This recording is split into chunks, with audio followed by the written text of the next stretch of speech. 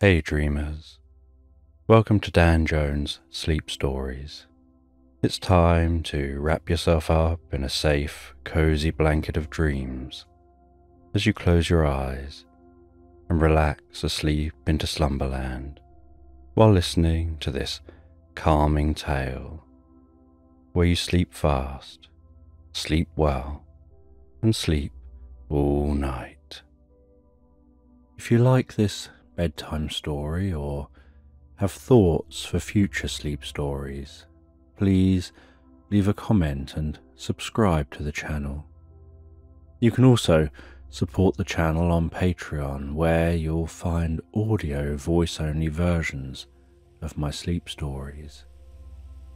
Thank you for your continued support. And before the story begins, imagine that you're being told this sleep story to the relaxing backdrop of rain outside. Just take a moment to allow yourself to get comfortable and close your eyes. And as you drift deeply and soundly asleep, I don't know whether you'll drift deeper asleep to the sound of my voice or to the spaces between my words. And with your eyes closed, you can begin to have a sense of relaxing your mind and body as I count down from 20 to 1. Becoming deeper absorbed in the experience with each number. From 20, beginning to focus on the top of your head,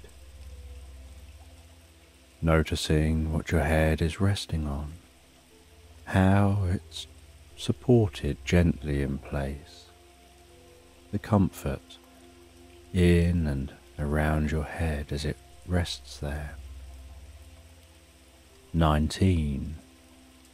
Having a sense of the muscles around your scalp and the back of your head softening and relaxing deeper and deeper, drawing in peace and comfort with each breath that you take,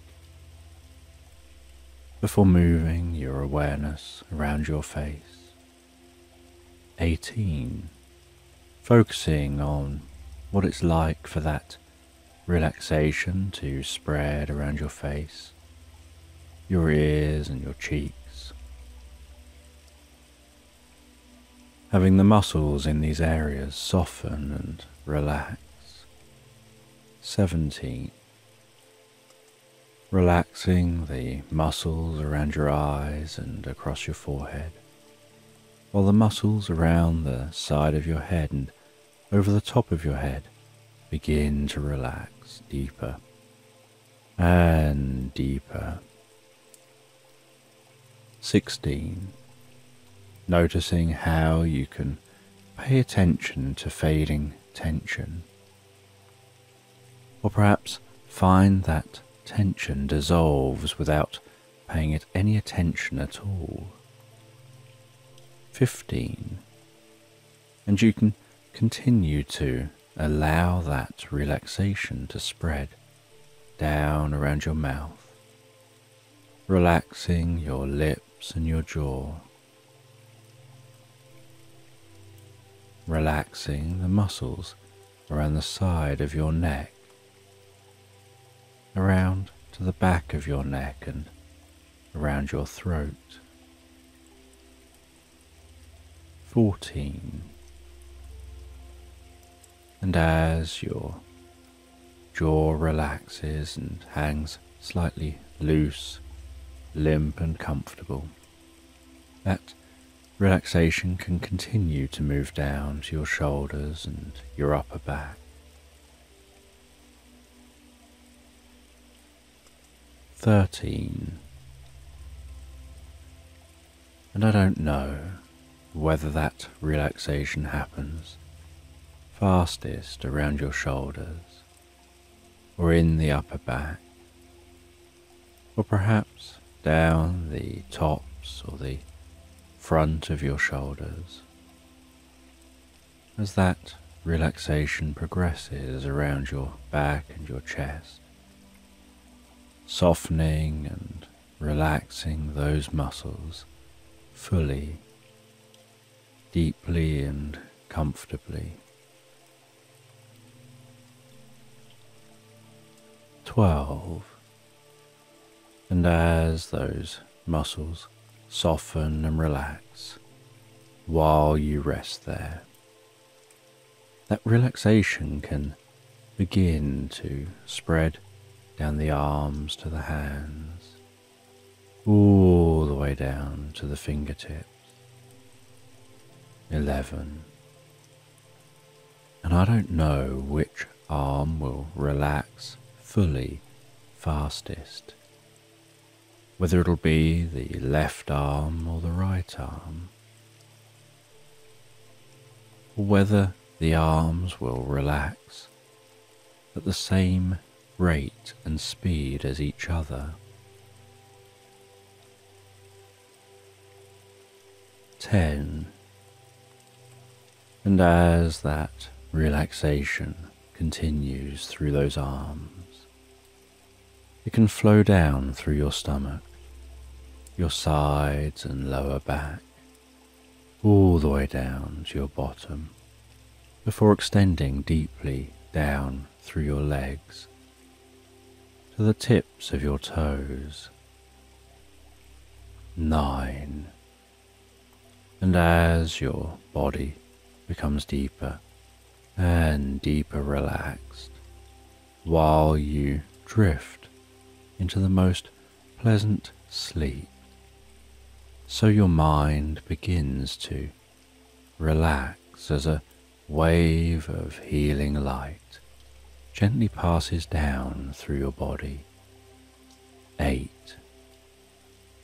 You begin to have a sense of that healing light touching your forehead, enveloping your face and head with healing deep relaxation, absorbing comfortably and gently into you with each in-breath that you take. 7.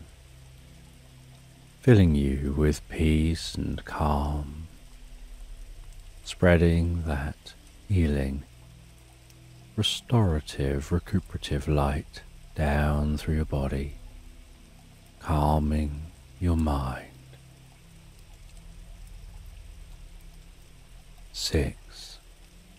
Breathing in healing, calm relaxation. And breathing out any stress or tension.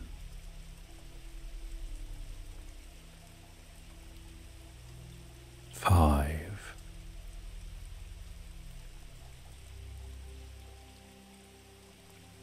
Aware of that healing light passing down your neck, softening and relaxing those muscles, spreading that healing light throughout the neck as it spreads down with the next breath to your shoulders,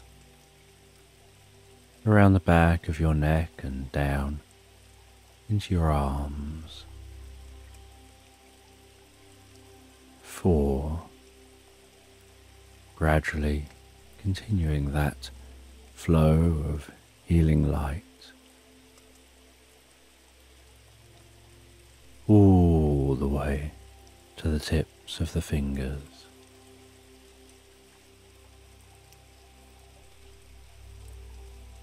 3.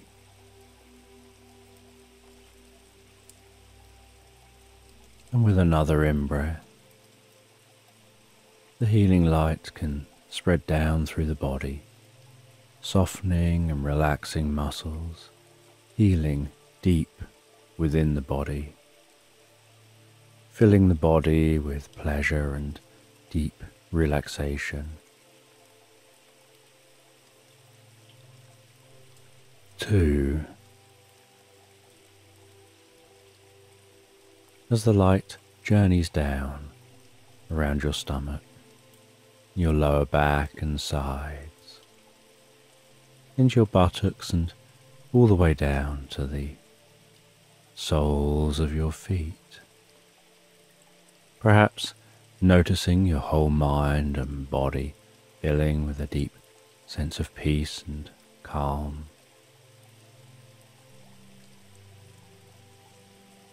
1. And as you allow that light to flow with each breath, you can find your mind drifting deeper and deeper asleep as you drift comfortably into this story. And in this bedtime story, you find yourself playing a game of cards against a wizard wearing a fitted purple jacket. And you're playing this game of cards in a tavern with a crackling, large, open fireplace. The sounds around you of people drinking, laughing, having a good time.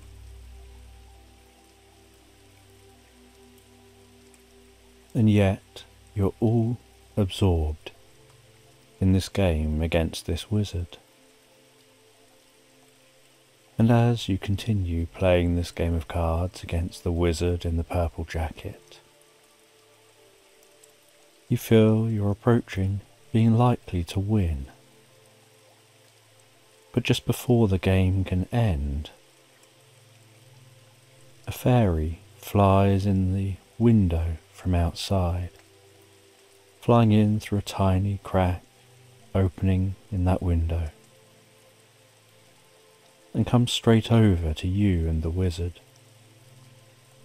And this fairy hovers near you, its wings twinkling, sparkling, like a sparkler emanating from its back, a humming sound from those rapidly vibrating wings, bobbing slightly up and down in the air. And this fairy says that your help is needed, that a legendary dragon has awoken in the land, and everyone is becoming scared. No one has seen or faced a dragon for centuries.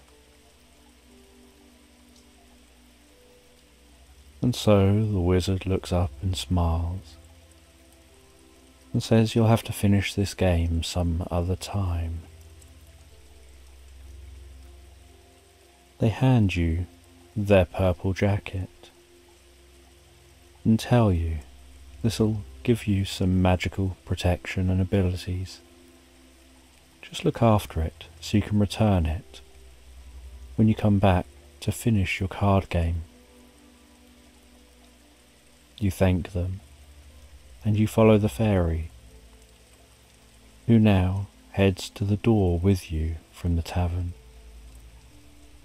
You leave the door of the tavern, heading out to the cobbled streets, leaving the sounds of those people in the tavern behind, heading out into the night time of this fantasy land, in this fantasy town.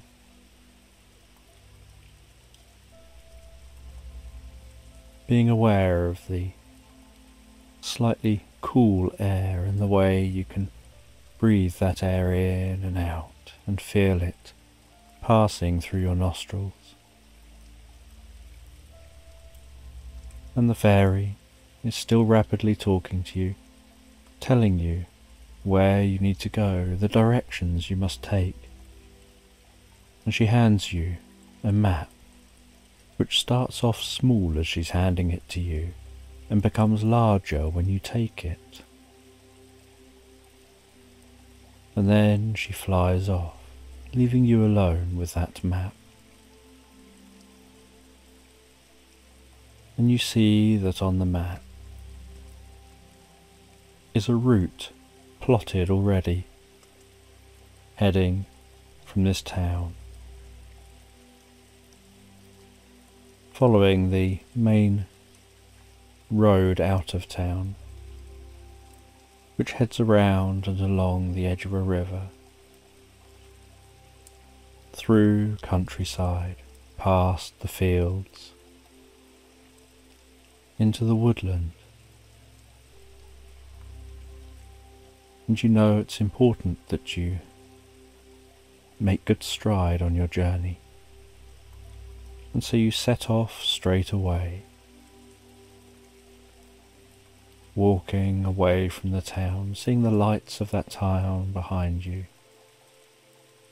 leaving the sounds of the town behind you, just hearing the occasional night sound of birds and crickets, the glow of the moon in the sky, the way the illuminated clouds gently drift through the sky, occasionally passing over the moon.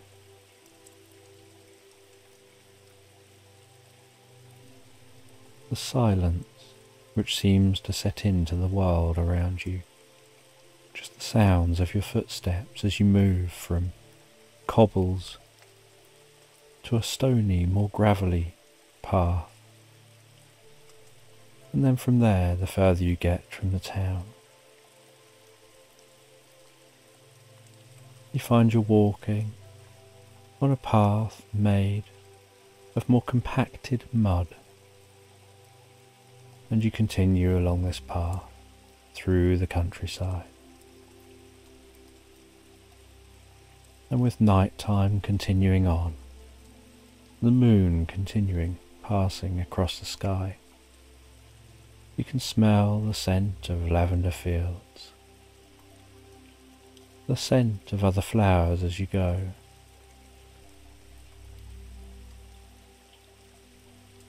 Unsure exactly what your quest will entail when you find this dragon.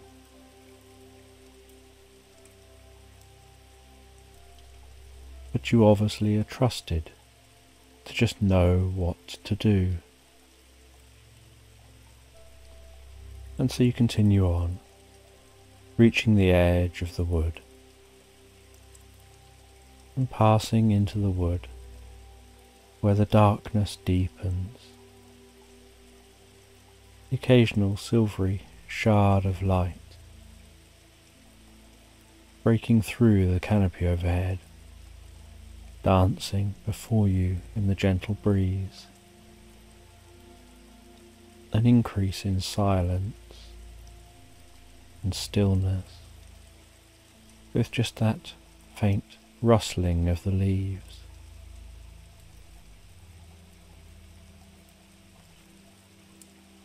And you continue walking deeper and deeper through this woodland.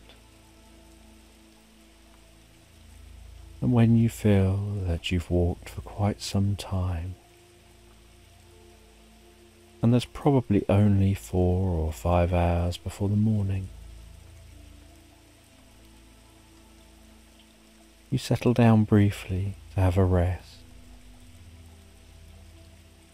You make a small camp and drift peacefully asleep. And you sleep for just 4 or 5 hours until you begin to hear the morning birds and notice the glow of daylight shining around you. And you exit your camp, continue your journey, walking deeper and deeper into the woodland. And after some time walking deeper into the woodland, you see a small cabin, and you decide to approach the cabin See if you can grab some supplies to continue your journey. You knock on the door of the cabin,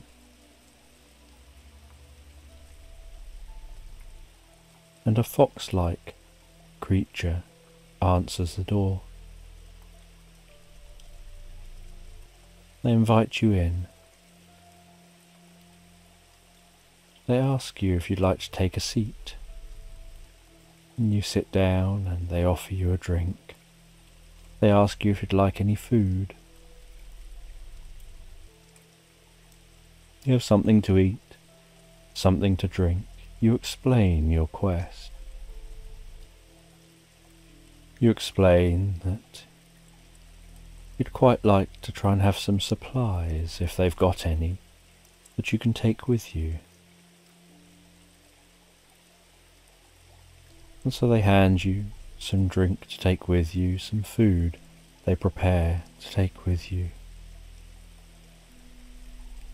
You talk with them about how you've never seen them around these parts before, and they explain that they're a multi-dimensional being. They take on many forms, and ordinarily they travel around. But they've stopped for a little while in this area. They felt that there was a reason for doing so. They never really know what the reasons are, they just suddenly get this feeling they need to stop and stay in one place for a little while. And so they do. And then when they feel it's time to move on, they move on. And so they stopped here. And then you came along. And they know why they stayed. And when they stopped here, the cabin was just a derelict cabin, used long ago. And so while here, they did the cabin up, made it all nice. Somewhere nice and pleasant to stay for a while.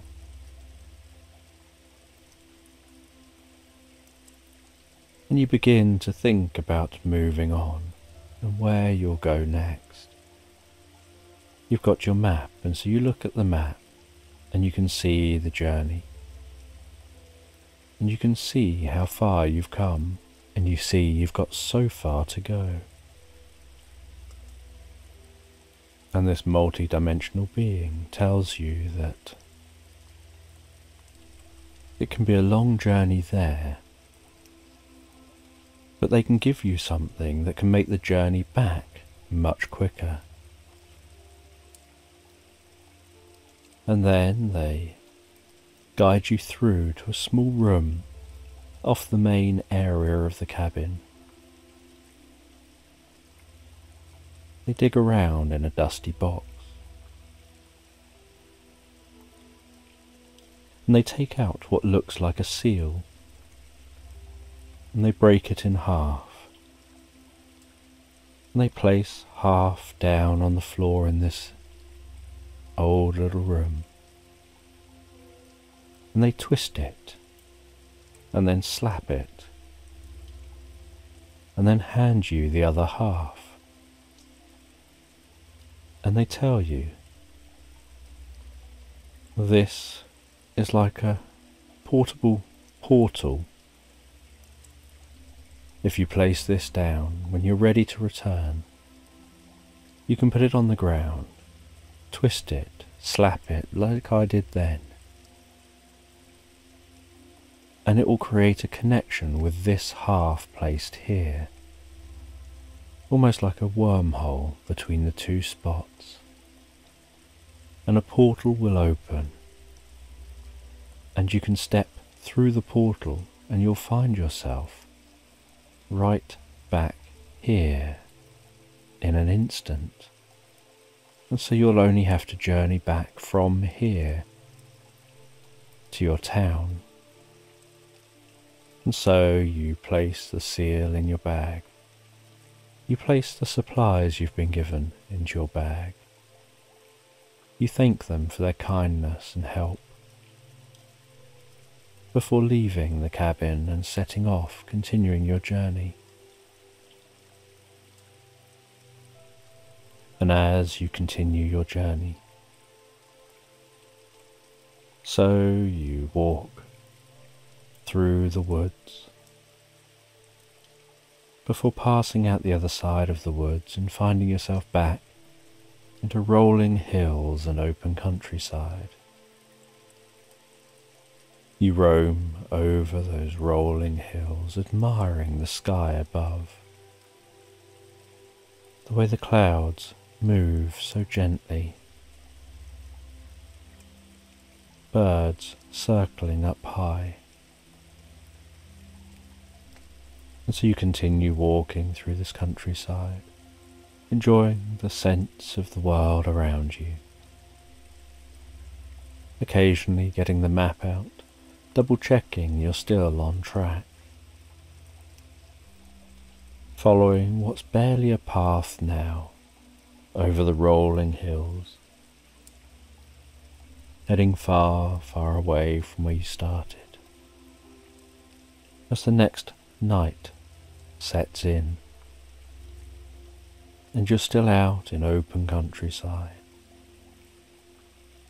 and you can notice as the light dims, fireflies hovering and darting above the flowers and grasses.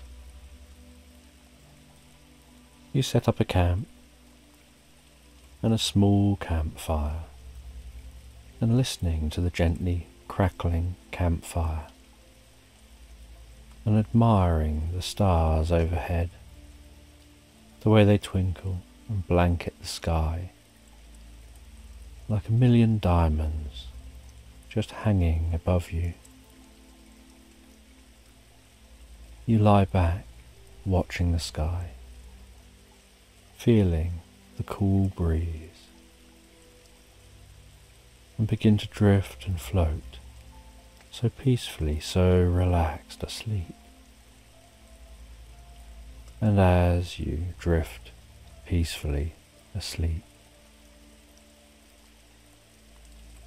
begin to hear the sound of a drum being beat. And as that beating drum continues, you start to see something in your mind's eye, a world forming around you, as if you're lying down in tall grass and hearing the beating drums get louder. You sit up in the tall grass and look around you and find that you're in the middle of the ruins of what seems like a sanctuary, some ancient place, and sitting on an ancient rock in the middle of this space, surrounded by flowing water, appears to be the most peaceful person you've ever seen. And so you stand up and gently walk over towards them. And as you approach, they gently gaze up in your direction. They tell you that they're your guardian angel, that they're taking on this physical form in your dream to introduce themselves,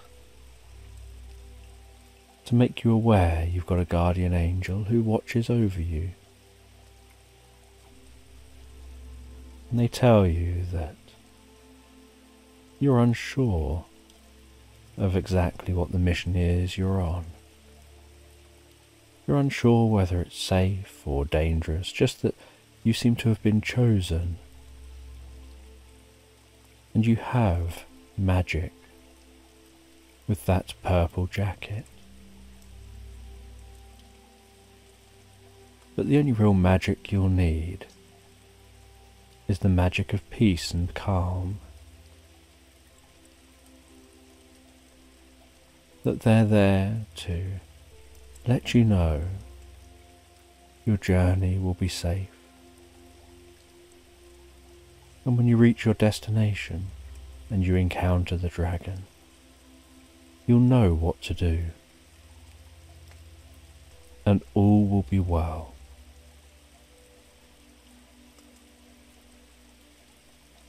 And they ask you to follow them, and so you follow them, walking alongside the flowing water. And as you walk, the flowing water gets wider and wider,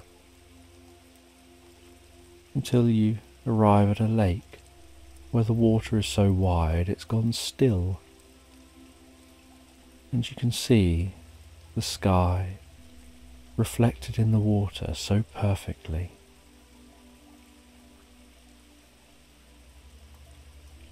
And then they tell you to come to the edge of the water. You walk to the edge. They tell you to take one step towards the water, and they have an arm around you gently, and they take a step with you, and you feel like they're pushing you as if to fall in the water. But as you both step forward, you rotate. You pass through the water without getting wet, while taking one step, and find yourself stood with the surface of the water behind your back, as if it's an upright mirror.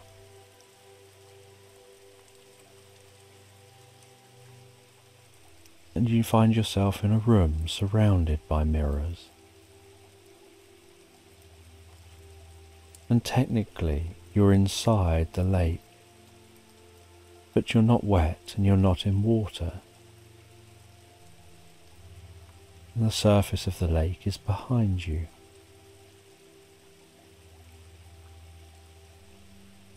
And they say that this is a mirror room. As you look around at the mirrors, seeing your image reflected in all the mirrors, they tell you this room is a place where it's hard to escape yourself. It's the kind of room where you can come to find yourself, where you're confronted with yourself until you understand your true self and what's within.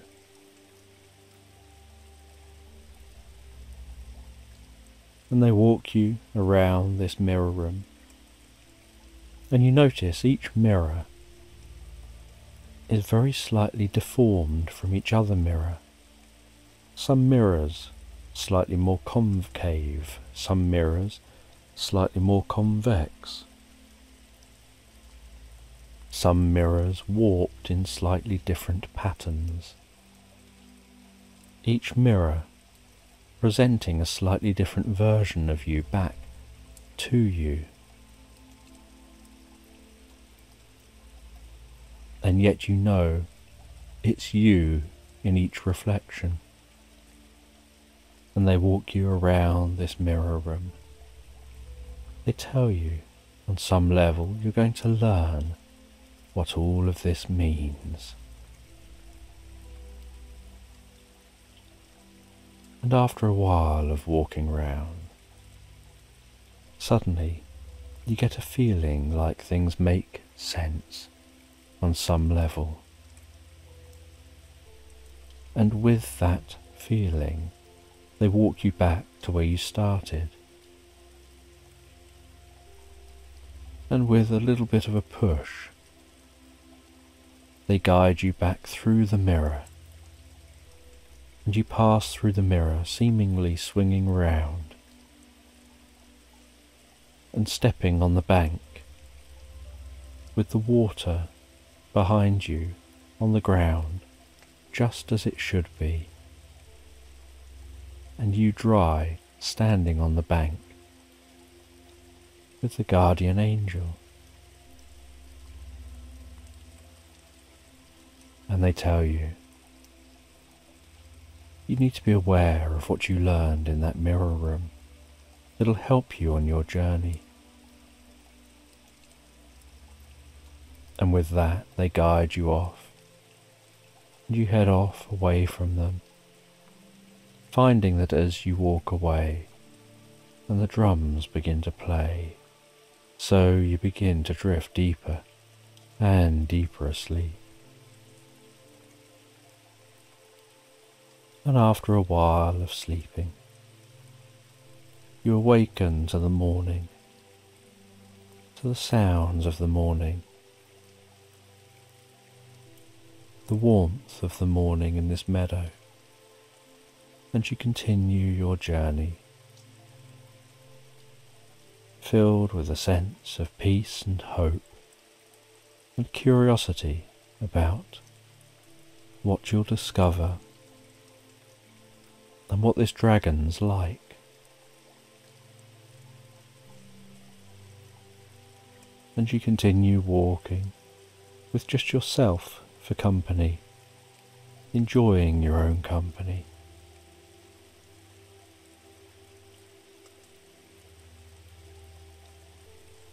And after a while,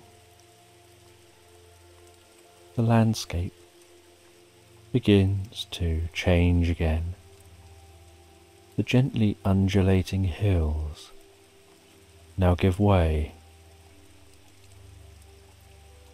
to a vast valley, the sides of the hills growing steeper and steeper as you walk.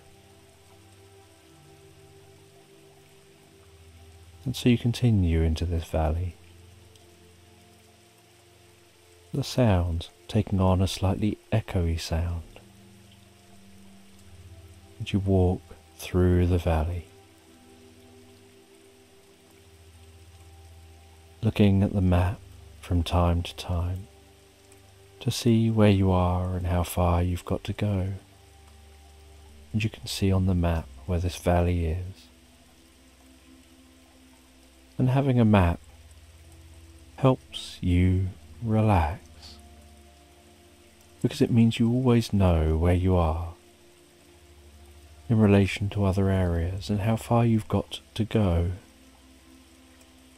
So even when your own senses tell you that you don't know how far you've come, how far you've got to go, or exactly where you are, you can just look at the map and feel comfortable.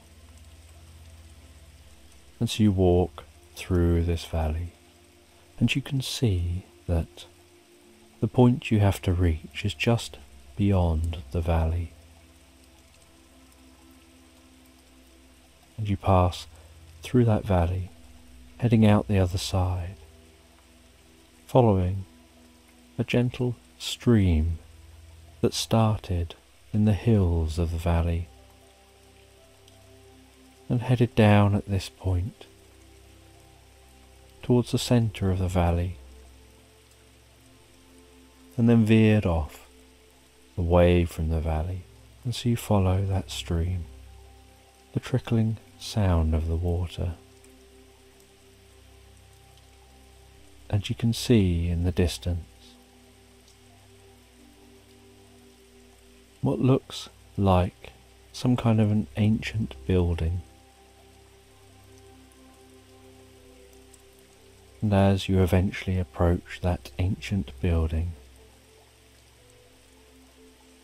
you find that it looks like a pyramid that had perhaps stood there for thousands of years, partially collapsed, worn and weathered. And you see an entrance into the pyramid. You head into that entrance, feeling the atmosphere change, a stillness set in, and inside the pyramid, strangely, it seems like an unusual different land, almost like the pyramid is a world of its own. and the inside doesn't look like a pyramid. It looks like it could be any other land. And you hear a deep rumbling growl coming from somewhere overhead, and then see the most beautiful, ethereal looking dragon fly past, with wings that seem to almost be like loose feathers flying in the sky.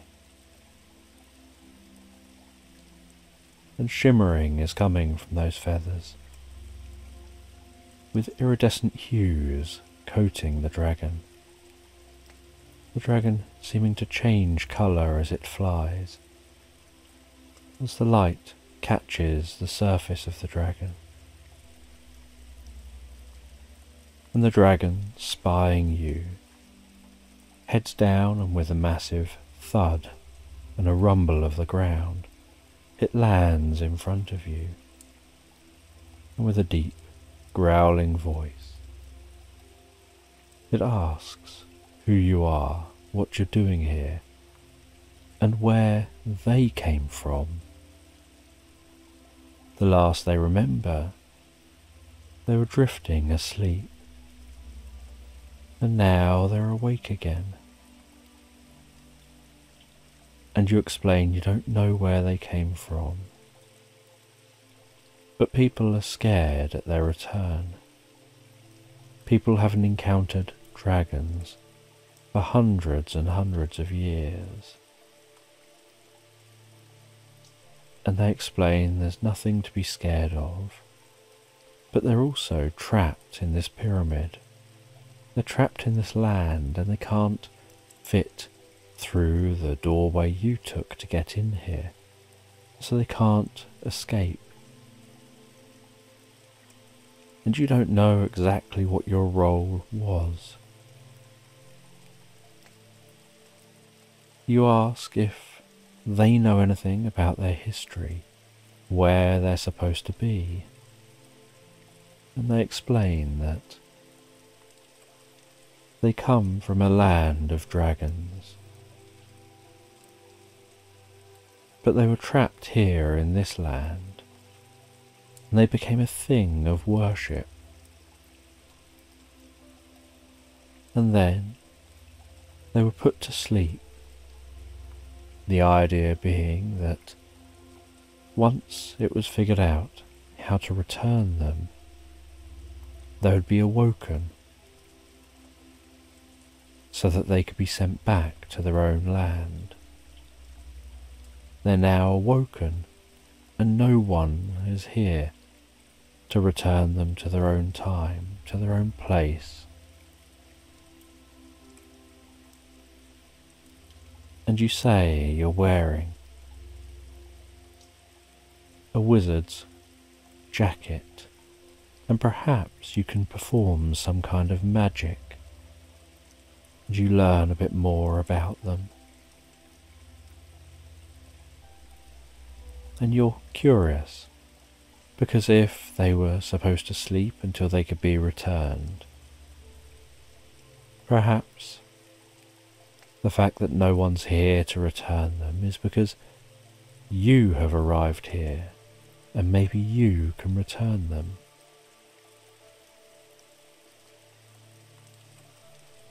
And you look around in this pyramid, which still just looks like a normal land, except that they definitely feel trapped in this exact location. And you see a potter's wheel that's rickety and weathered and old, and you have this feeling like perhaps you're supposed to use that.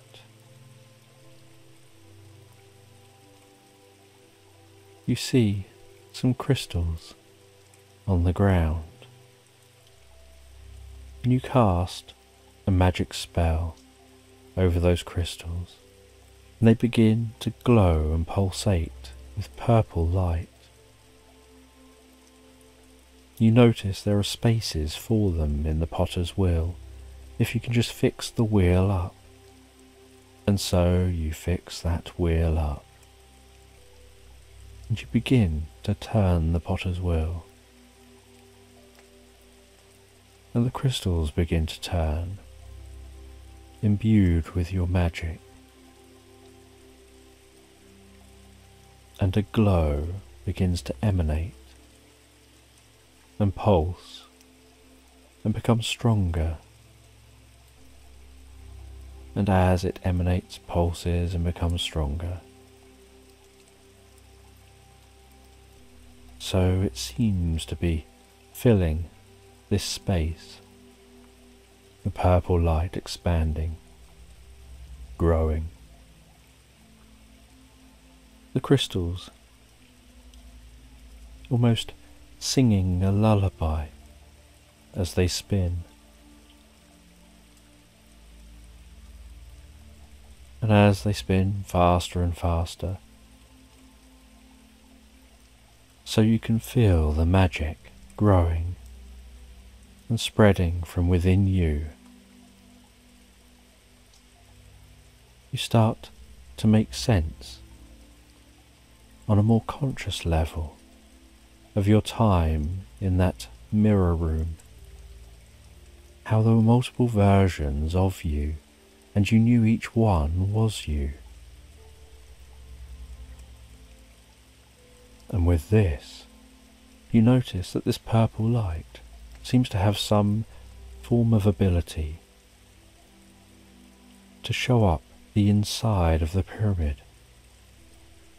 And on each panel of the pyramid seems to be a different image of the dragon. As the dragon flies around, its image reflected in all the mirrors. And just like in that mirror room, each image is slightly different. And you realize they need to just fly through the correct one. That these mirrors can be passed through. Each one is like a different universe. And they instinctively recognize which one to pass through, in the same way that you were helped in that mirror room to pass into the room and back from the room via one very specific mirror. And the dragon flies towards one of the mirrors as you continue spinning that potter's wheel faster and faster. And you watch as the dragon passes through a mirror, and just as it's passed fully through, the mirrors shatter. The potter's wheel stops generating purple light. The crystals suddenly splinter, and silence sets into the pyramid, and a darkness sets in. And it's almost like the inside of the pyramid. It's like the inside of a pyramid, long forgotten. As if it had come alive just while the dragon was here. And now it's as it would be for an unoccupied pyramid that hasn't been occupied for hundreds, if not thousands of years. And you leave the pyramid. You think about your journey home.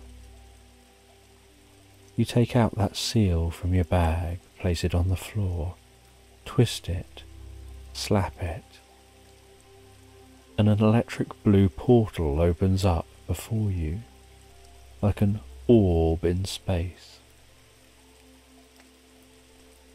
You step through that portal, and you find yourself in that room, in that cabin. You walk out of the room and notice the cabin is derelict. It looks like no one's lived there for years. The portal closes behind you. You walk through the derelict cabin. You begin finding your journey home from that cabin, curious why it's derelict, when someone was there not that long ago. And as you walk back towards the village, back towards the town you came from, you encounter that fairy, and you've still got the map, and you hand them back the map, and they greet you and clearly know you and recognize you, and they thank you for what you've achieved, and you say that you've had a few strange experiences. You explain about the cabin that looked occupied and now looks derelict. And they tell you you met who you needed to meet, and the world around you was created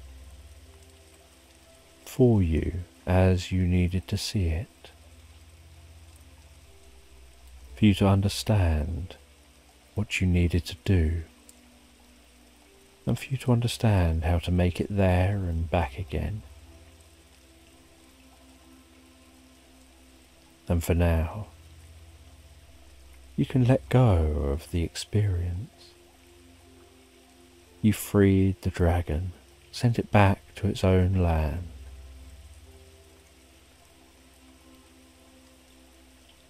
And you head back through the town back to the tavern, where you see that wizard sat at that table near the fireplace. They greet you and ask for their jacket back.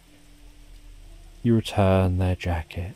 They ask you to continue playing the game, and so you continue playing the card game, and they get you a drink, and you enjoy that card game for a while.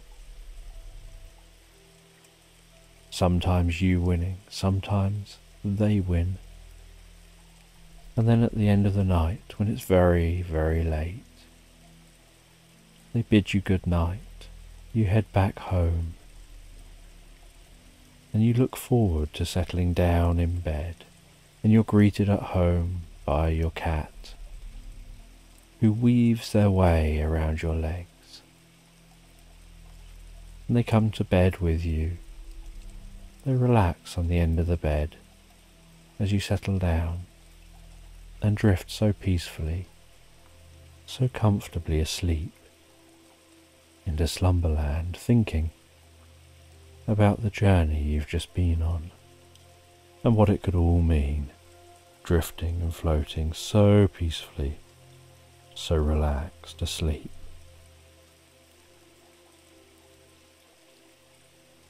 And this is a bedtime story about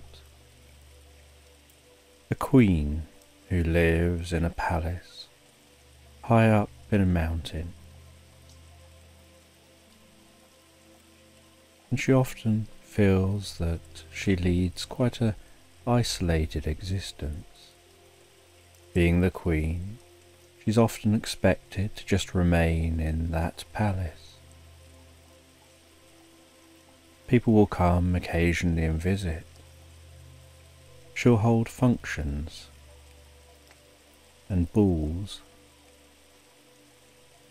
but most of her time is spent just gazing out over the land below, and she can see from this palace high up in the mountains the vast landscape stretching out below, the snow-capped mountains, the crisp blue sky, the forests and weaving rivers, the peaceful meadows,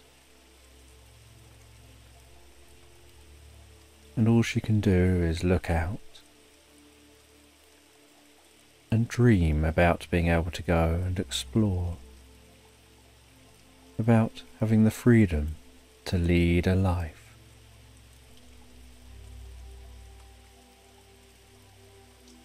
And one day, she wakes during the night when she hears a sound coming from somewhere else in the palace.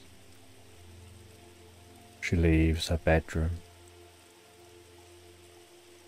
walks quietly down the large corridor on the softest of rugs.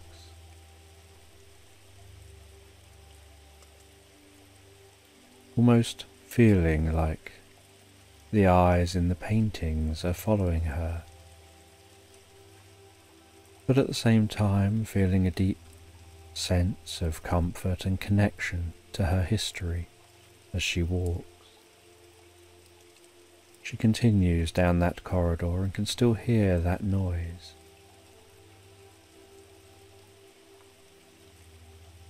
Until eventually she arrives at the heavy wooden door to one of the studies.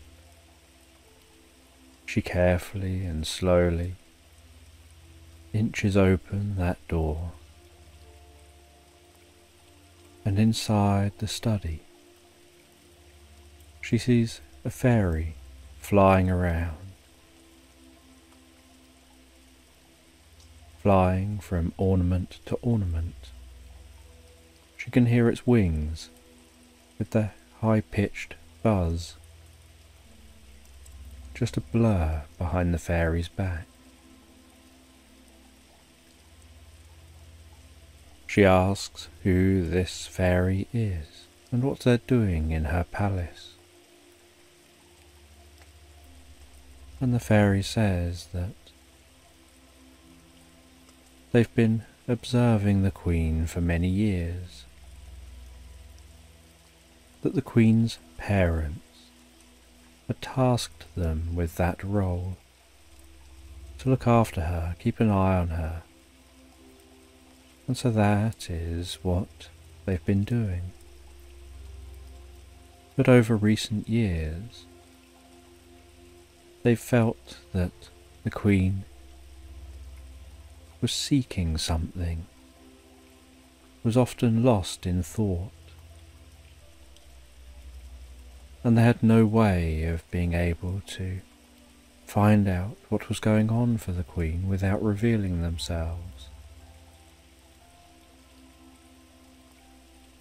And they were wondering now whether to do so, and they were searching this study to try to find any books that might contain ancient knowledge that would reveal whether there's any circumstances where they're allowed to reveal themselves to the person they've been tasked to watch over. And the Queen comments that it seems like a pointless point now when they're talking, and the fairy agrees that it does seem rather pointless about whether it's allowed or not when it's happening.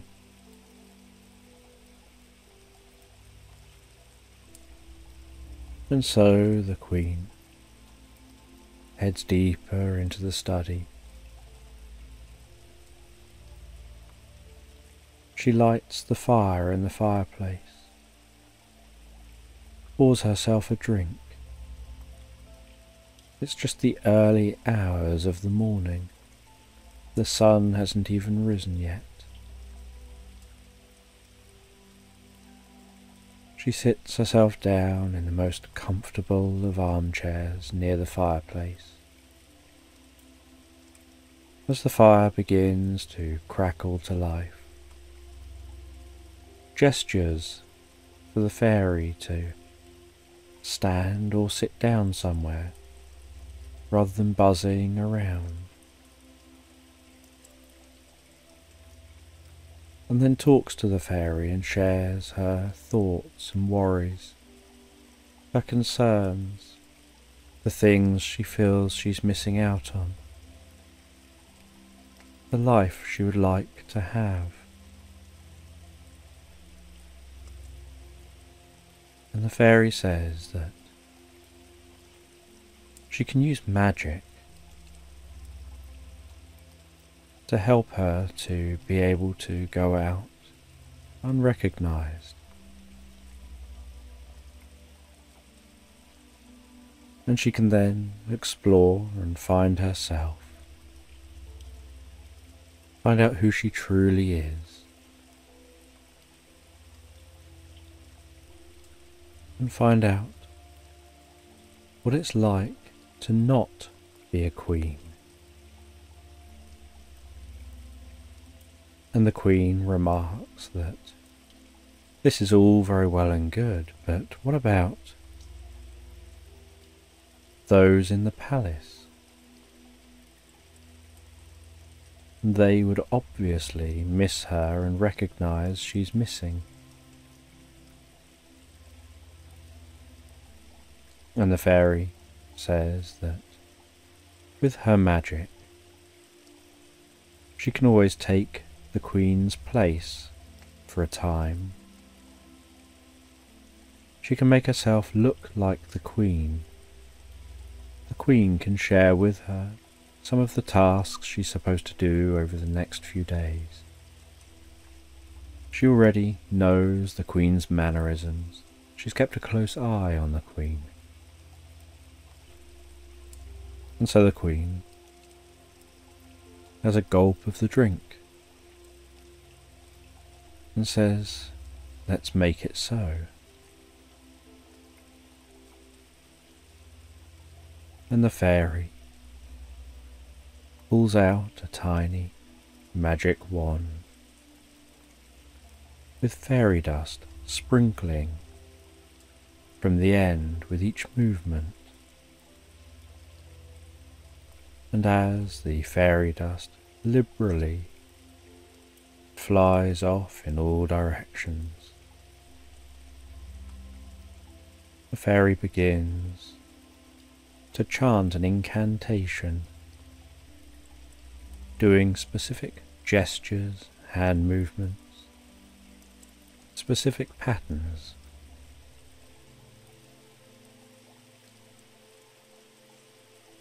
A focus seeming to increase. The room filling with more sparkling fairy dust. As the furniture springs to life, begins to dance and sing. As the fire begins to dance in tune in the fireplace.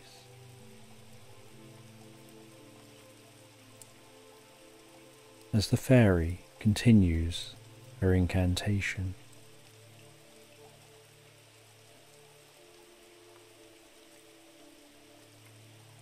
And the Queen watches with intrigue and notices the cold drink seems to be beginning to bubble and turn hot. So the fairy continues her incantation. The Queen puts down the drink as the glass warms up. And then, with a movement of the hands like the end of a conductor conducting music, with stillness striking the room, furniture becoming still, the fire seeming to become still in the fireplace, the fairy dust settling to the ground and vanishing, silence setting over the room. The fairy says, "Drink that warm drink." and the Queen drinks the drink.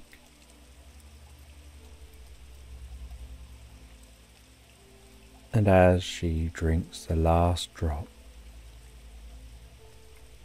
the swirl of light starting from around her feet spirals up around her legs, around her midriff, around her chest, her arms, her head, getting brighter and brighter.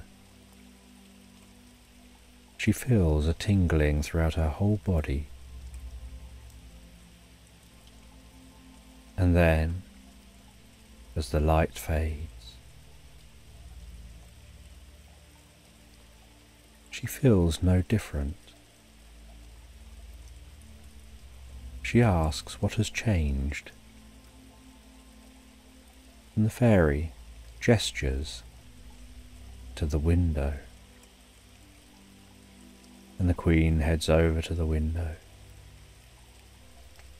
opens the thick curtains,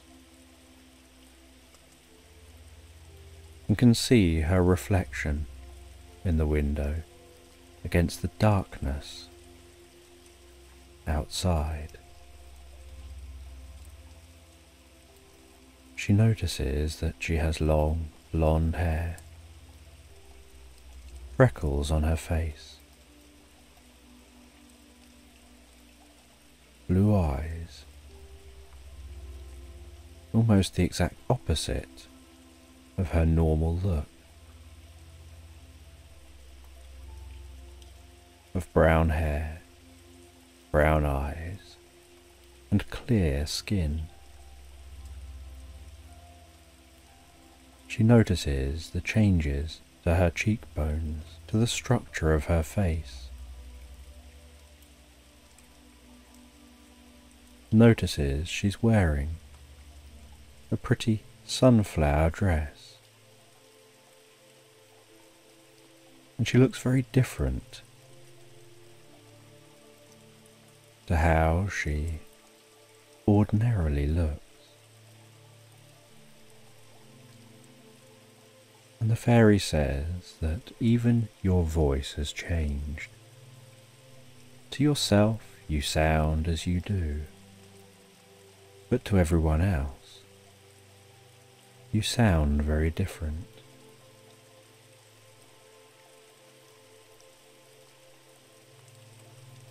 And the Queen looks at her arms, at her hands, at her footwear, and the fairy says, "You will have just one day through until midnight, and so a little over 24 hours before this wears off, and in a flash of light you'll turn back to looking like the Queen that you are." And so the fairy says that you should go now before anyone wakes up. There's a number of hours before morning, but go now. Leave the palace, and I'll turn into you. And with that, the fairy waves her wand over her own head, and in a flash of light, just as she's finishing saying those words, the words are finished in the Queen's voice. As the Queen sees herself standing there, and she says, "I suppose it's back to bed," and finds her way through to the Queen's bedroom. As the Queen heads through the corridors quietly, softly, and finds her way out of the building, begins to descend the mountain, descending down towards the forest below, following the track that so many people travel up to see her along. She can hear the first hint of early morning birds coming from that forest below. She can feel the fresh, cool air. She breathes that in while descending.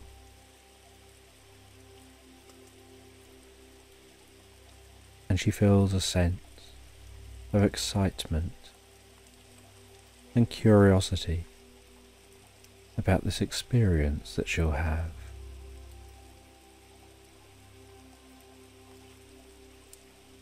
And she's got the whole of today, overnight and through to midnight tomorrow.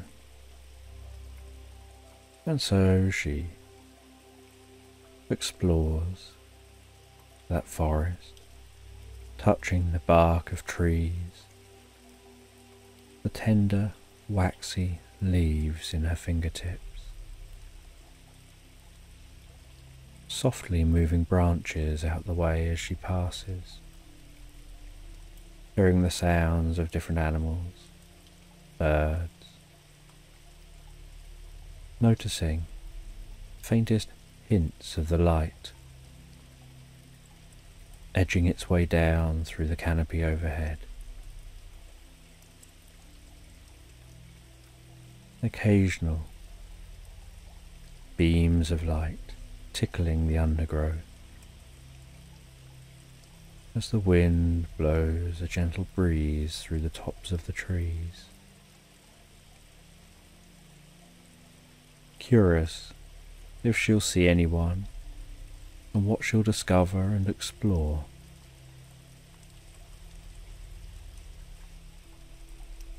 And she continues on through the forest, finds her way towards a river that passes through this forest, that travels down from the mountain, that's travelled from the mountain about as far as she has.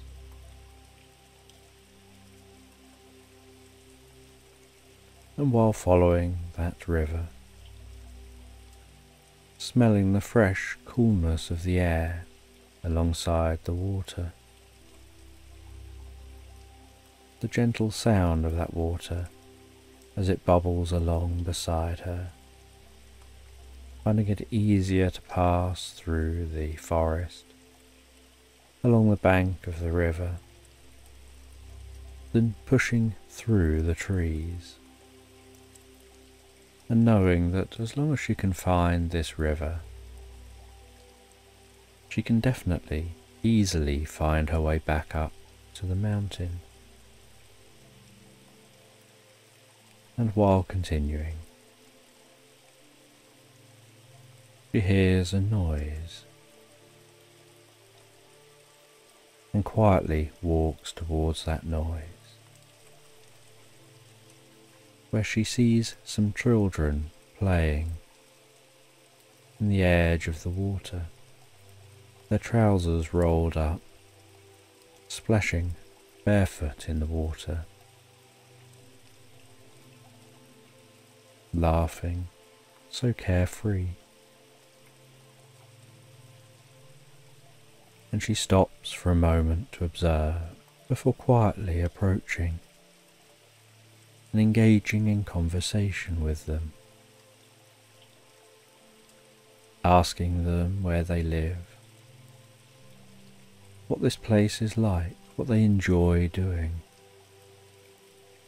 learning something about these people, these children, before saying goodbye, continuing on, crossing the most beautiful stone bridge, and heading down through the meadows and farmland towards the local village.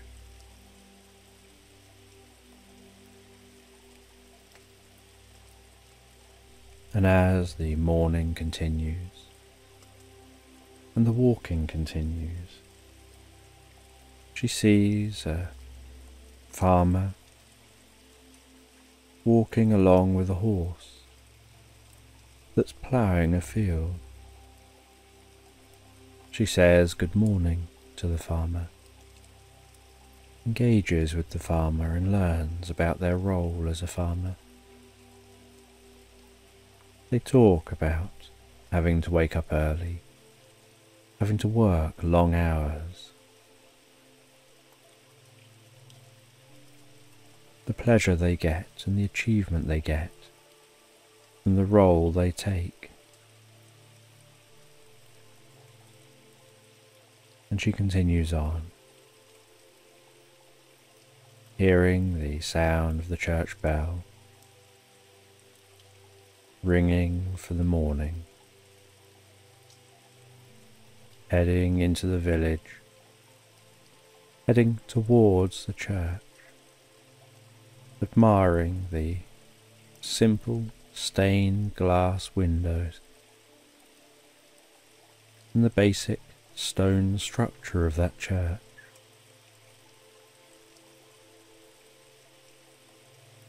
She meets some people who greet her so friendly as they enter the church, and some as they leave.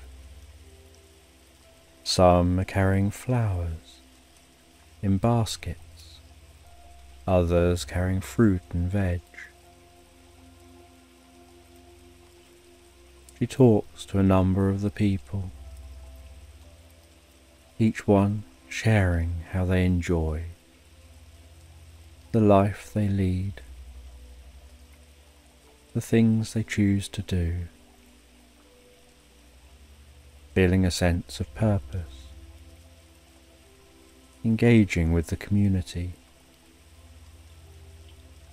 engaging with each other, all having their own different skills. And she says goodbye to them and continues her journey, finding her way to the marketplace, feeling a little overwhelmed in the market, with so many people pushing here and there, so crowded, so much noise, so much confusion, an assault to her senses she's not used to. As queen, she's aware of crowds, but the crowds are always kept a little distant from her. Here she's weaving in and out of people, having people trying to sell her things. And so she walks through, smelling the different scents of different foods, seeing different materials, different items of clothing being sold, being offered bits of free food and free drinks. She talks to different sellers, learns about their experiences, before continuing on out the other side of the village, continuing to explore.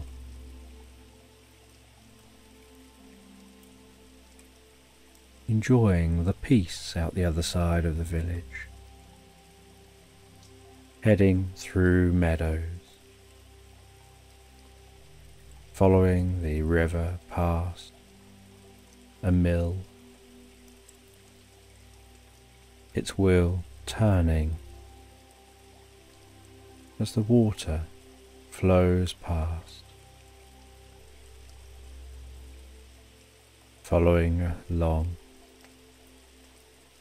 past lavender, the scent of that lavender, the colour and the feel of the lavender,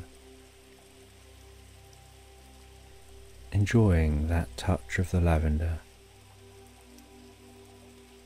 getting that scent on her hands, usually being unable to enjoy touching wild flowers,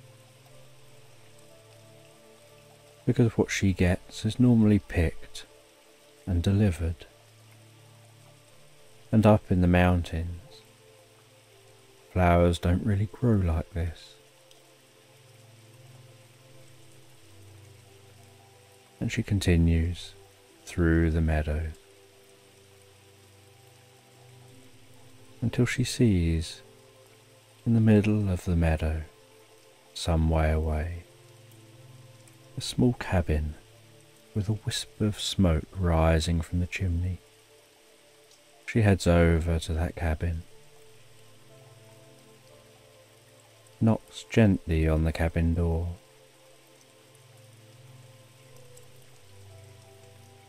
and a small man with the friendliest of smiles and the cutest of little ginger cats answers the door.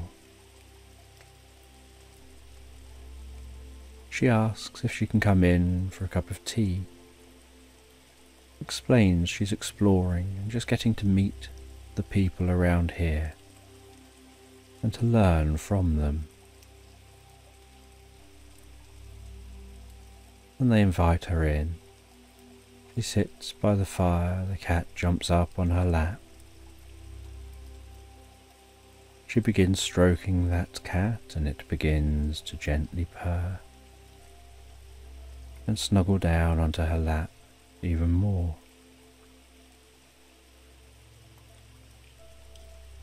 She's presented with a warm cup of tea,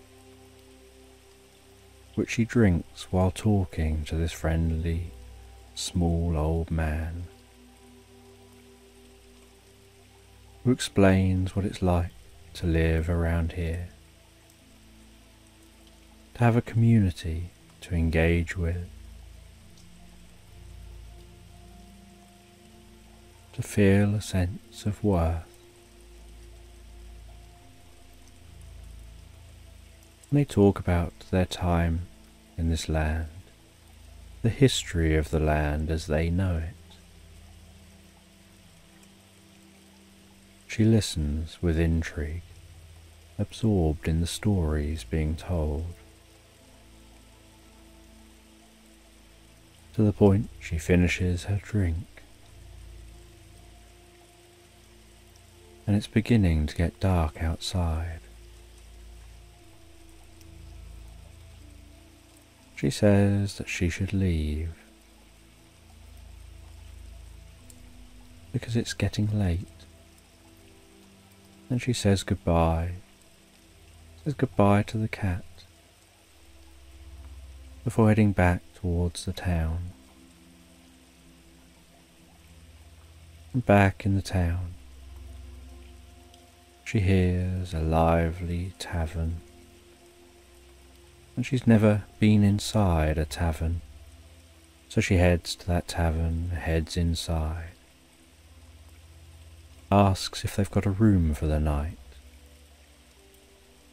and she's given a key to a room and told where it is. She heads up to the room, freshens up, before going back down to the bar, and at the bar she chats with more locals, seeing what they're like when they're not working, when they're enjoying themselves. She chats with the bar staff.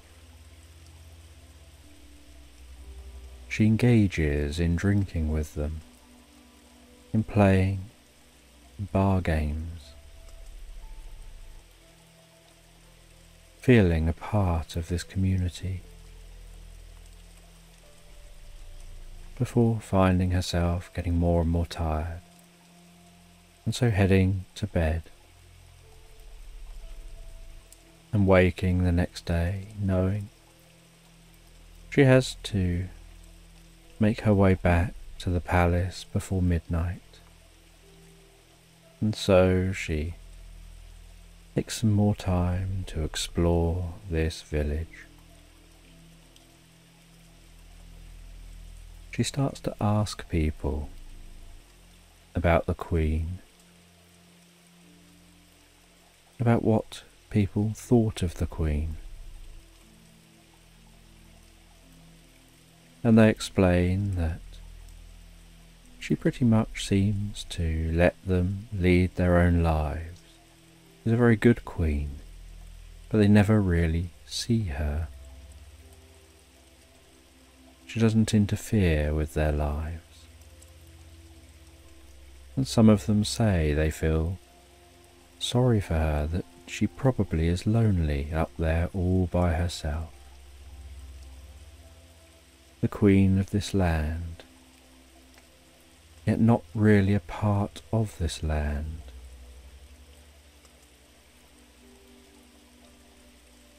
And she talks with them some more about how things could change, what they would like to see,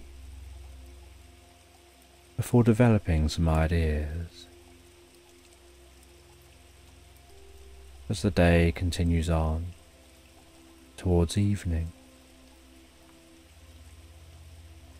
and so she starts making her journey away from that village, following the river, heading back through the forest.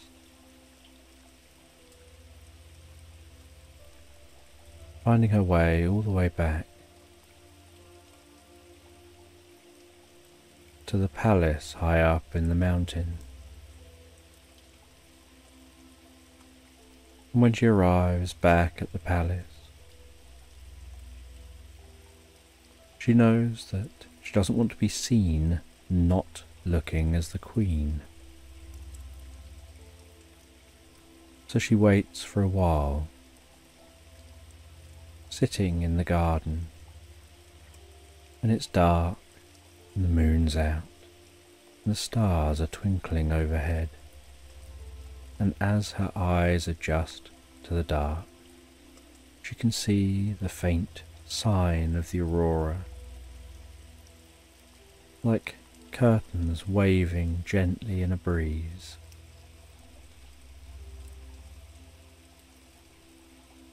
She enjoys sitting on a bench in the garden, gazing out at the view, the way the moonlight reflects and sparkles on the river's surface below.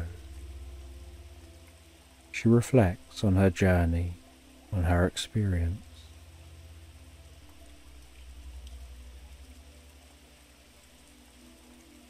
And as midnight strikes, with a flash of light from her feet up to her head, she turns back into herself. She sneaks back into the palace, finds her way back through to the study where she meets with the fairy, who is back as the fairy. She talks with the fairy about her experience, about what she learned about herself, about others, about happiness, and changes she would like to make, that she knows those around her might feel uncomfortable with those changes being made, not wanting her to take such risks. But she decides she wants to feel more part of a community. She doesn't just want balls with wealthy, other aristocrats from other places, but she wants to open her home to the local people, to engage with the local people, to travel herself for supplies into town, to head to the market, to enjoy walks in nature,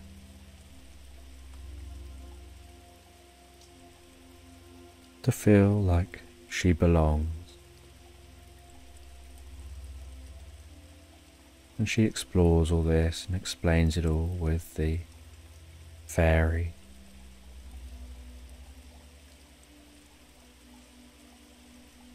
And the fairy says it sounds like she's no longer needed to be here right now. But if she's ever needed again, she'll just know it and she'll be there. And the Queen thanks the fairy, as the fairy seems to just vanish. And the Queen leaves the study, heads to bed, and wonders if she missed anything in the day and a half that she was gone, or whether everything ticked on as usual. And she looks forward to the changes she'll be making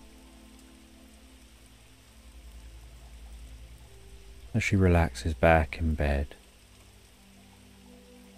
and drifts and floats so calmly, so peacefully, asleep into slumberland.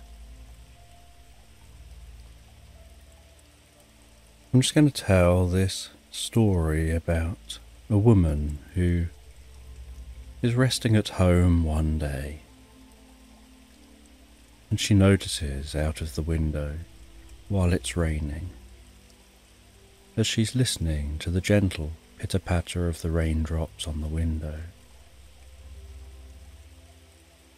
that the sky has an unusual hue to it. There are areas of sunlight and areas of cloud, and while gazing out of the window, admiring the curious atmosphere, admiring the textures of the clouds, and the contrast between the dark sky and the sunlight, she notices the most incredible, vivid rainbow forming in the sky. And she watches for a while and realizes the rainbow doesn't seem to be fading. Minutes turn into hours, and that rainbow still seems to just be hanging there in the sky. And so she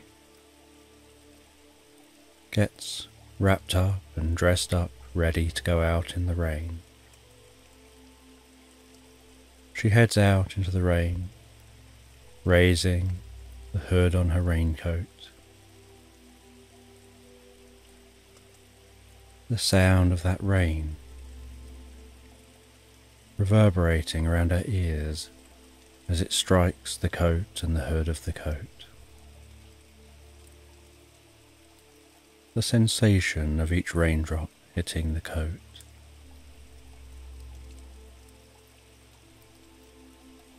And some of the spray from the rain catching her face. And the weather is the most comfortable temperature. As she's wrapped up, it's not too warm and not too cool. And nobody else seems to be out, perhaps all tucking away out of the rain. And she walks in the direction of the rainbow. And she's going in search of the legendary pot of gold that she hopes to find, where the rainbow touches the ground. And she doesn't know whether the pot of gold is at the left side of the rainbow or the right side of the rainbow. But she feels that the right side is probably correct, because it's right. And that's where she decides to check. And so she heads in the direction of the right side of the rainbow, keeping an eye on that giant, vivid arch of colour stretching overhead. Curious at how that rainbow is lasting so long as she walks.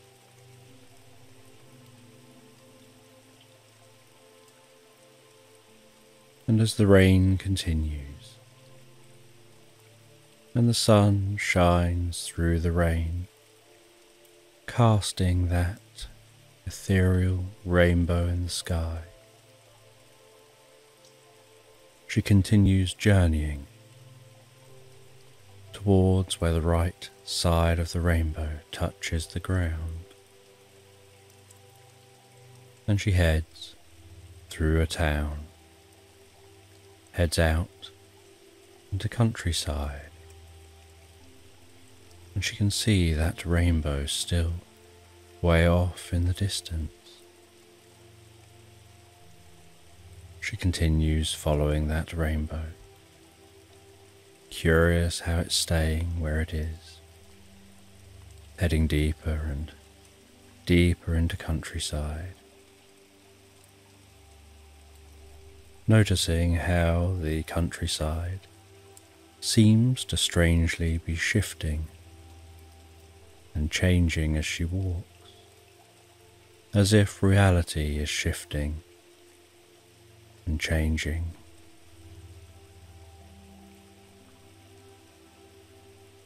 And yet, the one constant is that rainbow. She occasionally hears the sounds of birds, singing in bushes and trees, but is surprised at the stillness of the environment with just the sound of the rain, only occasionally being punctuated by other sounds.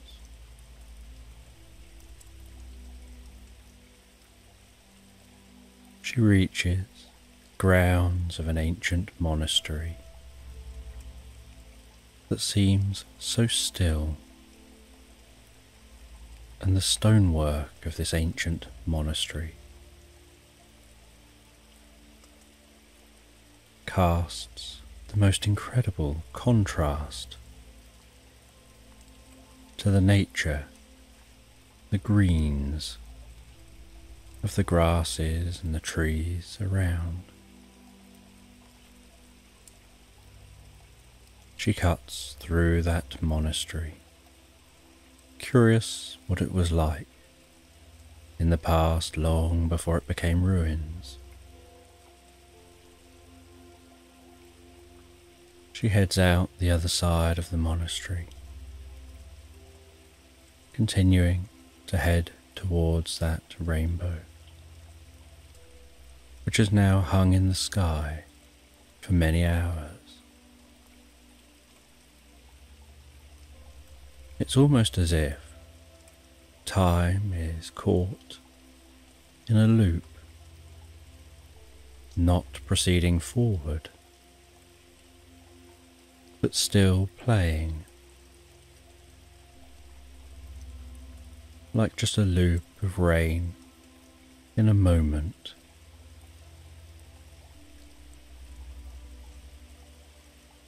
And she continues on through the countryside. The feeling of walking through fields where the ground is slightly spongy,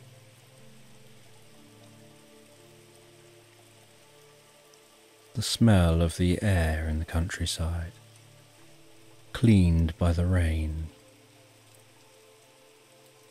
a certain freshness to that air. As the landscape continues to subtly change as she walks,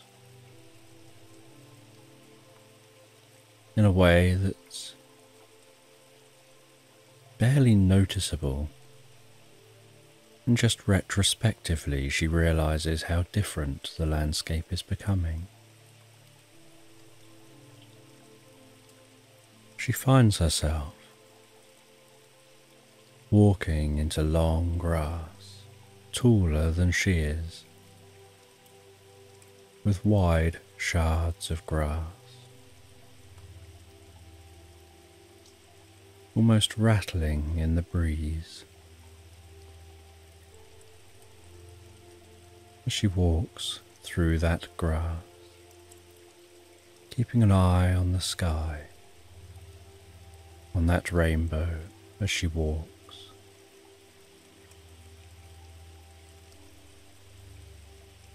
And she notices the rainbow getting wider and wider, and knows that she's nearing the base of the rainbow.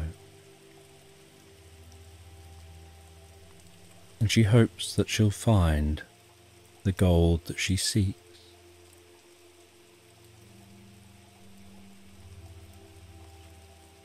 And eventually she reaches the foot of the rainbow.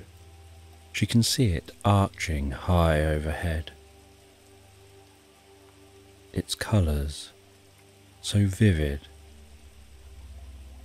against the darkness of the rain clouds.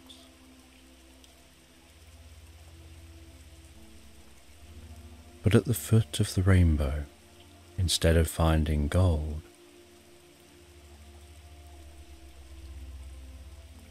she notices that there's what looks almost like a blue portal with a slight whirring sound, as if this rainbow is beaming out of that portal. She wonders whether there is the same at the other side of the rainbow.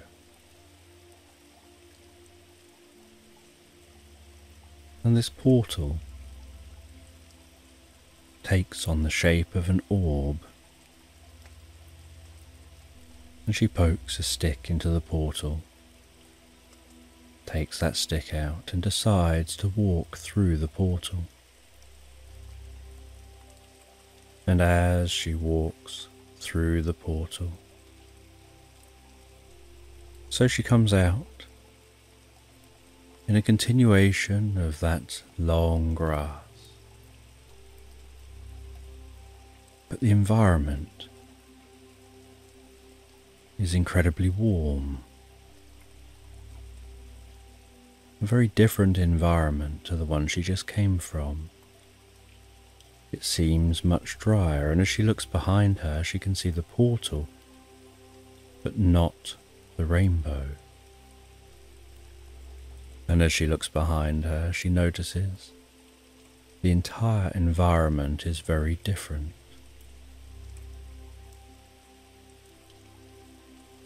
And she continues walking through this long grass,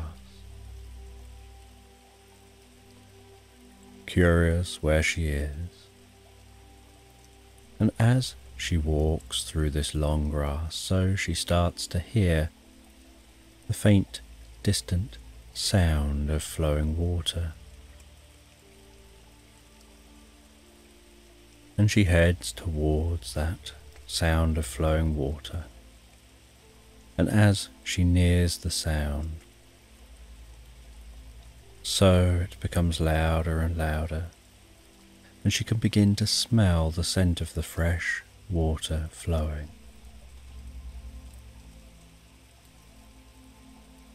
And as she gets closer and closer to the water,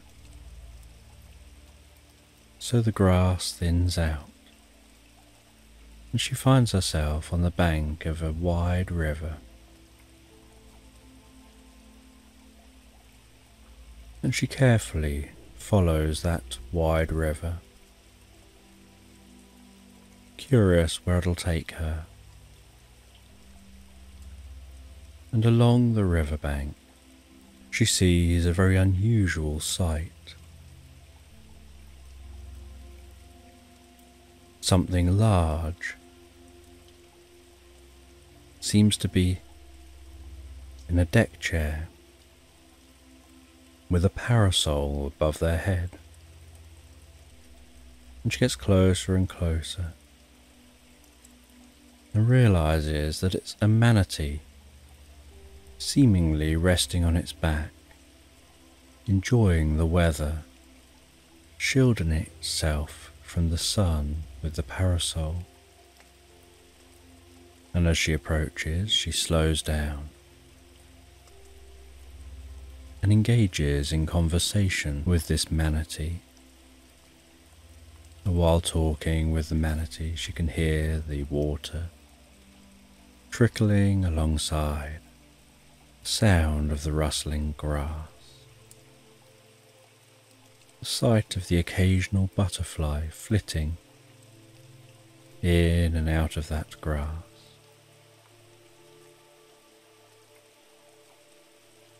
And as she talks with that manatee, she asks where here is. And the manatee tells her that she's in a land of elephant grass. And she asks what the elephant grass is. And the manatee says that elephant grass is all that tall grass that surrounds us, that's as far as the eye can see. And it's called elephant grass because if it ever rains heavily for 40 days and 40 nights, the grass flowers. And then following the flowering, an elephant is born at the base of the bits of grass, and the land becomes overrun by elephants, and the grass seems to disappear, and the landscape for a time is barren.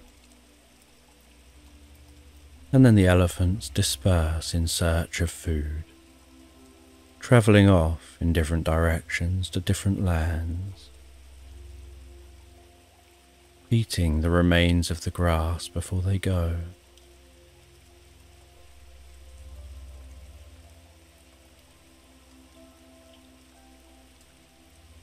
And this manatee explains that sometimes it's been known to go wrong, that a strange kind of rain happens, and something very different occurs. That there was one year where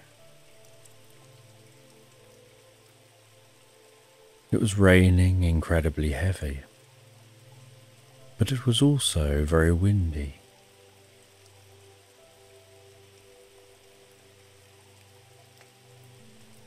And the wind and the rain mixed. The fronds of grass intertwined with each other. The river that weaves its way through this elephant grass overflowed, and this river contains elements from the distant mountains, which mixed with the soil. And as the rain subsided, and the river settled down, out from the ground erupted tens of millions of chickens, running around, noisily pecking at all the seeds, pecking at the remnants of the grass, chickens as far as the eye could see. And the woman engages further with this manatee, not once thinking that actually it's a strange experience to find a manatee lying back on a deck chair with a parasol overhead, who can also talk. Something about the experience just felt natural. And she sets off from that manatee, having asked for directions on where she should perhaps go next. The manatee had said about the mountains, and so she thought perhaps she'll head towards those mountains, and was curious what these elements were, which wash down the river from the mountains. And so she follows the river up towards those mountains. And while walking towards those mountains, she notices a white pelican standing in the water, so patiently waiting, staring into the water. She calls out to that white pelican and asks them the direction, if she's going the right way to the mountains. And the pelican tells her that she is, that she can head this direction past the lost city, where eventually she'll find a garden. And in that garden, she'll find the path into the mountains. And she leaves that pelican, continues following this river.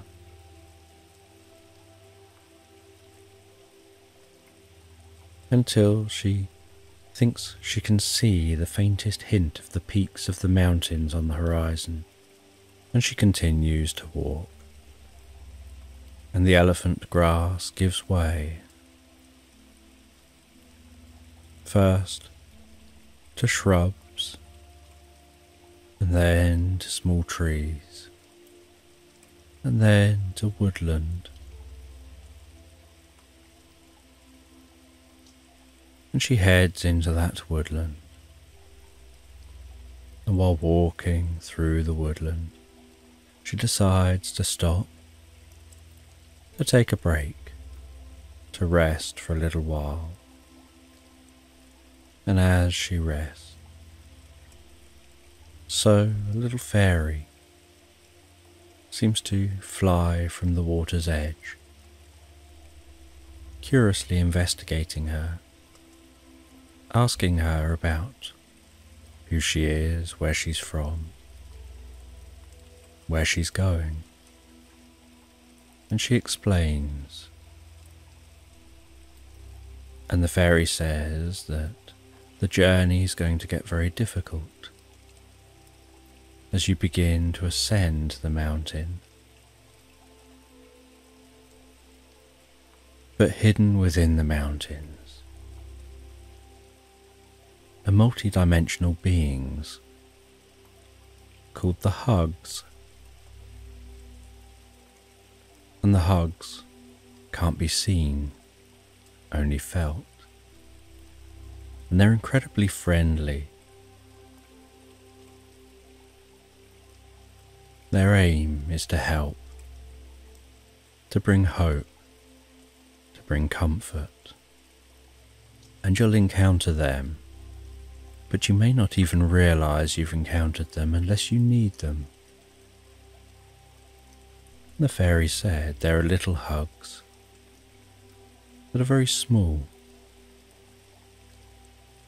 would probably only come up to your knee. And then there are big Hugs that are about twice your size.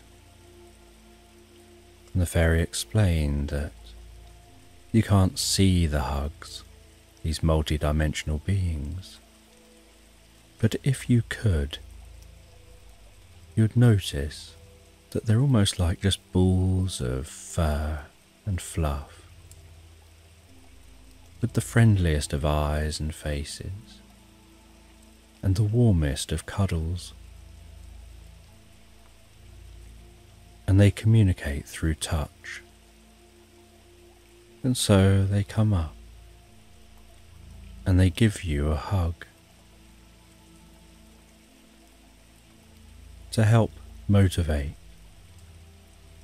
to help you feel safe and secure, to help you feel supported, to help you better continue your journey. And whenever you need a hug, they will be there. Sometimes you might need a little hug. Other times you might need a big hug. But they'll be there when you need them. And then the fairy flits off and seems to rest down on a lily pad in the middle of the river. Before jumping in the air, landing in the middle of that lily pad and seeming to disappear. And the woman rests for a little while before continuing on her journey,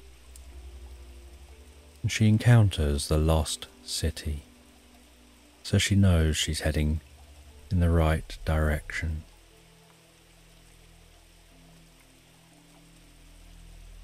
And the lost city appears to just be rocks and ruins. And she climbs some areas she's sure used to be walls, and weaves through other areas she thinks may have been doors, and follows other areas that look like they were probably paths, maybe even roads.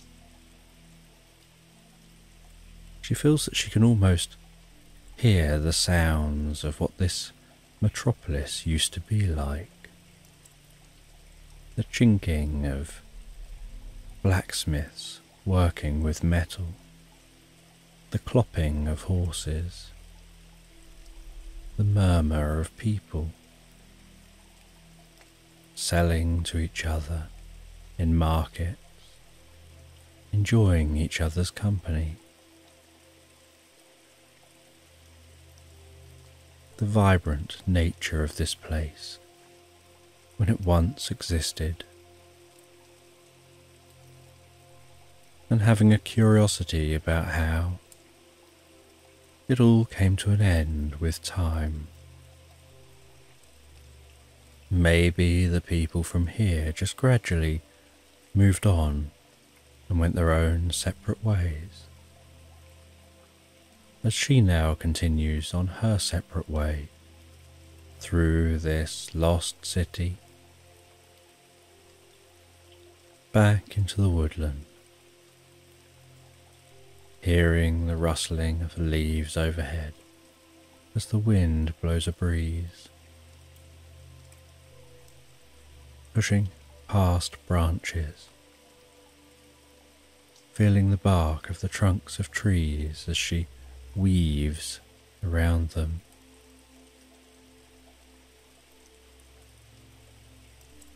Watching the shards of light breaking through the canopy and dancing ahead.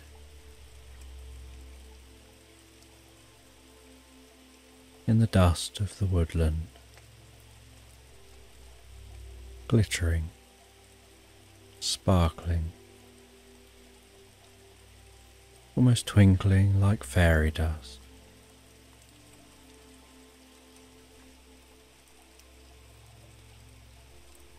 And gradually working towards a clearing the other side of the woodland, where she finds an unusual sight, a traditional well-kept garden, seemingly at the base of the mountains.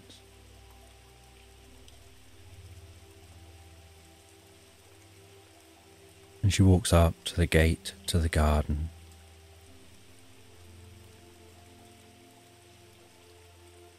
Peers over the gate to see who may or may not be in this garden, trying to work out who this garden belongs to. It's well maintained, so someone must be here at some point.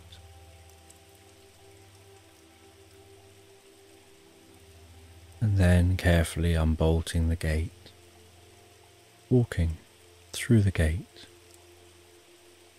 with a creak and a click, closing the gate behind her, smelling the most beautiful scent of the flowers, feeling the warmth of the sun on her face, and then seeing the most friendly looking cat lying in the sun in the garden. And as she gently, slowly, carefully approaches that cat, so the cat flops onto its side, gives a little meow, and she reaches out and scratches its belly gently, rubs its fur, rubs just under the cat's leg, and the cat rolls onto its back, and she spends some time with that cat, curious who owns this garden, and notices while she's engaging with the cat that the sun is setting behind the mountains, and it wouldn't be sensible to climb the mountains in the dark. And so she wonders if it'd be okay to set up a camp in this garden.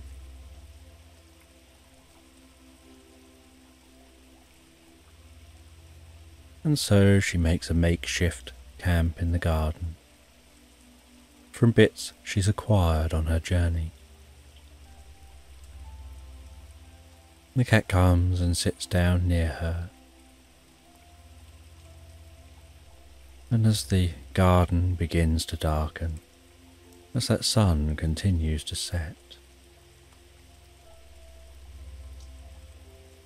she notices fireflies flying around in the garden, most beautiful dots of light, flitting from place to place, sometimes hovering in a location.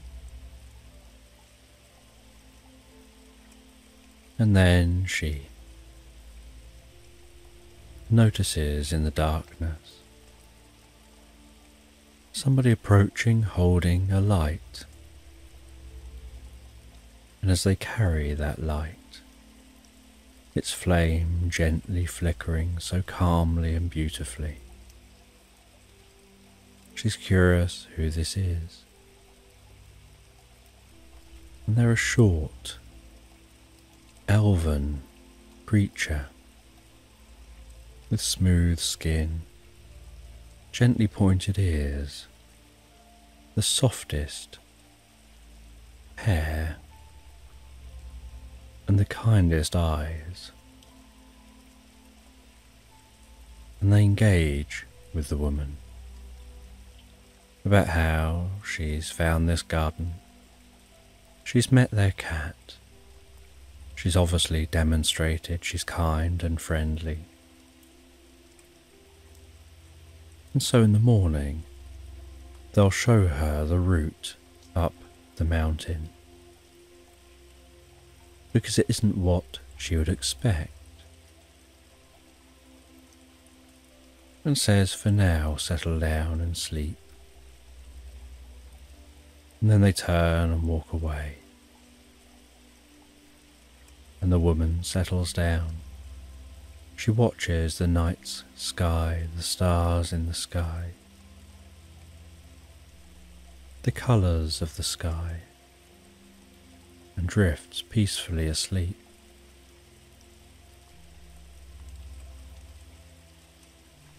And the next morning, she wakes to the cat padding on her arm, feeling so calm and comfortable. She walks across the garden, curious about the previous evening's encounter. And that elven person appears again, guides her to the sundial in the middle of the garden, twists the top of the sundial, and with a click,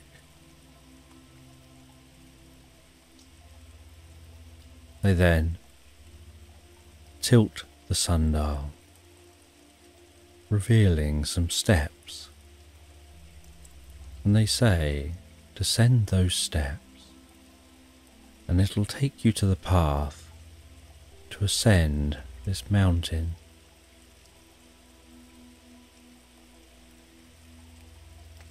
And so they descend the steps. They light a torch as they go. You can hear the occasional drip of water down here.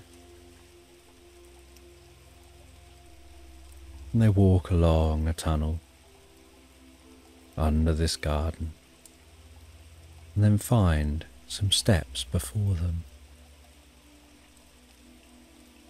They begin to ascend these steps,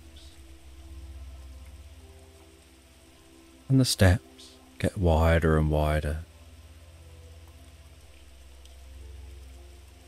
and the roof above the steps gets higher and higher,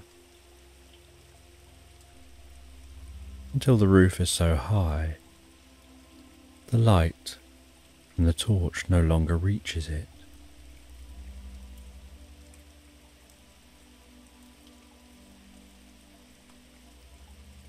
And they ascend, and they ascend, and they ascend, encountering glowing moss, streams of glowing fibres around the walls, helping to light this space.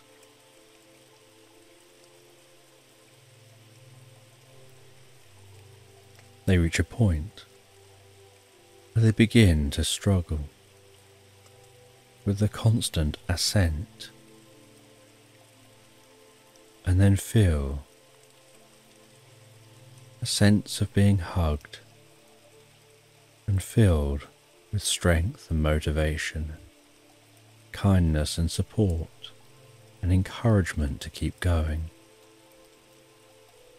They continue a while longer before stopping to take a break, and then continuing again some more. And after they feel like they've been ascending for hours, they start to think to themselves they can't go on, they can't keep pushing themselves like this. They don't know how much further they have to go. And then they feel a big hug. And they continue on after eating and having that rest, until eventually finding themselves at an oak door with ornate carvings. And they open that door and realize they're in a room looking out from the top of the mountains, carved into the mountains with windows. And in this room, they see multiple elements, different powders, seeming to be worn directly from the rocks. And carefully feeding in to the trickle of water from up here, and watching as that water trickles across a thin path in the floor of this room before beginning to trickle down the side of the mountain. Those elements merging, mixing, being like the lifeblood of the entire landscape below.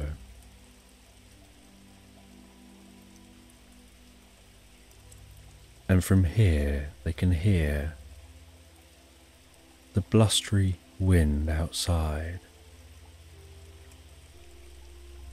They can see way off into the distance, way off back to where they started.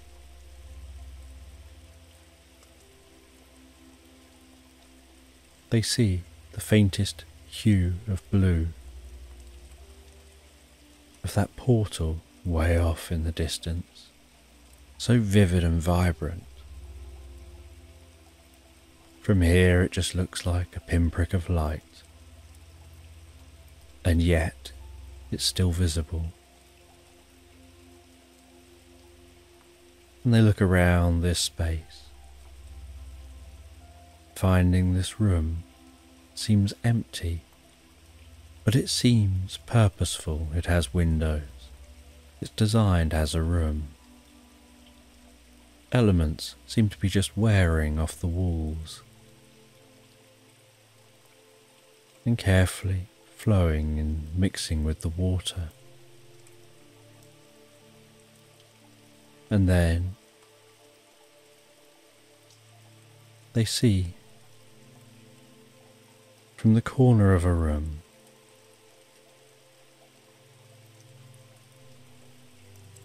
a small owl hopping along the ground and then walking towards them, greeting them, introducing themselves, explaining that they're the wise one of this land. Everything works here like clockwork. Everything has a purpose. The mountain grows. The elements wear down. Those worn elements pass into the water. The water flows down the mountain and feeds the valley below. And life forms all round. And as that water evaporates in the distance, the wind blows the water towards the mountains again, where it rains down on the growing mountains, evaporates more of the elements, and the cycle continues. And as the wise one, they're responsible for making sure that this continues day after day, with no break in the cycle. There's some variation in the cycle. Sometimes some elements mix more than others. Sometimes it rains more than other times and for longer than other times. And this creates a certain level of uncertainty and change.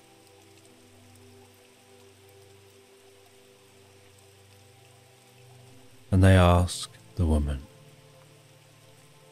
what led her to be here, and she explains she came in search of gold, but found this place instead, finding a portal where the gold would normally be. And they say to the woman, "You struck gold. Very few people have ever made it here. It's very rare for anyone to find the base of a rainbow, and that the bases of rainbows are portals between lands, each base leading to different lands.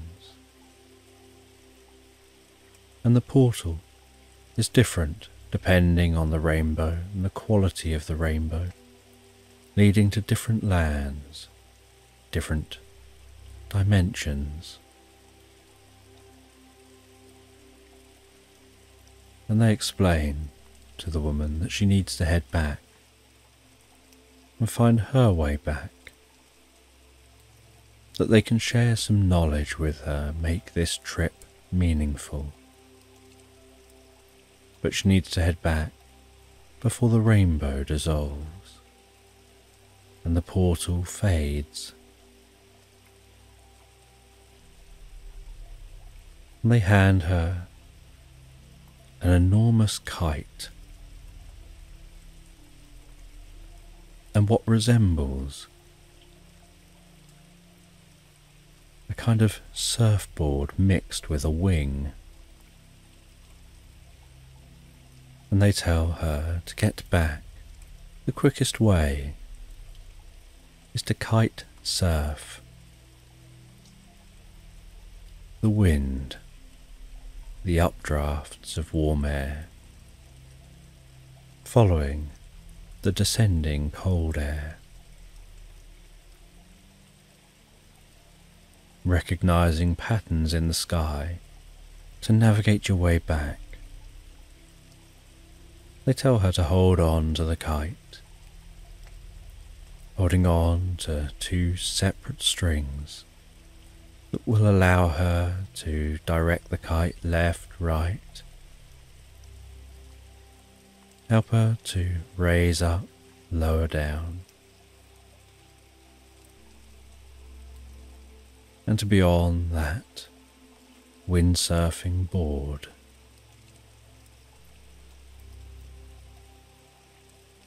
And with a sense of uncertainty, she heads out of this room onto a ledge here at the top of this mountain. She then feels a big hug giving her a hug and feels comfortable. And the owl says, "You can trust us. You can trust yourself. This is no storm in a teacup.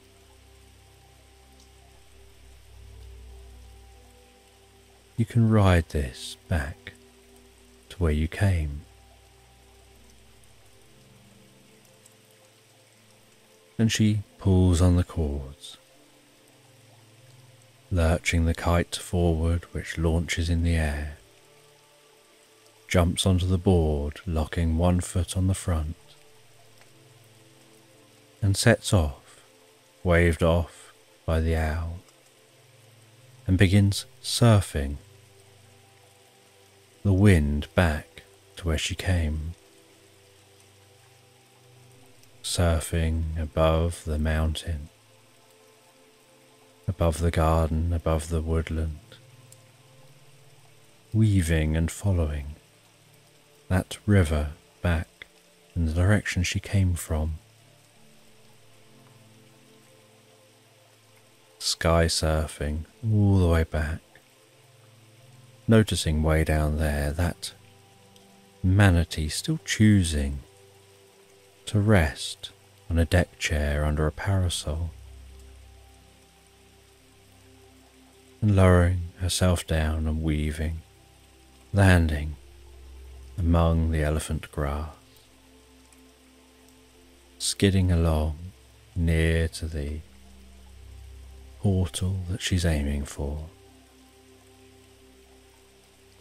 And she passes through that portal, finding herself back where she started, in a more familiar land. The tall elephant grass here, fading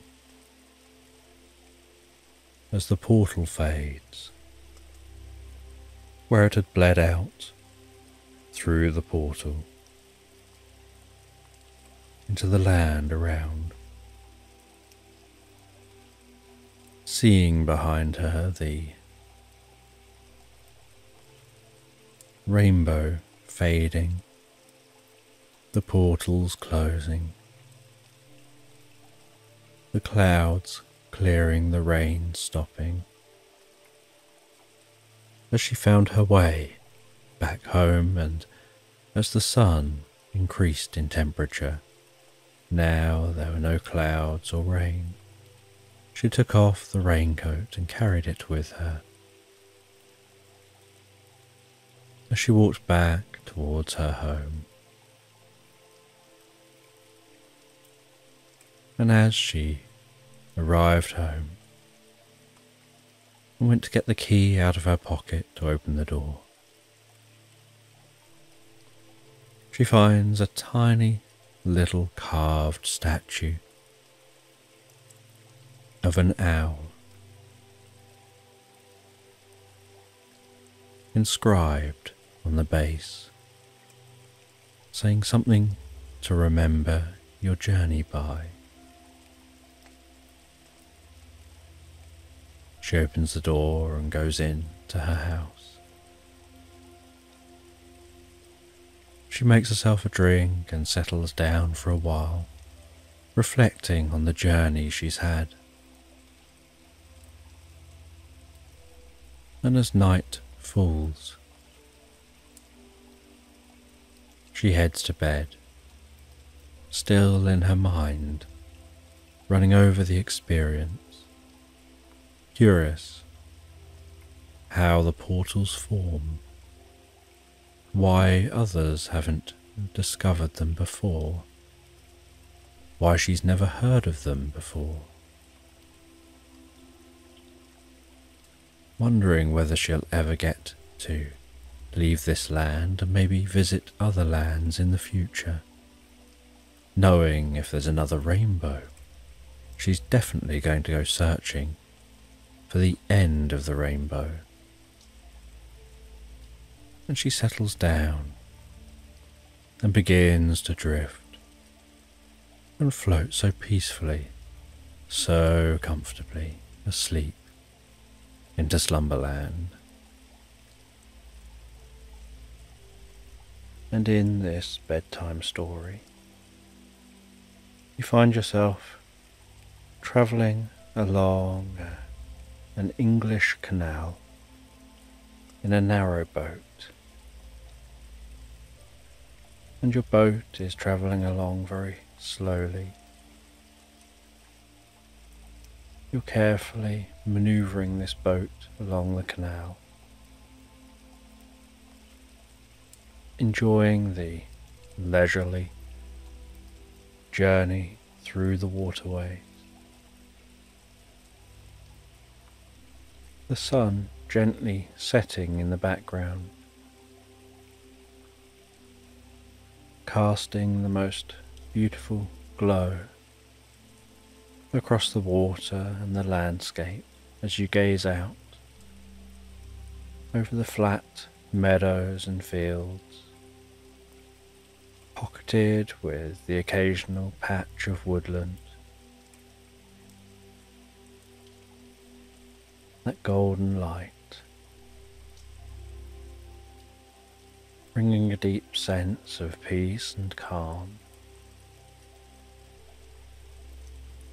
The sound of the motor of the narrowboat chugging away gently as you hold the rudder, steering, making small changes to keep that boat on track. The slight sloshing sound of the wake as it reaches the bank of the canal.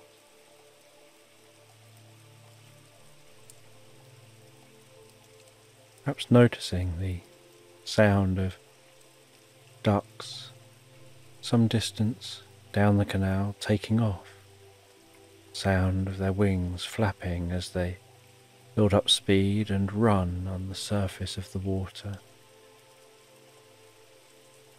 while the pumping of their wings cause them to call out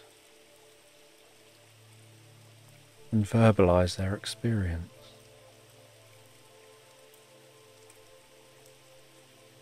Maybe even noticing the occasional person walking a dog on the bank of the canal. Perhaps seeing the excited face of the dog, its tongue hanging out, panting, its tail wagging, maybe occasionally chasing after a ball.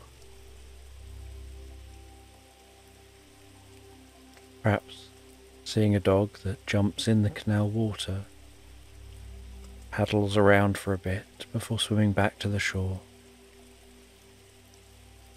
planting its feet just right, and shaking itself dry, its fine mist created, forming a soft rainbow through that mist as the low sunlight shines across the landscape. Finding this life on a narrowboat to be so relaxing, like really slowing down time, allowing your mind the time to wander and drift and dream.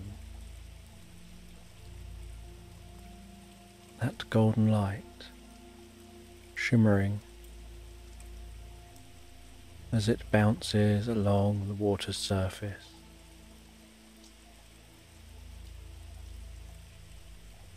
The early evening birds announcing their arrival as you continue along in search of a place to moor up for the night. And after some time, beyond the sunset, when the heavens are dappled with twinkling stars, like diamonds hanging in the night sky from ethereal threads, each one twinkling ever so slightly, dancing ever so gently, like a celestial mobile above your head. You see a place to moor up. You slow down from the already slow speed cutting the engine and gliding gently into the mooring, throwing the rope onto the dock as the boat comes to a halt, tying the boat to its home for the night, appreciating the silence. Now the engine's turned off, where you can hear the gentle sloshing of the water against the side of the boat, so gently, such calm water. You can breathe in and feel the freshness to the air, a certain calm stillness, and the scent of nature, and the delicate watery fragrance of the canal as you head into your narrowboat. Turn on a light, descending those steps, hearing on the sides of the boat that wrapping of the gentle water, almost lulling you to want to sleep before you're ready. As you cook yourself up some food, and then sit down on the most comfortable sofa you've got within this narrowboat.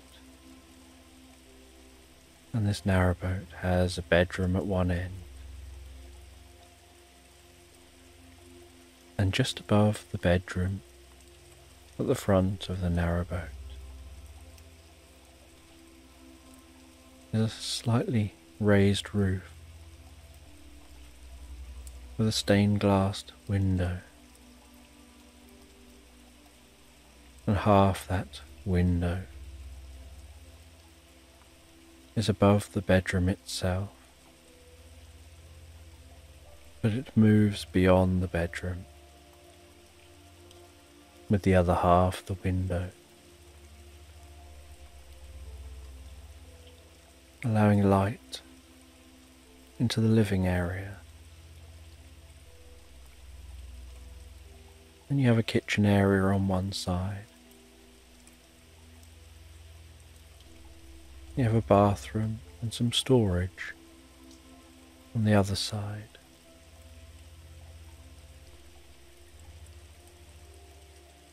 You have a wraparound sofa, only parted by the steps down into the room.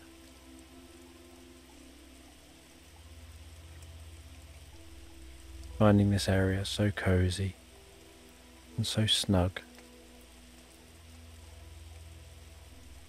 And although you've got some spotlights in the ceiling of your narrowboat, you use lamps you've got dotted around, which allow for softer light, more focused light, more atmospheric light. And so you have something to eat, and you sit down, and you rest for a little while, just listening to the water, before turning the lights off, heading through to the bedroom area, and heading to bed, and drifting and floating into the most peaceful night's sleep. And while you drift and float, asleep deeply, you dream that you're walking along a seashore, walking through slightly damp sand. The sound of the sea gently rolling over alongside you.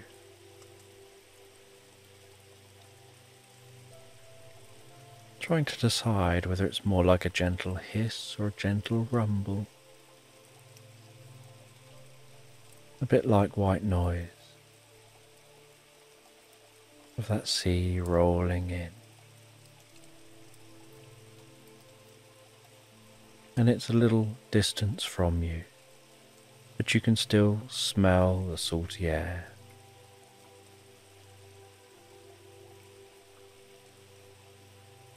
You can see as you walk barefoot across the sand,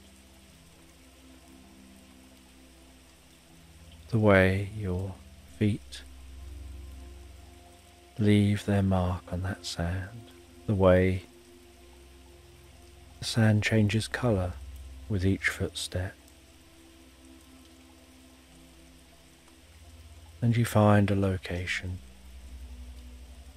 where you feel the sand is just right, just the right level of dampness for you to build a sandcastle.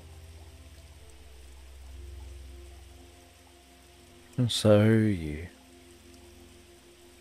start building up that sandcastle, filling a castle-shaped bucket with sand, with a small spade, patting that sand down, the gentle thud with the spade. before tipping the castle over, giving a little shake to the bucket, tapping the top of the bucket with that spade, carefully giving a little bit more of a shake, wiggling that bucket ever so slightly, paying close attention to the information you're receiving through your fingertips, to the subtle changes and feeling from the bucket, where you notice how the sandcastle is loosening from the walls of the inside of the bucket as you carefully and gently twist and shake that bucket very, very gently in very small motions until the bucket feels empty, and you know underneath the bucket the sandcastle should be stood proud. And so you carefully lift the bucket up from the sandcastle to reveal the perfect castle. And then with the spade you dig a moat around the castle. You rub around that moat with the spade to neaten it up. You build up a bit of a wall from the sand from the moat around the foot of the castle. You then start to carefully dig from that moat in the direction of the sea, carefully digging over to the sea to make a channel to the water.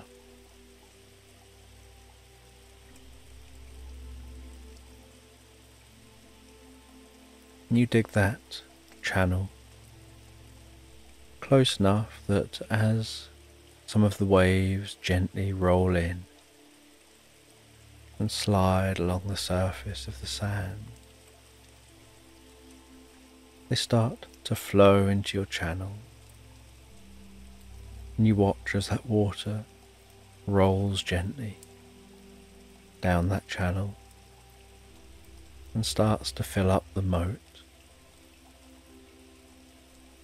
And you watch as that moat fills.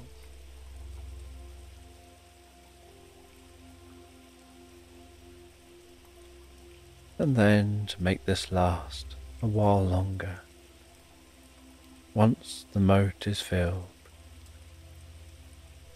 you fill the channel back up.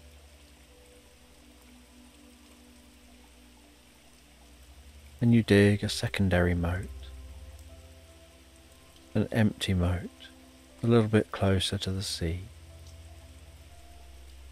with the sand from that moat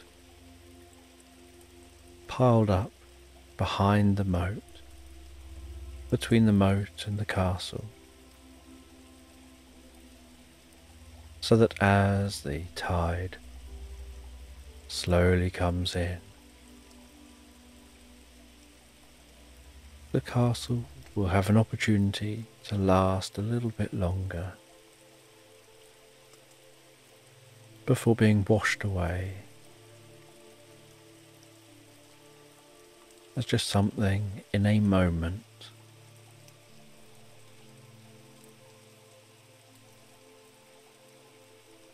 And you sit on the dry sand some way back from the seashore, gazing down towards that sand castle you've built, feeling the radiant warmth of the sun as it tickles your cheeks, breathing in the warm air, smelling the gentle scent of the salt, hearing the distant sound of the waves lapping on the shore.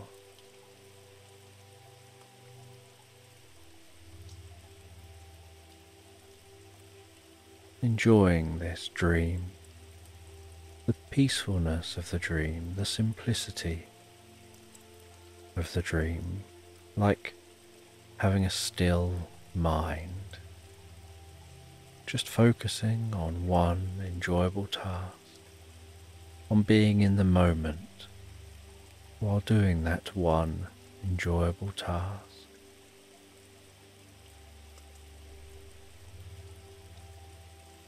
And you watch as the sea gradually comes in and starts to overpower your creations and begins the process of eroding that castle.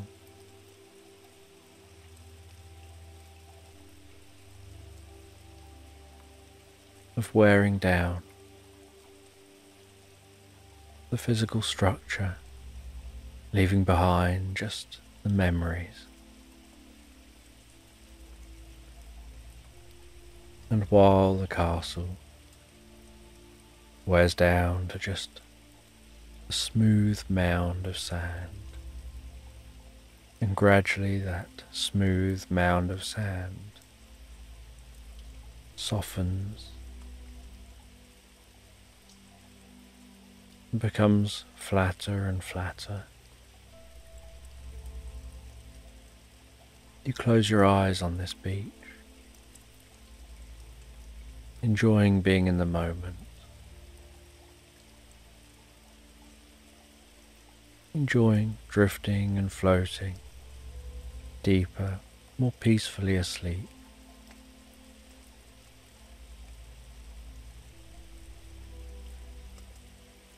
And as morning approaches,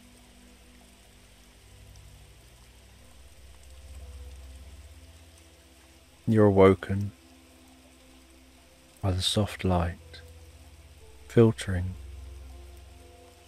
through the stained glass window, the various colours, arousing a sense of peace and calmness within you.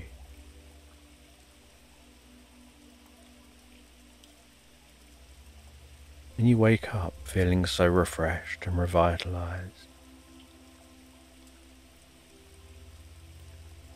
having fallen asleep like every other night, where you have that sense of being rocked asleep so gently.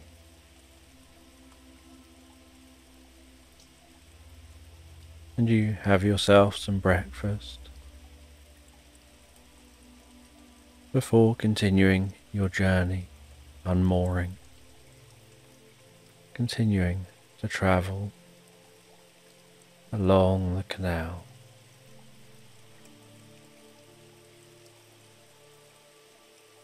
And after a while you arrive at a lock. You navigate your way through the lock,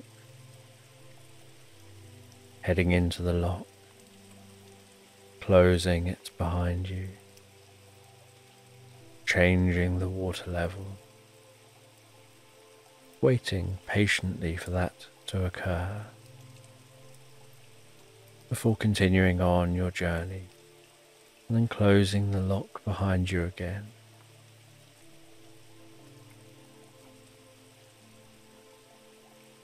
Continuing your journey along the canal, each day just being so relaxed, so peaceful, very calm and leisurely way of life. A very simple way of life.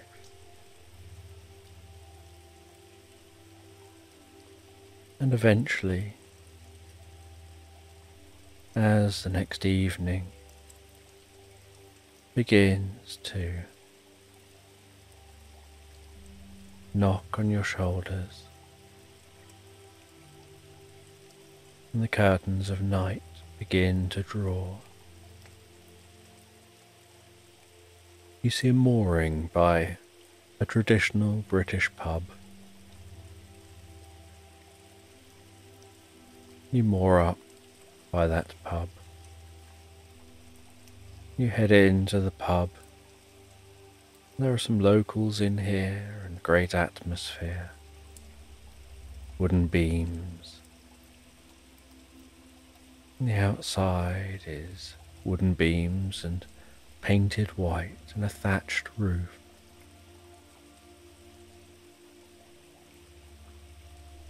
And this pub is the Crow's Nose. And the picture above the pub, the sign hanging out from the building. It's like a shield with a crow's beak on that shield and crow's wings coming off the side of the shield. And you head into this pub and you order a drink and some food. And you go and sit down out the back in the pub garden. And this pub has a front pub garden with some benches and people out the front, and a back pub garden with some benches and more space and fewer people out the back. And so you sit and enjoy your food, and you enjoy your drink. The gentle murmur of people in the background, talking, enjoying themselves. And as you sit there, so unusual looking man in a purple cloak and a pointed hat walks over to you, sits down at the table near yours, and they declare that they're a wizard. And you smile, as if just to be polite, unsure really how to respond. And they pull out a coin, and they make the coin vanish in their hand. And again you just smile politely, thinking many people know how to do a magic trick like that. But you don't say that, you just smile politely. And then this wizard tells you that they can show you something really curious. And they wave their arms around, and nothing happens. And you smile politely again. And so they stand up, move to an open space in the garden.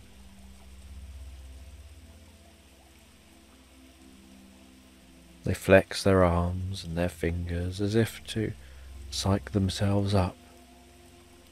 They straighten their pointed hat on their head.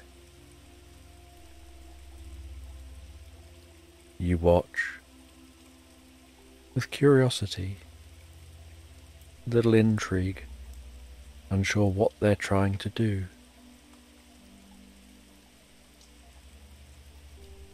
As they make large arcs in the air with their hands. Only this time there's a slight electrical buzz and hiss and a slight electric blue sparks coming from the path their hands are taking.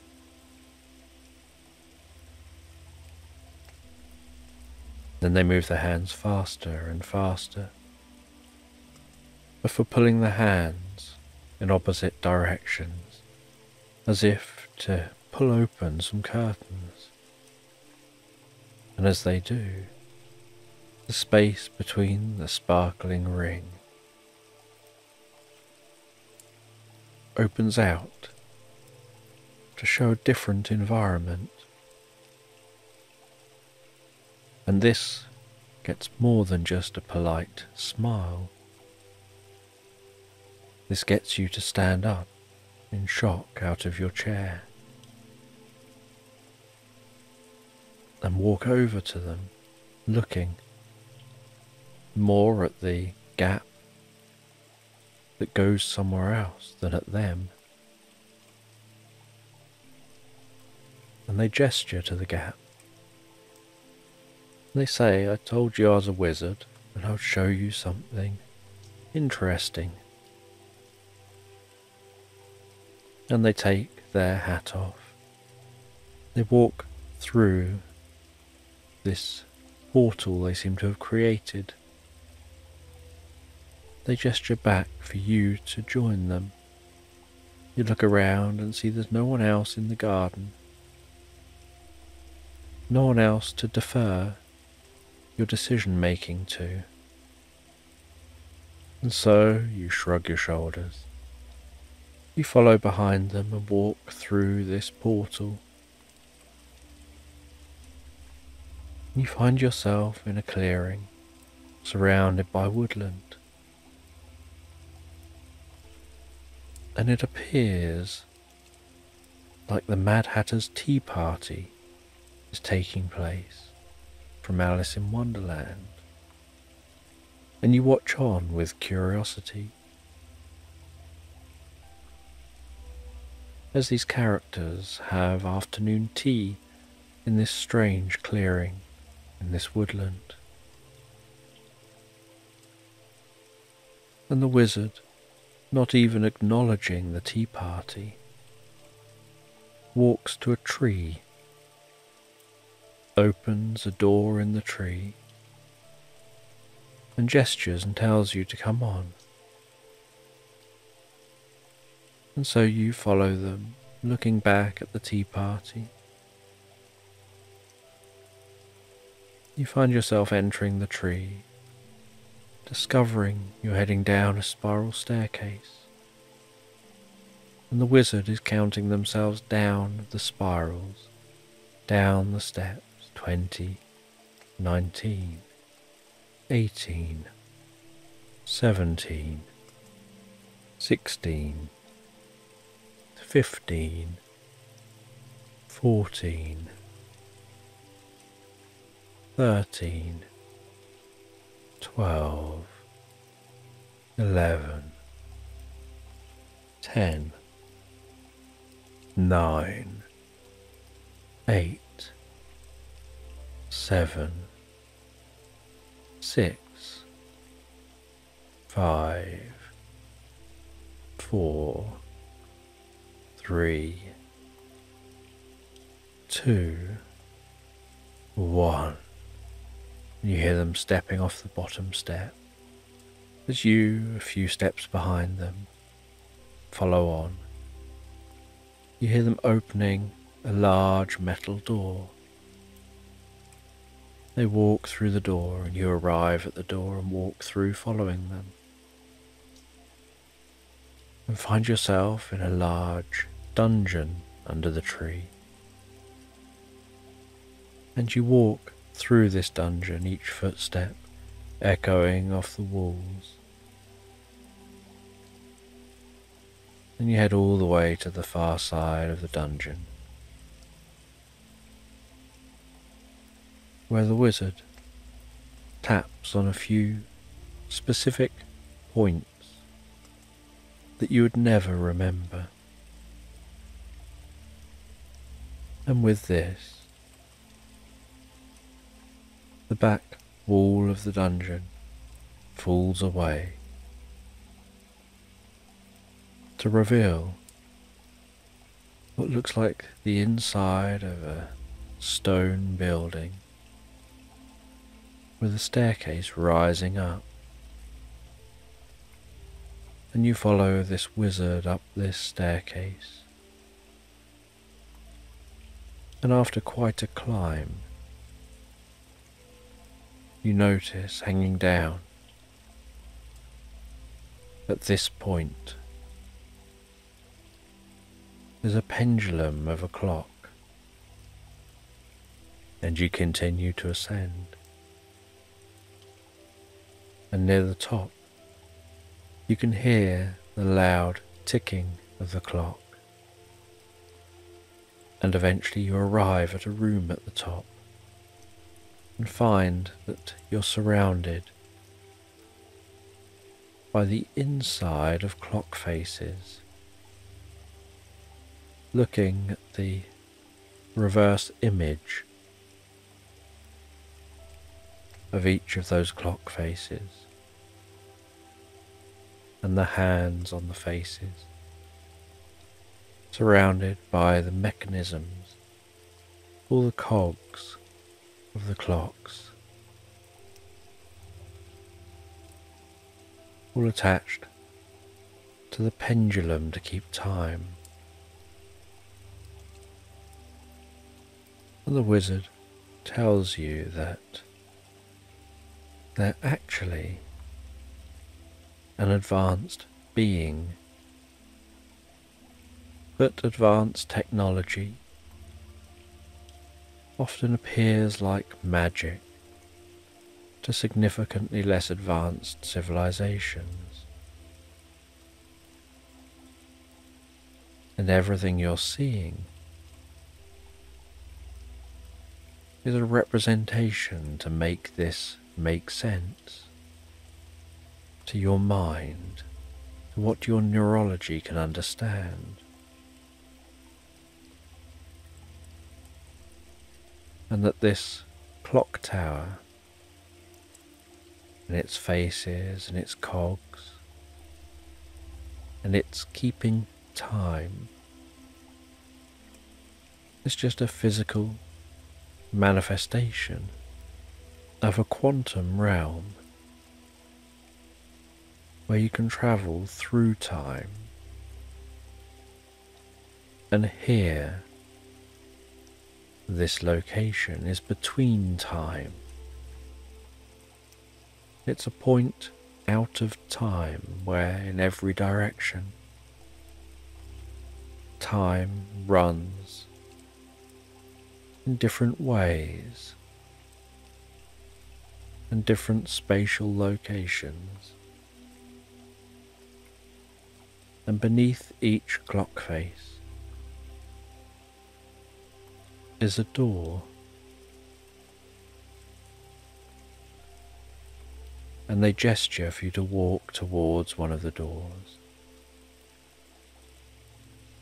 And so together you walk towards that door. They gesture for you to go ahead, and so you walk through the door and the other side of the door. It's as if you're looking over space from a point of nothingness, as if the clock tower is floating in space, independently of anything else. And you head back into the clock tower and you walk to another door. You walk through that door, and as you look, it's as if you're gazing over a fantasy landscape. You see dragons flying in the air. You see tall, almost impossibly built castles and towns. And you walk back in through the door and you go to the third door. As you walk out of the third door, it's as if you're floating over a massive thunderstorm with purple lightning striking and dancing through the clouds, unable to see the landscape below. And you walk back into the clock tower and you go to the fourth door. And as you walk through that fourth door,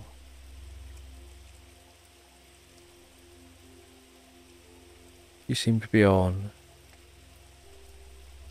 the strangest looking planet,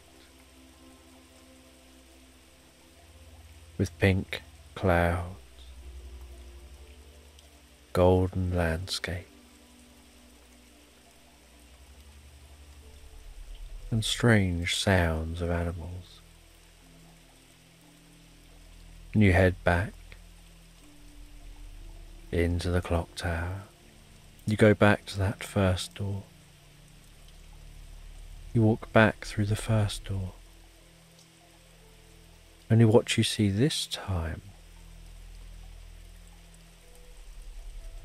is the sight of a steam train hurtling through an unusual landscape.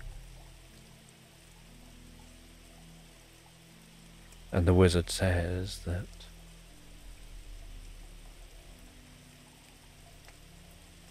because the clocks are ticking and time is always changing, what is through one door when you walk through it once isn't what's through that door when you return to it.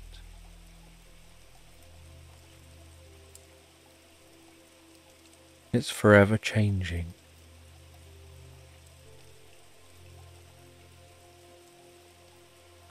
And a reality collapses into reality at the point of you walking through the door.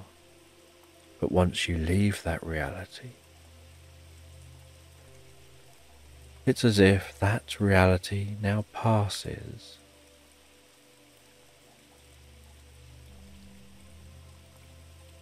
And like a wave function, any other number of realities are through the door, settling just on one when you walk through it.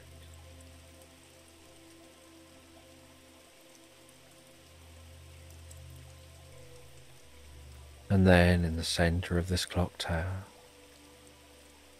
the wizard forms an orb before them, weaving their hands around this ball of light.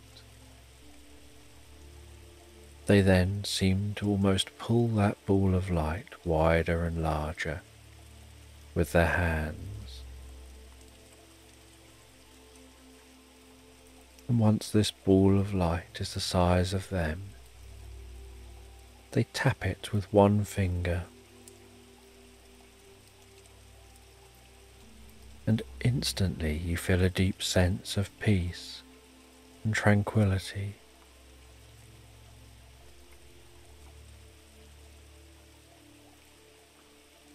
And they explain that that ball is a quantum flux of all realities, past, present and future. And their civilization has reached a point of being able to create these quantum flux balls like this that allow them to connect with time, to alter time, to move through space and time as if there is no time passing.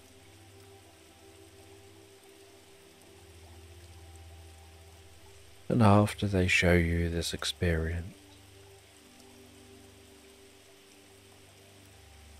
you decide that it's time to return back to that pub garden. And you take the slow way back, descending the steps, heading through the dungeon, finding your way all the way back and out the portal as they follow you. Before creating another portal, stepping through it, closing it behind them, leaving you alone in silence in this pub garden, where you know no one would believe you if you said what your experience was. They'll probably think that you're making it all up. Maybe you've had too much to drink, even though you know that's not the truth. And you wonder why this wizard appeared before you, why they chose to show you the things that they did, why they chose you. Because you believe there must be a reason.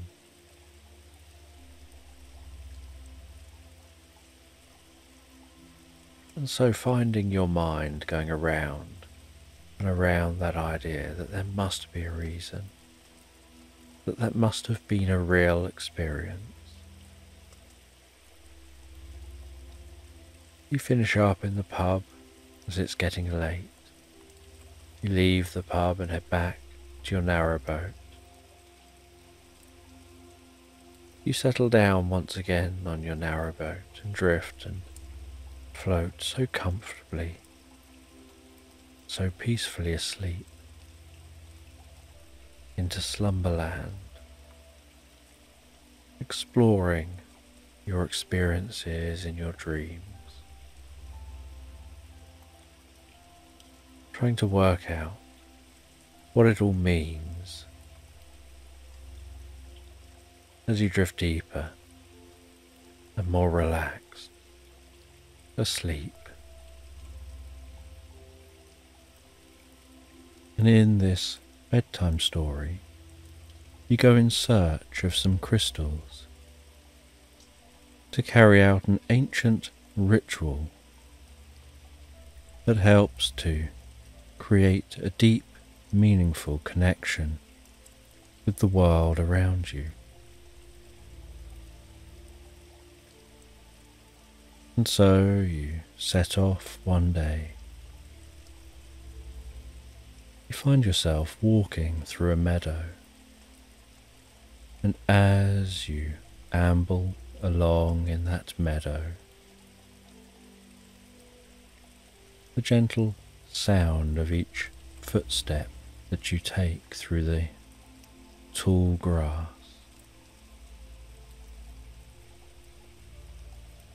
the whispering sound of the fronds of grass as your feet pass through them,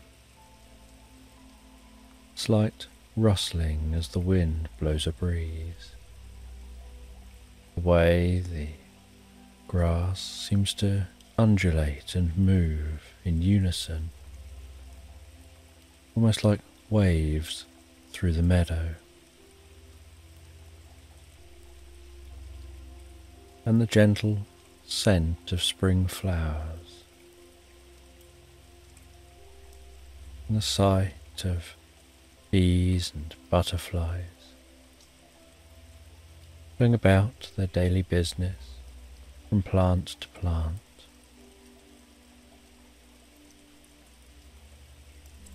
Breathing in that fresh meadow air, breathing out any stress and tension as you continue ambling through this meadow, seeing in the distance tree line of the most beautiful woodland, and being able to gaze up at the sky, noticing what the sky looks like, whether you can see any clouds, and if you can, what those clouds look like, whether they're wispy, whether they're more bulbous, whether they're like cotton wool drifting through the air, and whether you can notice any birds high up in the sky. And as you continue walking through the meadow, on your journey to find those crystals, to be able to carry out that ancient ritual, you begin to get closer and closer to the woodland. And while walking closer to the woodland, so you begin to hear the distant sound of a stream. And you notice that sound of the stream increase gently in volume as you approach. Then you start to smell that scent of fresh water, hearing the bubbling babble of that stream. Stopping at the stream for a little while,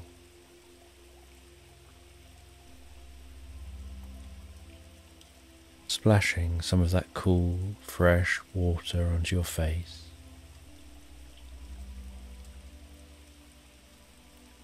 Feeling that water as it flows through your hands, your fingertips. Coolness, how fresh the water feels. The sight of some small fish seeming to almost swim on the spot, and yet, whenever your shadow moves over those fish, they suddenly dart in different directions away from the shadow. And as your shadow moves again, so they move back into formation. And after stopping at the edge of the stream for a little while, you continue walking, now following this stream towards the woodland.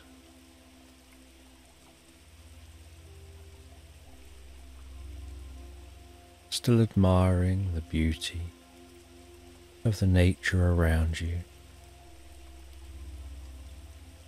curious about the journey to those crystals and the ancient ritual you'll be performing.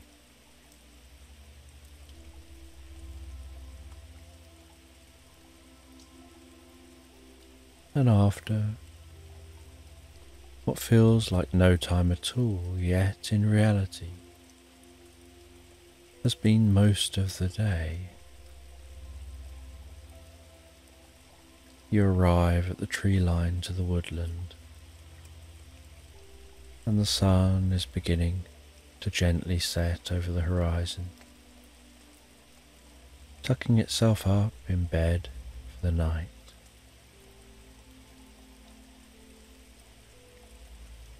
As the night sky takes on the look of a diamond-encrusted blanket, twinkling, sparkling overhead, and you settle down on the edge of the woodland. Hearing the evening rustle of the trees, feeling the coolness of the evening air, setting up a tent, lighting a campfire, feeling the warmth emanating from that crackling, undulating fire. Those flames of the fire dance before you, the golden light,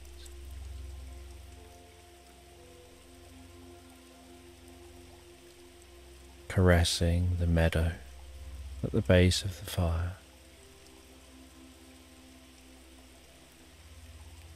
Shadowy fronds of grass, dancing with each flicker.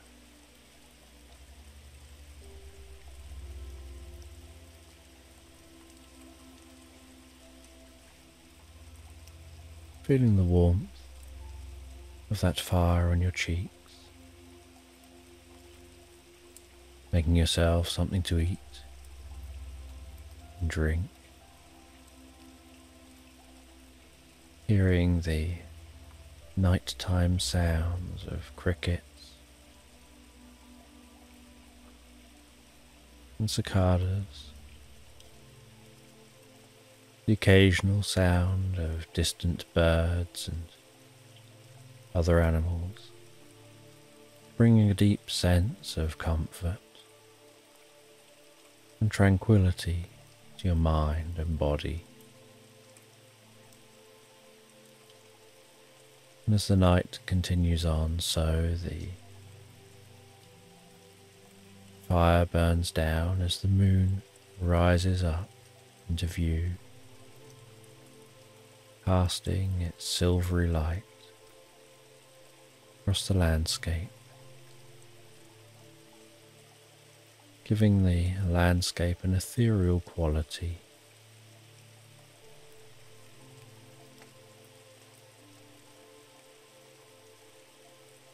As the fire continues burning down to embers, just the most gentle, warm glow, and the crackling almost entirely ceased.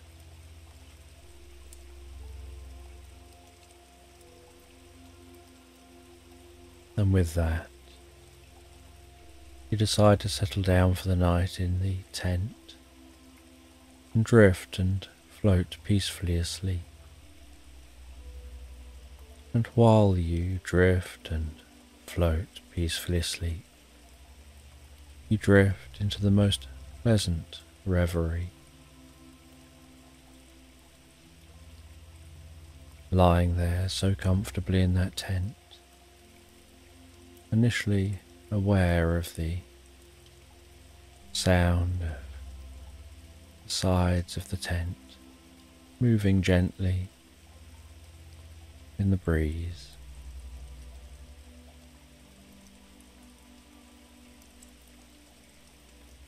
And the feeling of your body snuggled down in the most comfortable sleeping bag, feeling so comfortable, resting down and sleeping in this tent, almost like receiving a hug from nature. Those sounds outside the tent, nature's symphony, lulling you to sleep.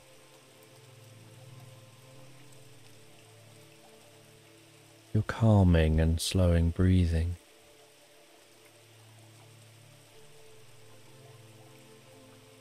as the curtains of sleep descend on your mind.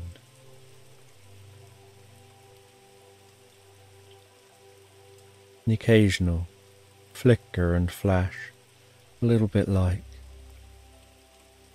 the remnants, the fire, passing through your mind, bringing hints of a dream yet to be. And as you continue falling comfortably asleep, so you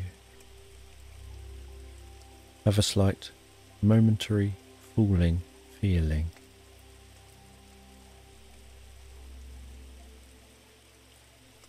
like you're dropping asleep comfortably.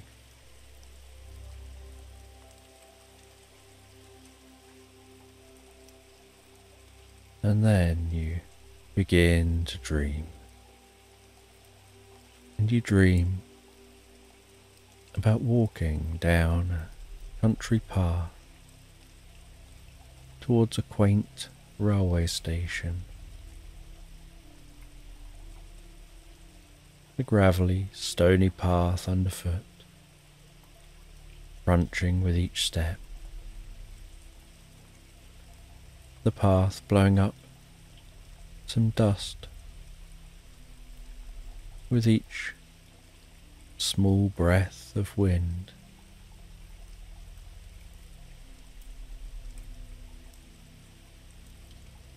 Hearing starlings nestled deep within the hedgerows, unseen yet heard singing so beautifully. And mysteriously, every time you gaze towards the sounds, they stop singing, and although you can't see them, you know that from inside the hedges they must be able to see you.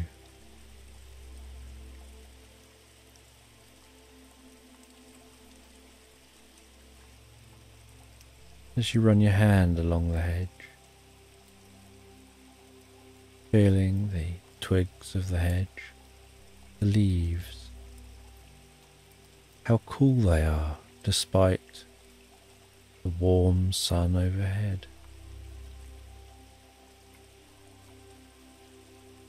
The faintest wispy clouds in the sky. And then towards the end of this path, it comes out on what almost looks like a rickety, old, weathered and worn station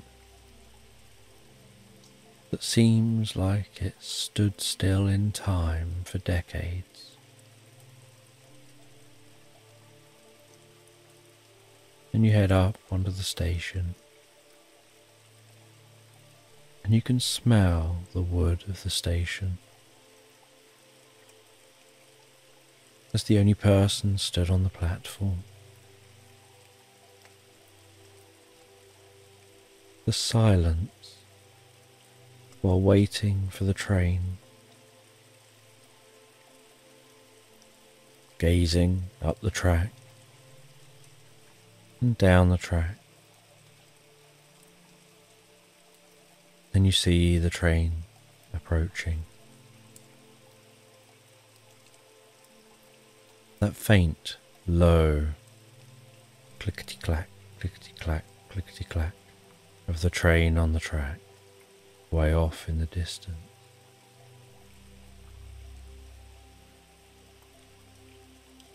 Pulsating puffs of smoke rising from the train as it approaches.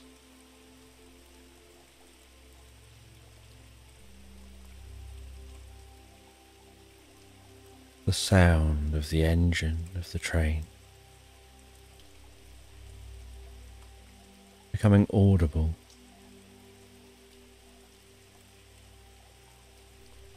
And then the train arriving at the platform, pulling into that station, slowing down. The old-fashioned steam train with the most beautiful rustic carriages. And you walk along the side of the train as it lets out some steam.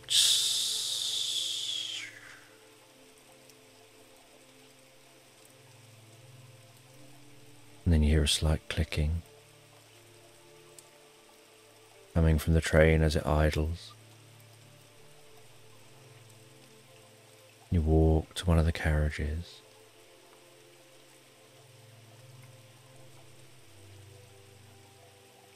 You grasp the handle, which is like a figure of 8. 2 fingers one side and 2 fingers on the other side of that brass handle. You twist the handle, swing that door gently open, ascend 2 steps, and can immediately smell the inside of this carriage. and you're in a private compartment in the carriage.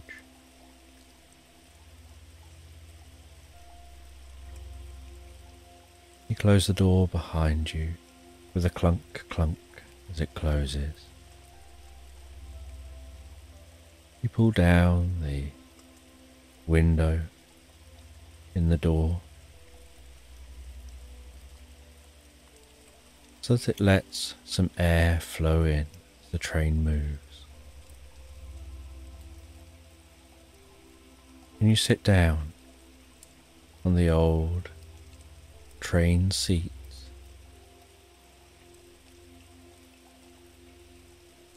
And in this carriage there's curtains hanging up over the windows by the door. The door has a pull-down window that half opens. The seats are two long cushions facing each other with a comfortable backrest, enough room for 6 passengers, and some overhead space above the seats. And then opposite the entrance is a wall made of wood with a door which can slide open, that opens out into a corridor, and large rectangular windows line the far side of the corridor. And beside the door, on either side, are 2 large windows looking out into the corridor, with curtains up which can be drawn.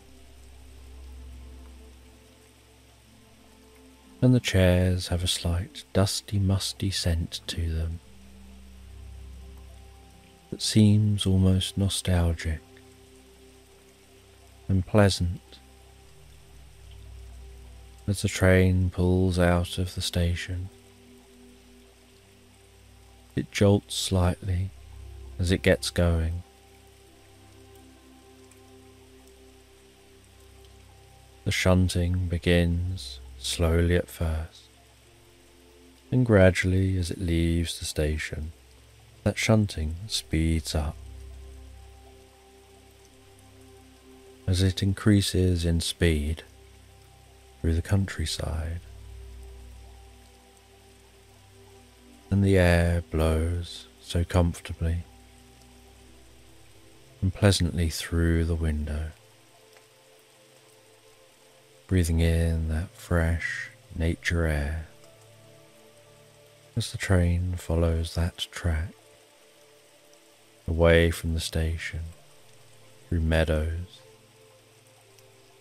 different countryside, past quaint towns with small churches situated at the centre of those towns. And while travelling on this train, you take a book out of a bag and you sit bobbing slightly to the movement of the train, hearing the clickety-clack of the train on the track, and absorb yourself in reading a book. And you enjoy this most pleasant, relaxed dream of going on an adventure on a train. And at some point during this journey on the train, the rocking and movement of the train seems to deepen the sense of wanting to fall asleep. And it rocks and moves as you place the bookmark back in the book. You close the book and decide to close your eyes just for a moment, as you find yourself then drifting and floating so peacefully asleep on this train. And while you fall asleep comfortably on the train, so you start to hear the sounds of morning birds, and you awaken feeling so refreshed and revitalized from your night's sleep. You leave the tent with a stretch and a deep breath of the fresh air, seeing the meadow gently dew-covered, cobwebs in the grass glistening under the morning light,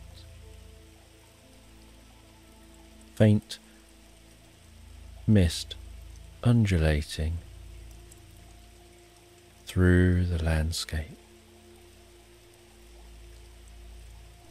like waves creeping up the shore of a beach. You have some breakfast before clearing everything away, ready to continue your journey into the woodland. And you work your way into that woodland, knowing your course, knowing where you're headed, navigating your way. And as you walk through this woodland, so you're aware how the sound has changed, how there are different animal sounds within the woodland, how your footsteps sound different as they now gently thud in a dull kind of way on the dirt within the woodland, and occasionally crunch over leaves and twigs.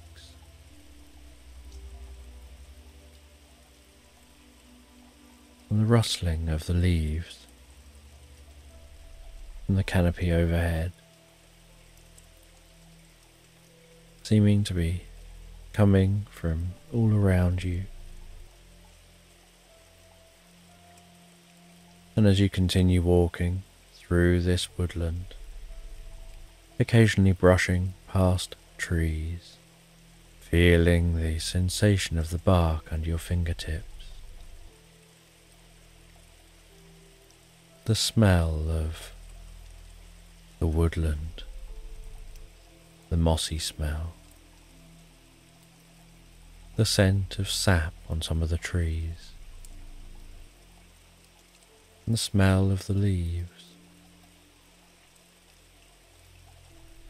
And while walking through the woodland, you're greeted by the most spectacular view as the woodland opens up a little. So the light increases slightly, and you see the most incredible carpet of bluebells, each one seeming to ring the most beautiful tune of peace and harmony. And you carefully navigate through this woodland,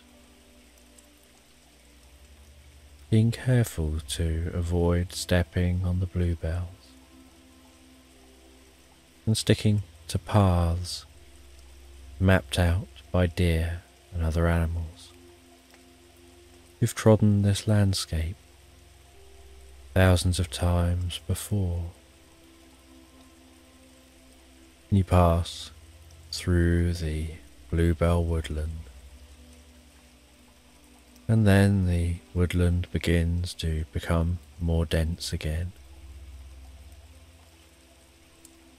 Canopy closing in, the woodland darkening a little more. But you start to hear this distant sound of rushing water, And after some time,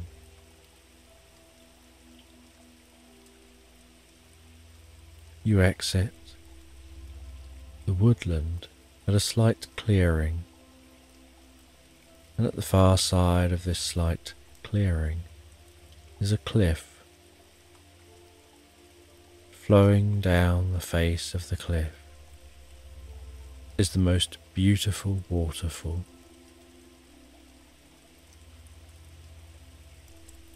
Into a gentle pool of water that seems exceptionally still, apart from the spray at the foot of the waterfall. And you stop at this pool of water, at this hidden lake in the woodland. You know you're going to be ascending the side of this cliff alongside the waterfall. And so you decide to stop, take a look, work out the best route to take up the waterfall. And while you wait and look and relax, you see some small dancing lights flitting around the base of the waterfall, weaving behind the water, in front of the water, sometimes darting through the water. And with curiosity, you carefully walk around the pool of water to get closer to the cliff and that waterfall. And as you get closer, so you notice that those lights seem to have a slight humming sound to them, and that each one is a little waterfall fairy. And one of those waterfall fairies flies over towards you, hovering just a short distance in front of your face, slightly bobbing up and down as its wings fizz along behind it like a blur.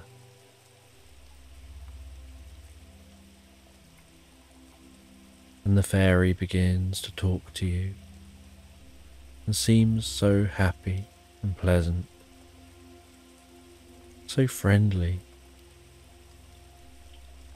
asking who you are and what you're doing in this area, where you're headed, and you explain about your mission, that you're in search of some magical crystals that will help you to carry out an ancient ritual, allowing you to build a deep connection with nature. And the fairy tells you the best way to get where you want to go isn't to climb up the cliff and continue your journey at the top of the cliff. It's to head through the waterfall. They explain there's a cave behind the waterfall, and that it's quicker to get to where you're going if you follow that cave. And they show you how to get behind the waterfall, and so you walk behind that waterfall, and the little fairy follows you and encourages you. And you see the cave, and you see that this cave is illuminated by green toadstools stretching sporadically down both sides of the cave. And you walk into the cave, hearing the thunderous sound behind you of the waterfall. And the further you walk along the cave, the calmer the waterfall sounds, the more distant that waterfall sounds. And you just notice the occasional dripping sound within the cave, and how peaceful this space feels. And you continue on through this cave, seeming to walk for hours and hours, feeling intrigued, sense of wonder and curiosity, until eventually you start to hear the sound of twinkling bells in front of you, and notice a slight blue glow. And as you approach and go round a corner, you see that there's a portal at the end of this cave, a blue, pulsating, glowing portal, a little bit like a mix between mist and water, pulsing like waves on a wall. And you walk towards that portal,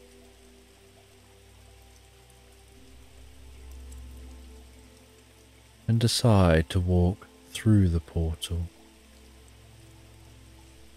And as you walk through the portal, so everything temporarily fades and sparkles all at the same time, sending the most intense tingle through your body.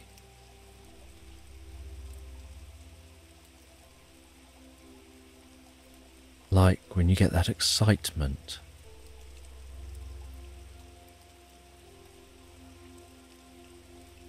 that can send shivers through you. And a moment later, you find yourself in a vast cavern, and at the far side of this cavern, you see some glowing pink crystals growing out of the far wall. And you head over to those crystals,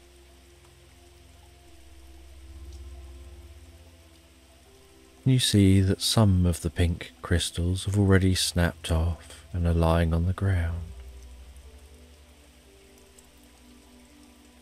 And you realize these are the crystals you need for your ancient ritual. And so you just pick up the ones which are lying on the ground. You then go to the middle of this chamber, and out of your backpack you take out an ancient book. You turn those ancient pages to the relevant ritual. With a stone, you draw a circle in front of you. You then neaten up the inside of that circle and very slightly hollow the circle out so that it's slightly concave. You then stand the crystals in the centre of that slightly concave circle.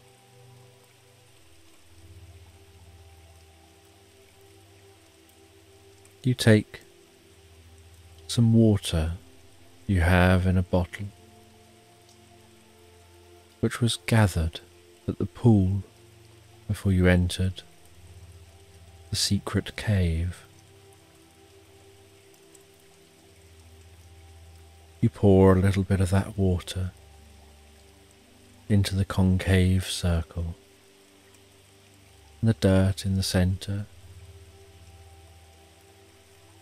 becomes slightly moist, and you can then push those crystals in just slightly, and the moist mud holds those crystals upright. and then you sprinkle some salt over the top and around the edge of the circle, and then refer to the words of this ancient ritual. You begin to recite those words while holding yourself in a focused, almost meditative state.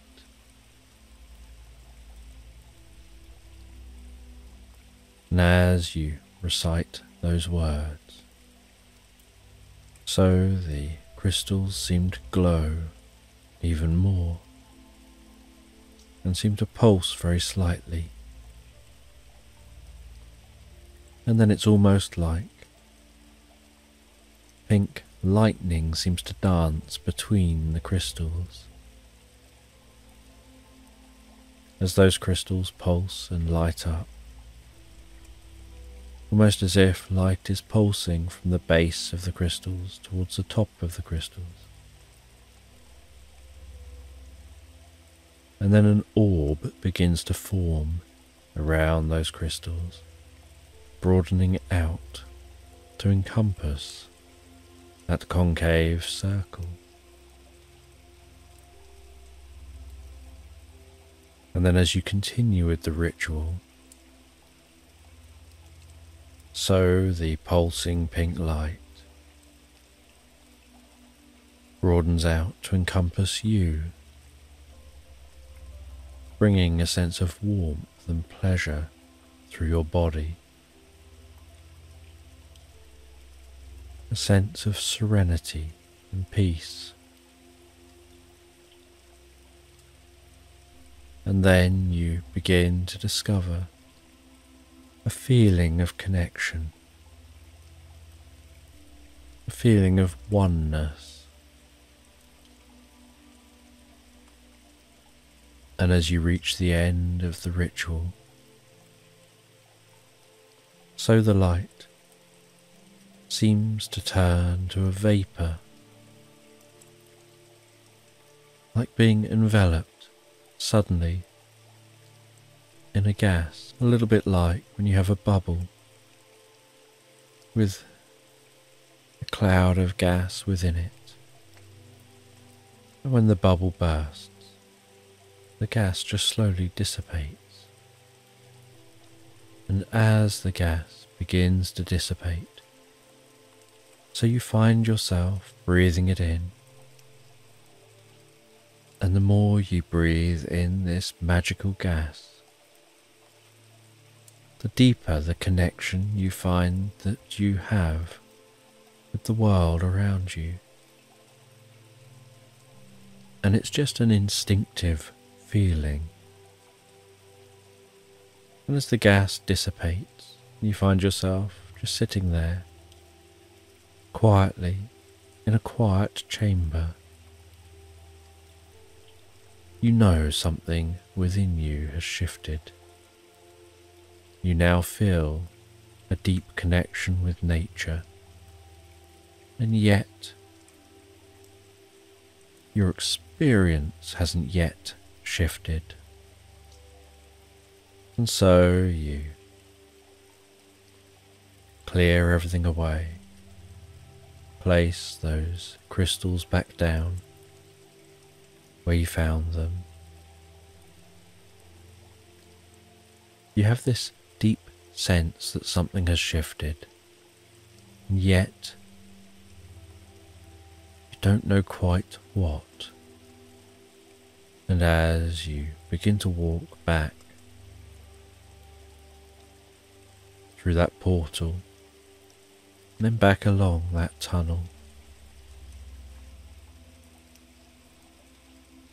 you run your fingers along the cave wall, where the fungus are illuminating this tunnel.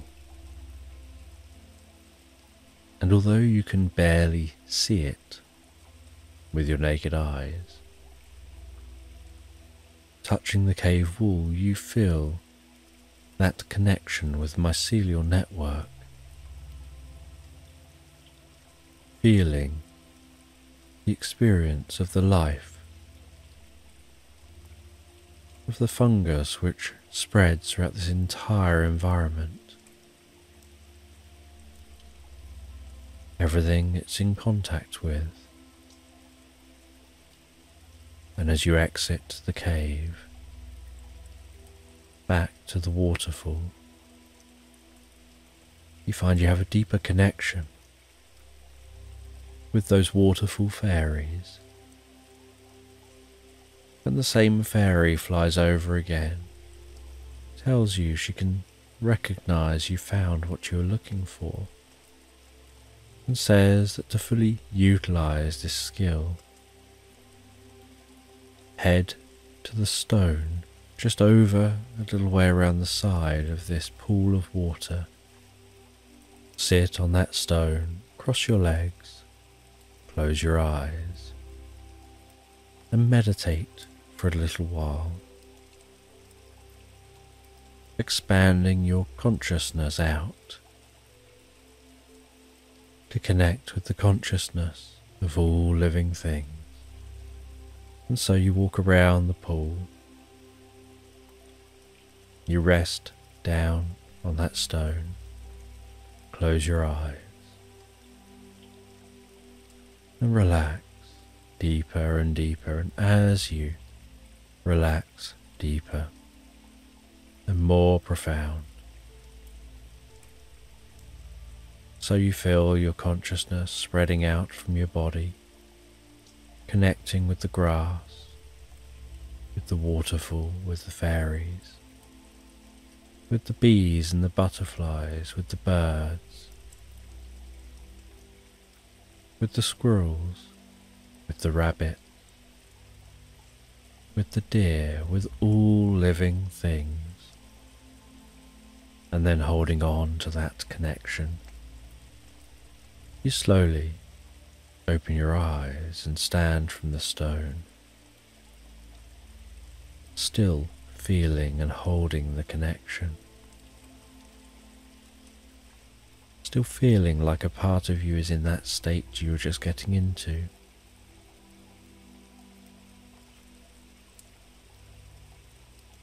And the fairy speaks once again to acknowledge your skills, what you have achieved, and that to truly connect in this way,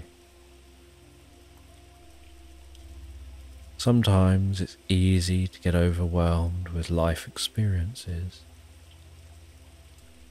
So it's just about bringing your attention back to the little things, holding your attention on that, so that you can hear this connection, that it's a faint connection, so it's all too easy to be drowned out if there's lots of other stuff going on in your mind, or lots of distractions. And so she advises to practice this multiple times, so that you know how to hear that connection with all living things.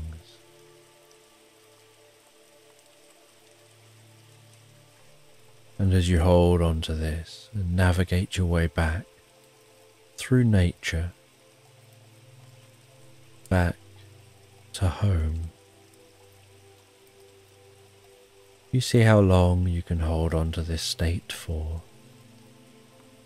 And occasionally you'll distract yourself, you'll be busy doing something else, and you'll lose the connection and need to tune in again to hear it.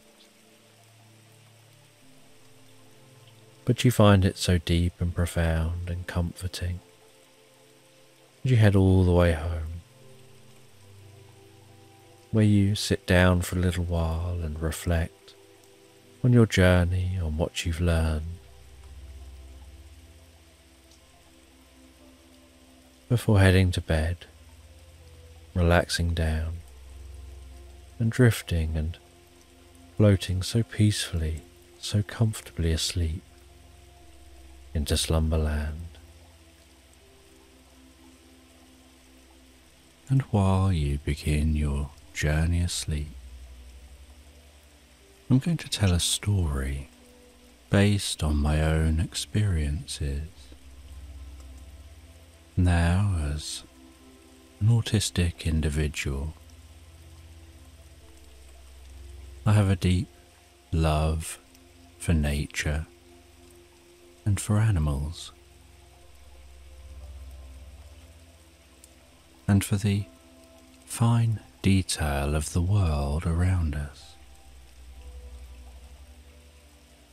And I often present this within my stories, sharing encounters with animals, enjoying time in nature. But have you ever wondered where it all began? Or going back to when I was a young child, I used to live in a small village called Warningcamp. And this village was in the outskirts of a nearby town called Arundel on the south coast of England. And the home that I lived in sat atop a high hill in Warningcamp. My bedroom window looked out towards the town of Arundel. And as I would sit in the bedroom, gazing out of my bedroom window, I could see the castle standing tall and proud in the distance in Arundel, the nearby cathedral, the bushy oak trees hugging the base of the castle and surrounding the outskirts of the town.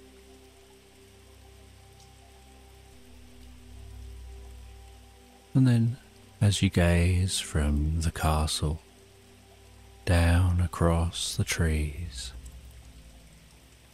gazing down the scene a little further,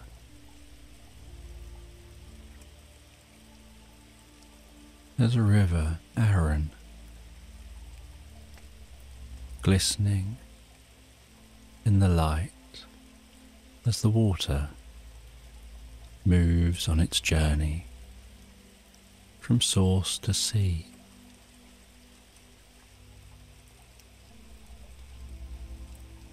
And gazing down a little further in the scene is a railway track, and I remember one day as a young child gazing out of the window when a steam train passed through, chugging past the cathedral and the castle. Its elegant brown and beige carriages, the distant sound of the chugging of the steam train, sight of the smoke puffing up out of that train, trailing the steam train as it moved,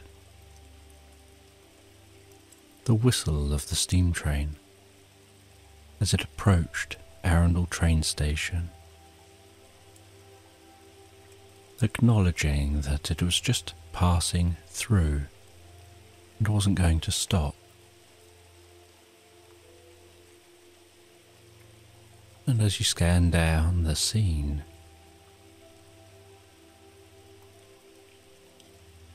I could see hills and a few gardens of houses and more trees.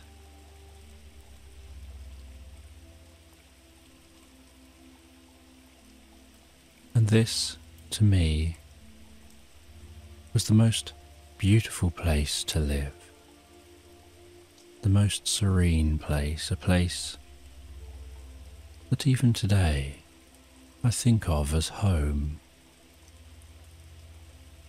As an autistic child, I struggled with sensory overwhelm, and so I would often gaze out of a window, looking at a view like this.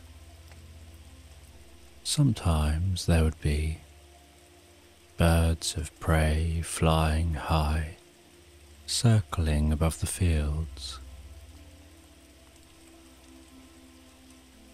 If I looked through binoculars or a telescope, I could even see peregrines perched on turrets of the castle.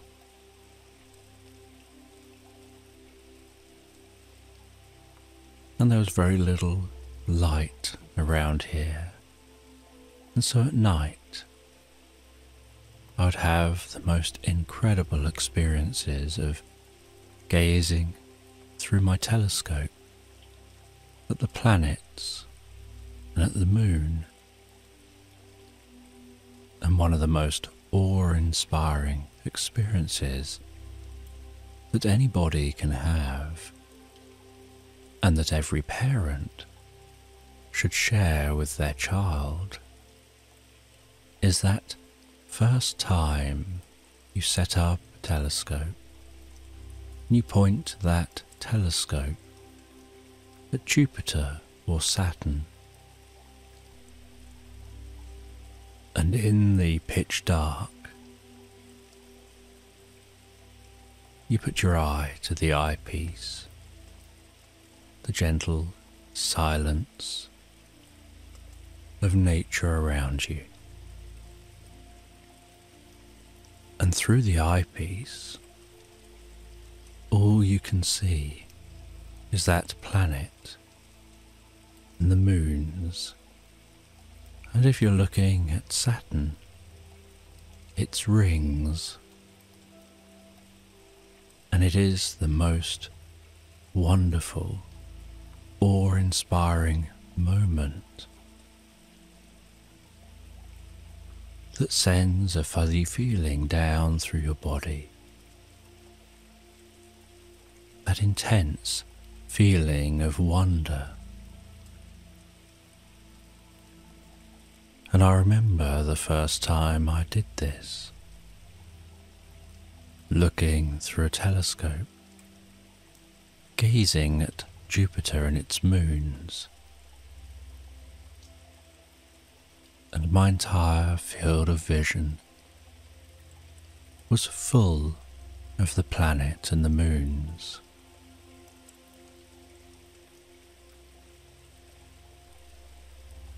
And I could make out the circle of the view through the telescope, and it felt like I was in a spacecraft in space, all absorbed in that view, as if looking through a window from that spaceship, approaching Jupiter, seeing those moons, seeing the planet, the incredibly gentle movement, becoming so absorbed in that experience of the inky black sky and the striking sight of the planet and its moons.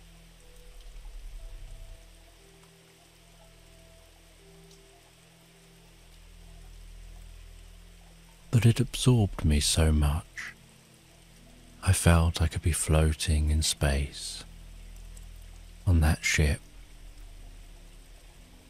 taking me away from the real world.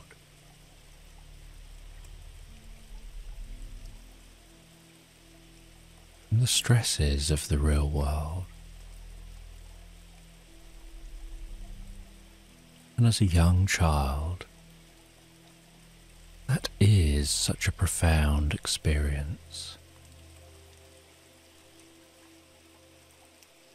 and one which stays with you and helps you to appreciate the scale of the universe, and the amount of wonder which is out there.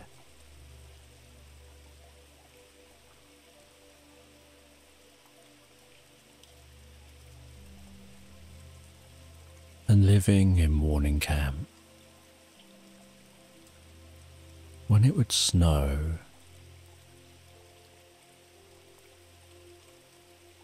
the hills and the fields around Warning Camp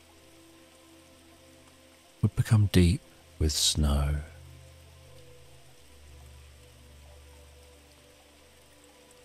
I remember one year seeing a white stag walking through the snow, and this stag was often rumoured to exist around Warning Camp. But I think there was only one, and so it was rarely spotted.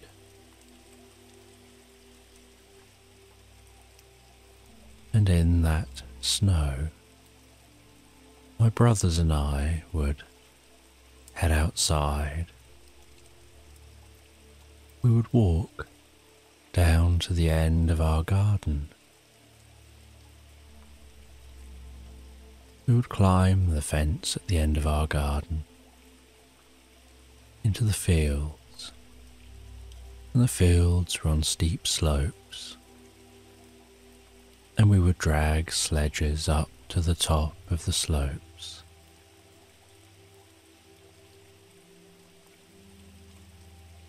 Crunching through that snow.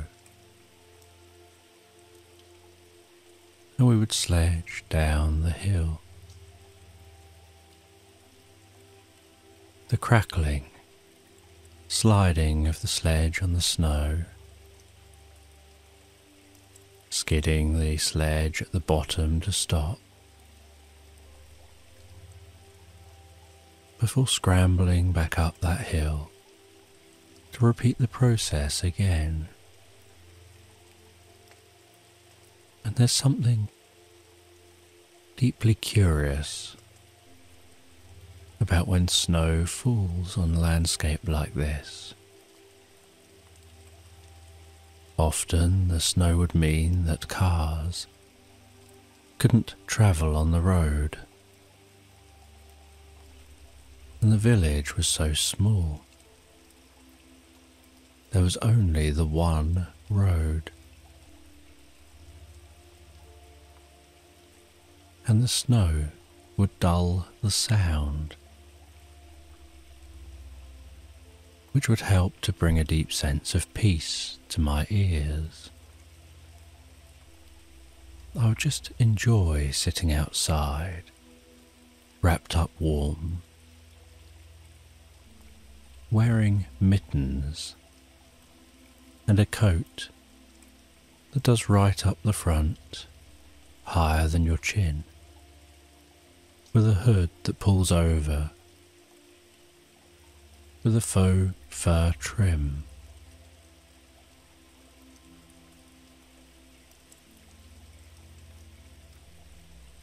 And just sit there peering through my faux fur portal. The sensation of breathing in the cold air and then breathing it back out warm. feeling so comfortable with the sounds around me, dulled by the covering of snow.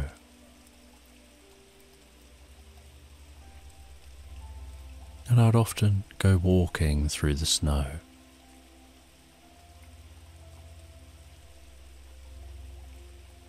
And while crunching through the snow, I would enjoy the way the light glistens and sparkles on the surface of the snow, where it's untouched,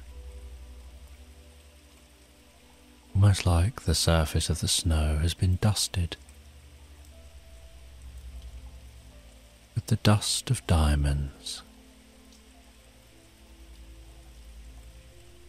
and the way the snow would be slightly harder on top, like the snow has gained a crust, and each footstep would break the crust on the top of the snow,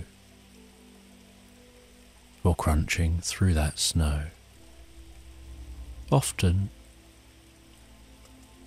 onto icy grass below. And then you'd have that sensation of the icy grass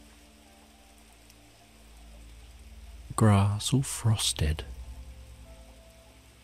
crackling underfoot.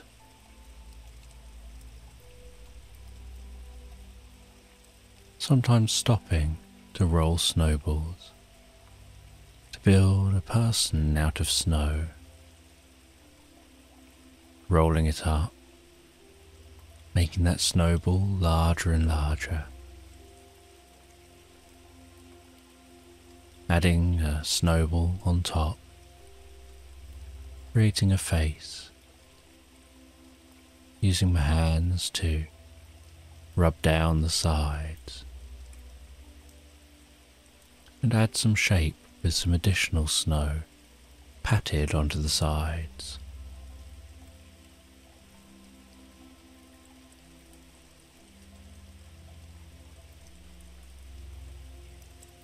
And walking through snowy woodland, and the silence within the woodland,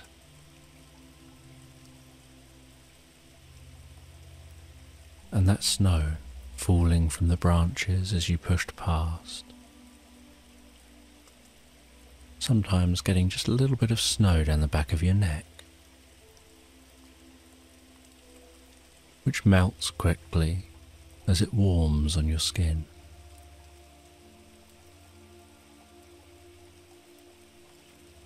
And sometimes growing up in this environment,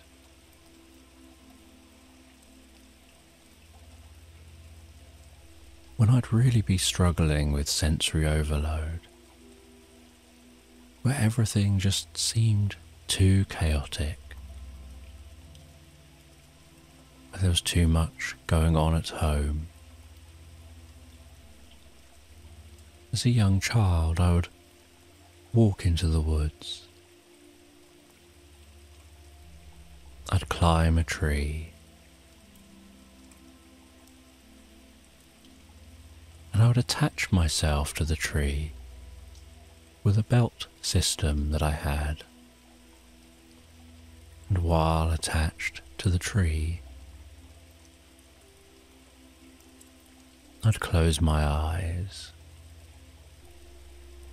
focus on my breathing, on calming my breathing,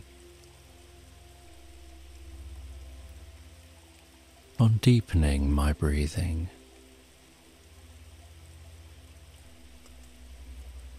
on relaxing my muscles, and helping myself to have a sense of inner peace.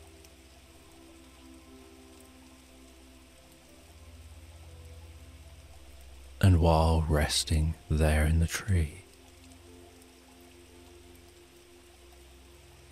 I'd listen to the sounds around me.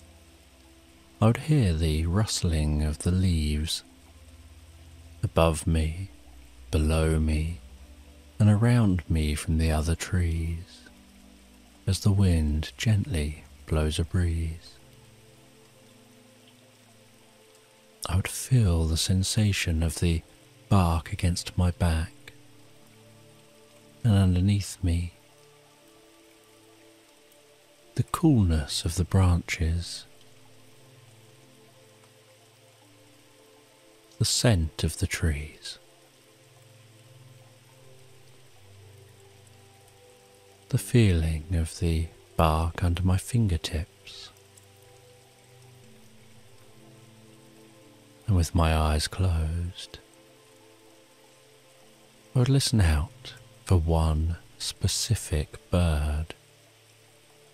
And often there'd be a few birds singing, but I would single one bird out. And I'd begin to focus on that bird.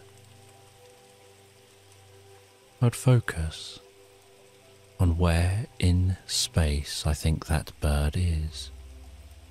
Whether the bird is in front of me, behind me, round the left side or the right side. Whether the bird is higher than me or lower than me. I'd have a sense of what that bird might look like singing where it is. Do I imagine it standing on a small branch, perhaps with some leaves around that branch? Maybe a branch that's bobbing up and down in the breeze. Does it seem like its singing is wavering ever so slightly to hint that it's on an undulating branch? Or is it singing steady, like it's on firmer footing? And I didn't know at the time, just as a young child trying to cope with some of the challenges of being autistic, that I was learning meditation. I had never at this point heard of meditation. So I didn't realize that this was meditation. To me, it was just me trying to cope, me finding a solution for calming myself down, managing anxiety. Not that I knew that word at the time. Managing sensory overload. Learning to focus my attention on one thing at a time.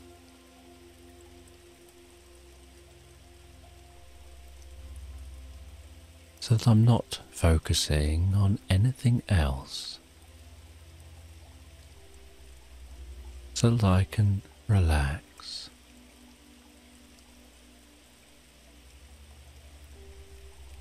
I would head down from the tree and I would walk in a mindful way through the woodland.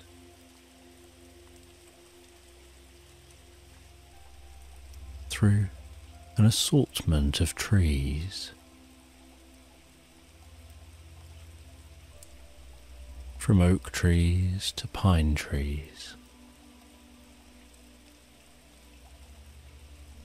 And I'd walk mindfully, paying attention to every step that I take, to the feeling of the ground underneath each step, the sound that each step makes as my foot strikes the ground, and altering my walking to calm each step, so that as much as possible I would almost glide through the woodland, teaching myself to move as quietly as possible, because I enjoyed seeing nature. I enjoyed, as I still do, seeing the unseen. And animals have a tendency to freeze or disappear when humans are near.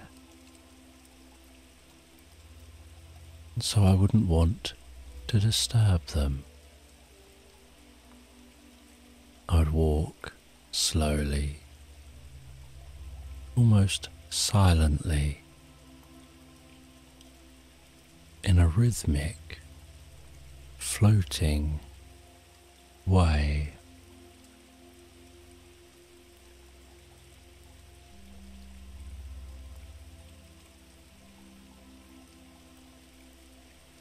And I'd breathe slow and calm and quiet. I'd have my body loose and limp and relaxed.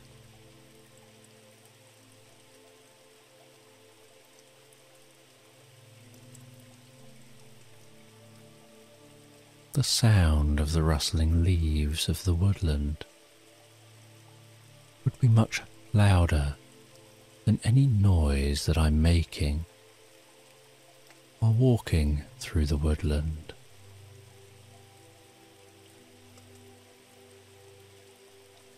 I was learning to manage my mind and body, and there were no lessons teaching this, no guidance from grown-ups.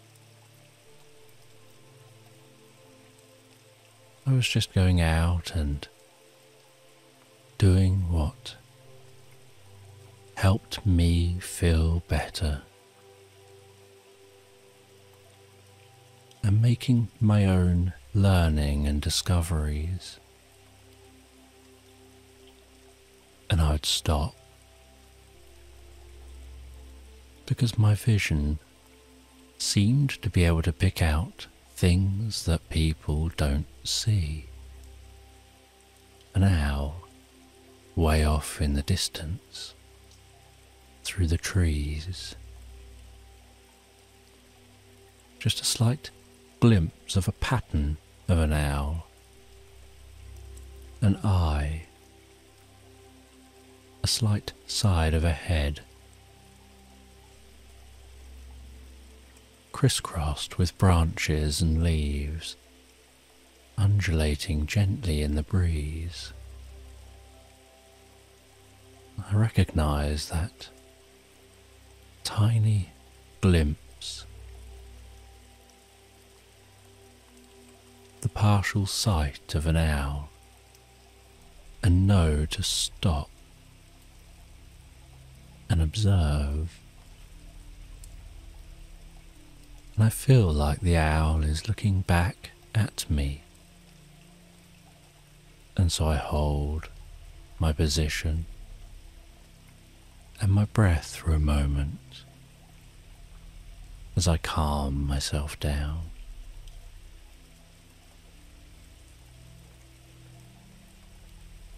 And notice how soft the owl's feathers look.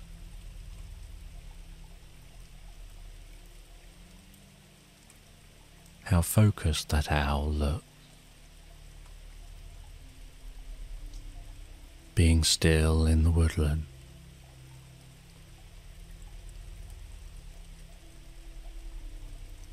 I notice a grazing deer. Just a young deer. Looks like it's quite newly born. And then hear the slight crackling. as other deer come into sight and see there's a family of deer grazing in the woodland.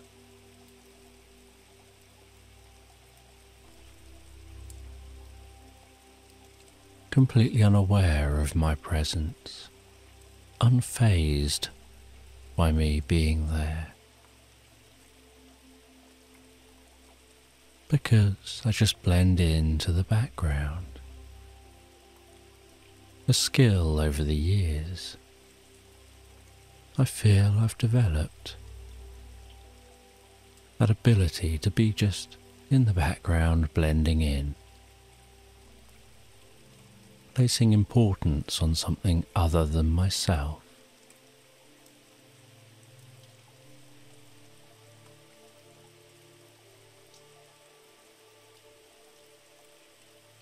Being in woodland would bring me such a deep sense of peace and calm, would help me to focus, help me to manage the world around me and the chaos within the world. And as I've grown up, I've held on to this learning and continued to develop this learning.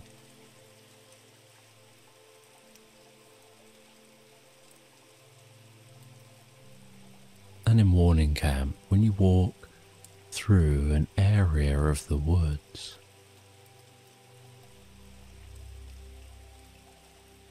you're surrounded by just trees.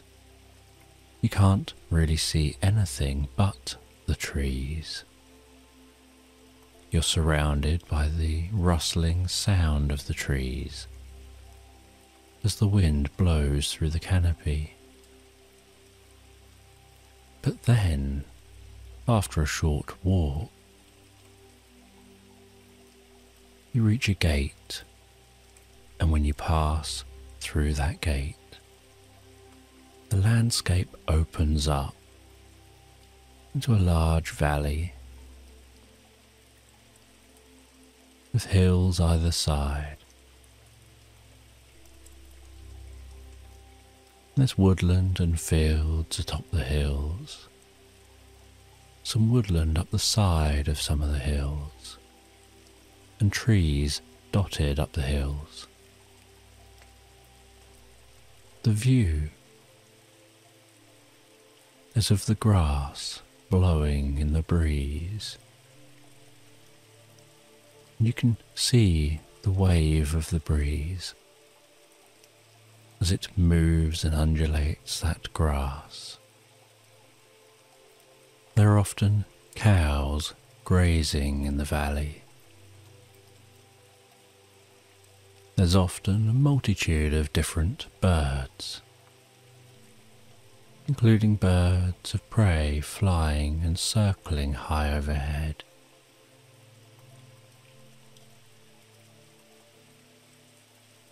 And at the right time of year, you can walk through this valley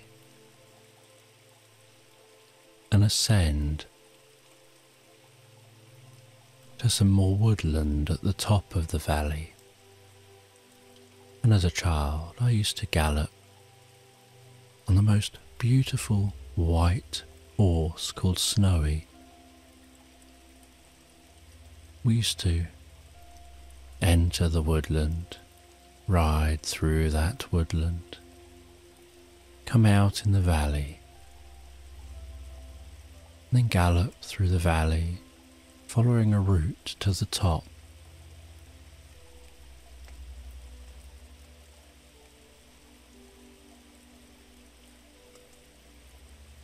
And my mum, who used to teach people how to ride horses, was always surprised at my innate natural ability to seem to get on with different animals, to understand them significantly better than I can understand people, and to be able to get on to horses bareback even those that she hadn't even broken in yet. They would come over to me. I'd perhaps be sat on a fence watching Mum breaking a horse in, and then it would come over to that fence. It would come alongside me. I would pet it. I would touch the side of its neck in a certain kind of way that helped me to feel a deep connection with the horse.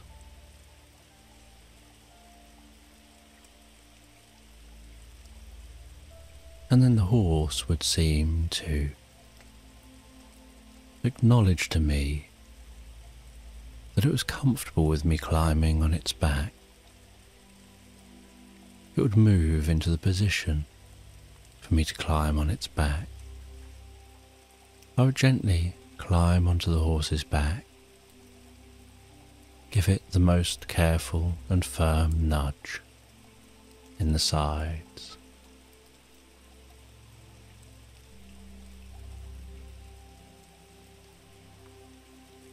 Using the pressure of one leg or another to indicate to it which direction to go.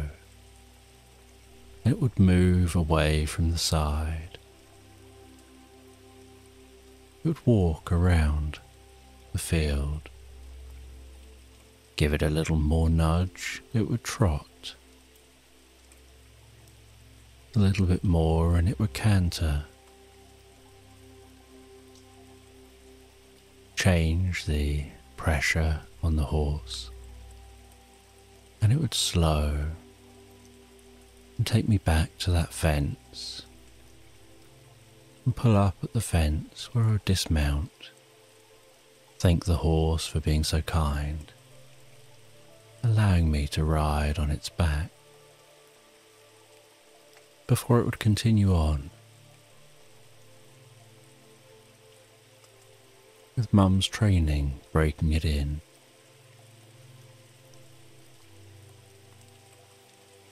And once getting to the top of the valley, at the right time of year, the woodland is some of the most incredible woodland. And you can smell this woodland before you arrive. The scent of bluebells that carpet this woodland. The striking colour of the bluebells against the brown trunks of the trees, in the shade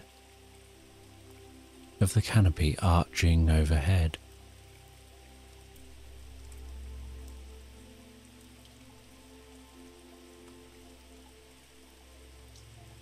And you'd walk into that woodland and see that blanket of bluey purple bluebells, so delicate, carpeting the floor of this area of the woodland.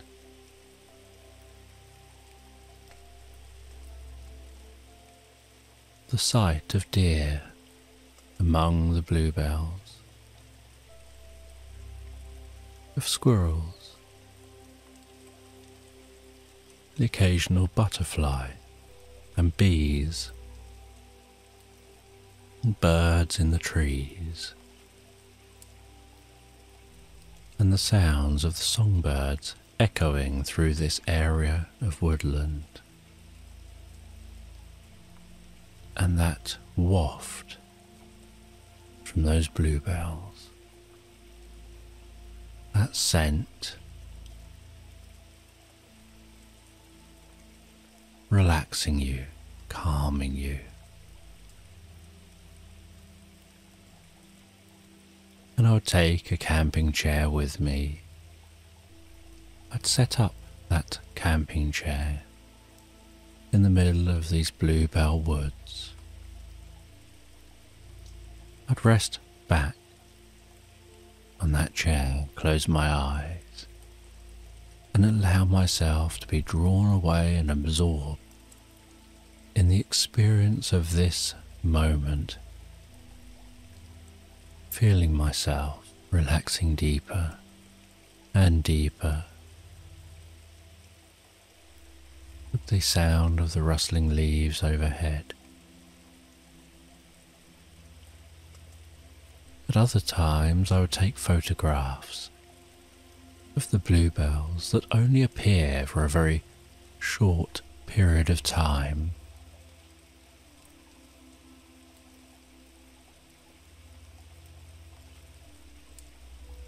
And it was important to me then, as it is now, to take these moments to be out in nature, to help me relax, to help me continue to learn how to manage sensory overwhelm, to learn how to manage emotional overwhelm, whether it's anger or anxiety, whether it's panic or some other emotion, or I just need to be able to calm myself.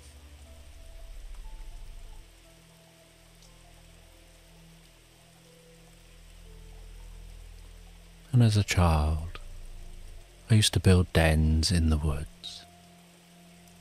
There was a storm in the 1980s, and many trees in the woodland fell down.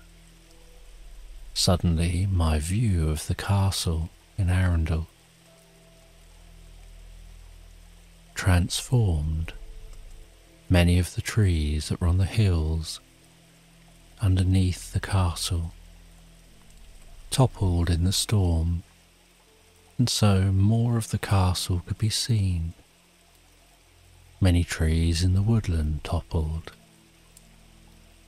but those toppled trees are great for children. Large holes were left where the tree once stood. And so, as a young child, I would gather up branches, and I would place the branches from the uprooted base of the tree diagonally down to the far side of the crater left by the fallen tree.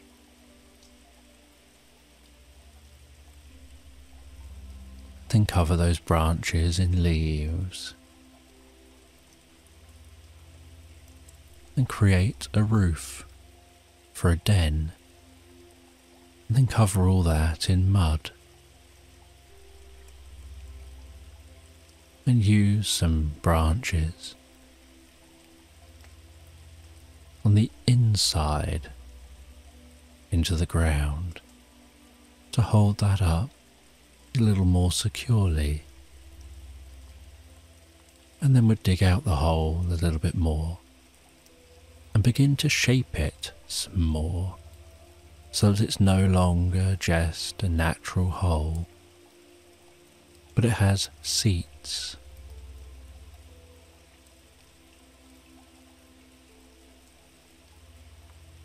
And it becomes a den to hide in, somewhere the sound is muted, somewhere the light is dimmed. A location out of any breeze, a place to go whenever it rains,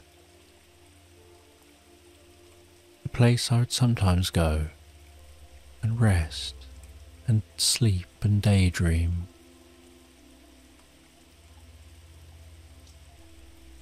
Other times, being in a woodland full of trees,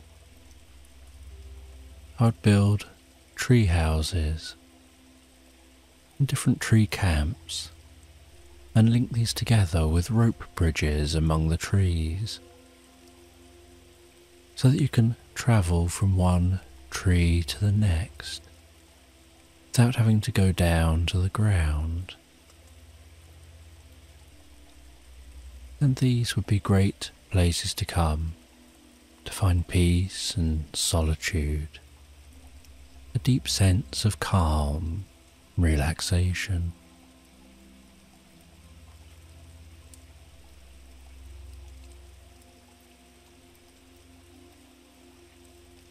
And this love for nature, the power nature has over me, the wonder I find with nature and the natural world and animals, continues on into my adulthood. It continues on into the kinds of stories that I tell, and the way that I use nature in my stories to educate, to teach about overcoming anxiety, learning to focus attention, reducing discomfort, and many other therapeutic benefits.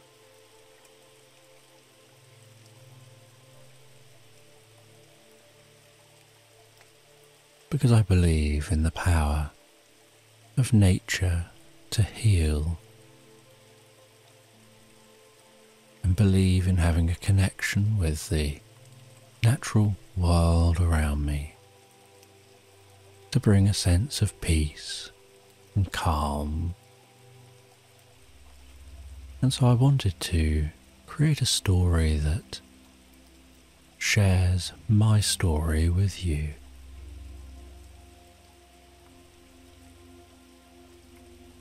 That will help you to deeper understand why my stories are the way they are.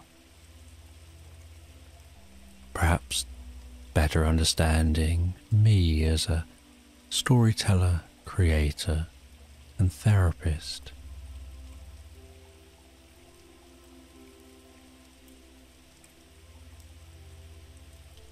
And I remember times when I used to set up tents in the woods, and I would camp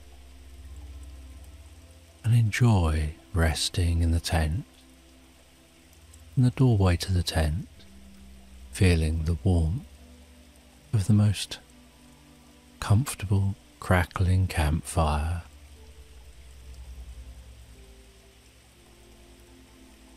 Smelling some jacket potatoes which have been cooked with the campfire and other food, enjoying that food, and the campfire burning down to embers,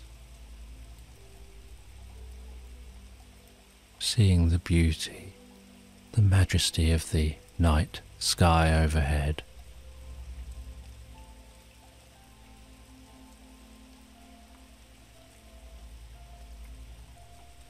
and then settling down into the tent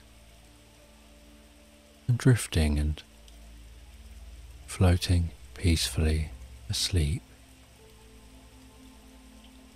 into slumberland. And as you relax, you find that you're sitting in a park and you're playing chess against a stranger. And while you're sat there playing chess against the stranger, so you can hear the sounds of birds in this park. You can hear the sounds of people walking around, holding conversations, children playing. You're aware of the sounds of dogs occasionally barking in the distance as owners throw balls for them.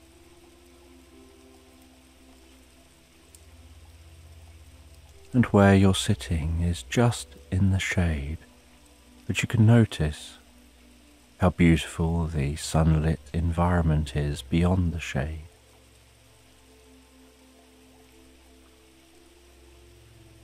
And then it's your turn, and so you study the chessboard with a deep sense of meaning before deciding which piece to move, and the feel of picking up that piece, the weight of that chess piece, the texture of that chess piece between your fingertips, the way it moves, and the way the weight distributes as you maneuver that from one point on the board to another. And then the sound of placing that down on the relevant square before sitting back and looking over at the opponent, who gives an approving reaction to the move that you took before thinking about the move they're going to take. And as this game of chess with this stranger continues, you feel that this just helps absorb you in the moment, absorbing you in enjoying the peace of relaxing in a park, of not thinking about the past or the future, but just being present in the here and now.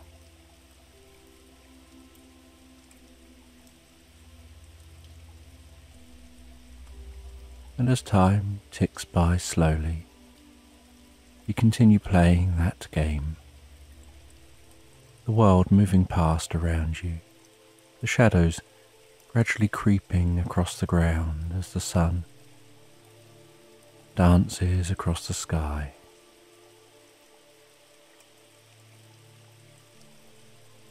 Until eventually you reach the end of that game of chess. You shake the hand of the stranger you've been playing. You say your goodbyes, and you begin your journey home. And as you walk through this park, on your way home,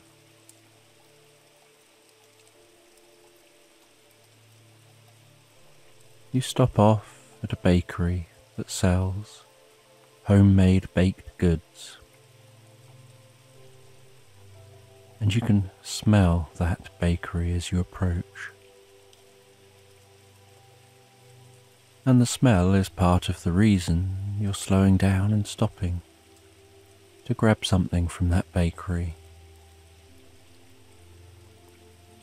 You open the door as it trings on a bell, feeling the weight of that door as it swings open and as you close it behind you.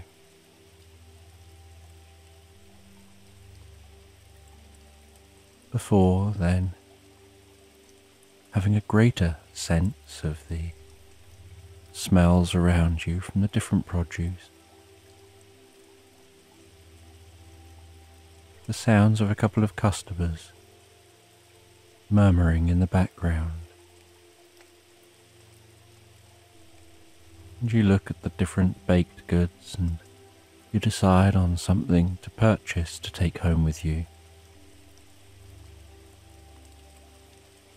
And you make that purchase, and the server serves you with a smile and greets you, and then offers you best wishes as you leave. And you leave that bakery and continue your journey, continuing to walk on the way home. And as you continue walking home, you think about which route to take. And in your mind's eye, you kind of imagine it like a vast web of different routes of different possibilities, each one arriving at the destination, but each one potentially shaping your future in a very different way.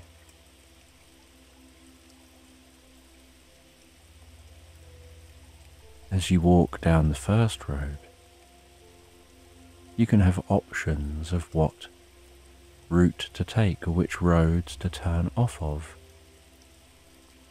But if you take a different first road, you'll be presented with different second roads to turn down. And the same if you take a different first road again and again.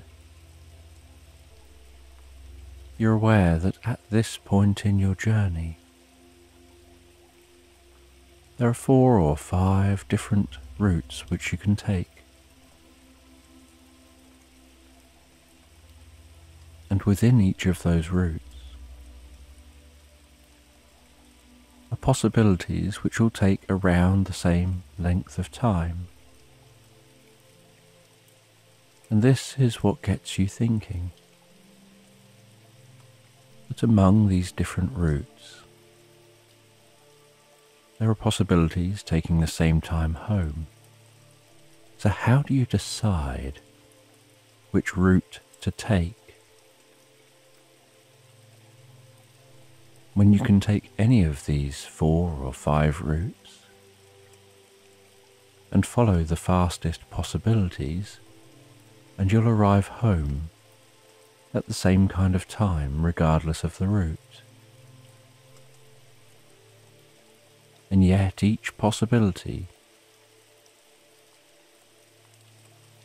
opens up new ways of experiencing the future. You don't know how the future is different depending on the route you take.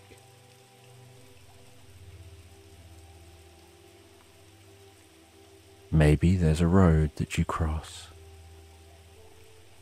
that with one route you would cross it 2 minutes earlier than with another route, maybe 2 minutes later than another route, maybe 1 minute different than another route. And so how do you decide which route to take? And each of those different routes, you'd cross that specific road at a subtly different time. What if 1 minute you go to cross the road and you bump into a friend you haven't seen for years, and you arrange to perhaps catch up and have a coffee?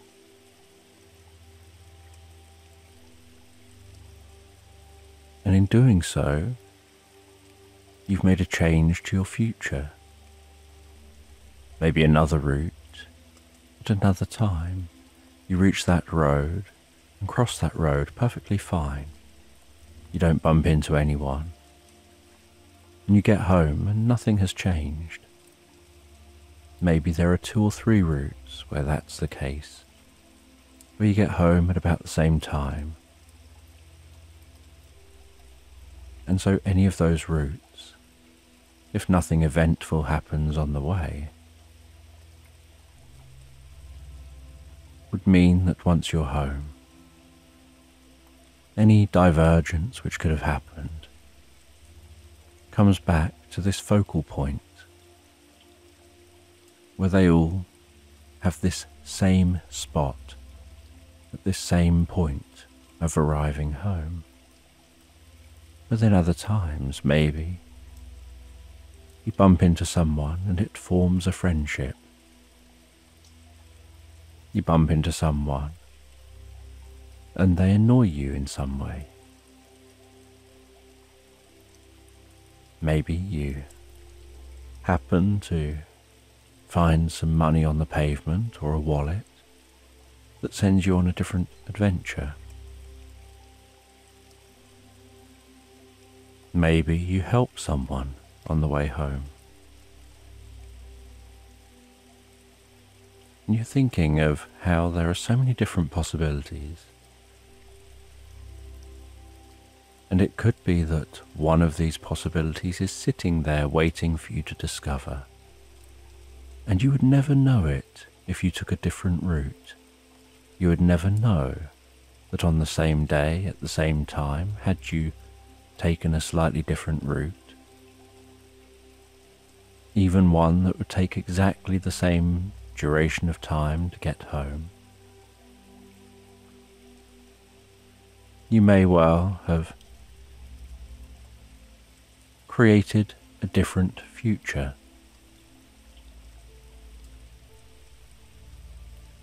And you find this fascinating, and you think about how you normally don't really pay any attention to the route that you take home. You're aware of these different routes, you're aware of which ones take about the same duration of time to get home. You're aware that sometimes you like to vary the route. For example, maybe sometimes you take a route that takes you down a tree-lined street that at a certain time of year is just the most beautiful sight to behold. Maybe at other times of the year you like to take a route that takes you down a street of houses with nice front gardens, with the most beautiful flowers, and the different scents that you can smell as you walk down that street. Maybe another time of year you take a route because there are some homes on a street which really go all out with Halloween decorations or Christmas decorations, and you quite like to see those. Maybe sometimes you take a different route because you know that at a certain time there's going to be works down a street, or a street's going to be busy.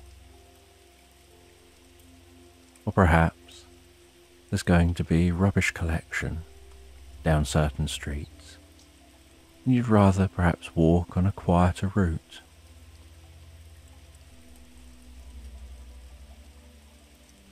And so you know that almost instinctively at certain times you'll take some of these different routes, but generally you don't really give it that much thought. You just instinctively follow the same route home, even though you know it's no quicker or slower than some of the alternatives. And you find this very curious, that by living life from a place of habit, living life from a place of automaticity,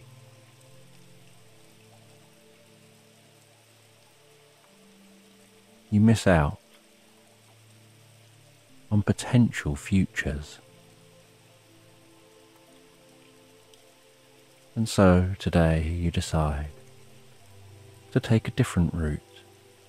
Start off down the same usual first street and the same usual second street. But down that second street you decide to walk past the turning you would ordinarily take and take a different turning.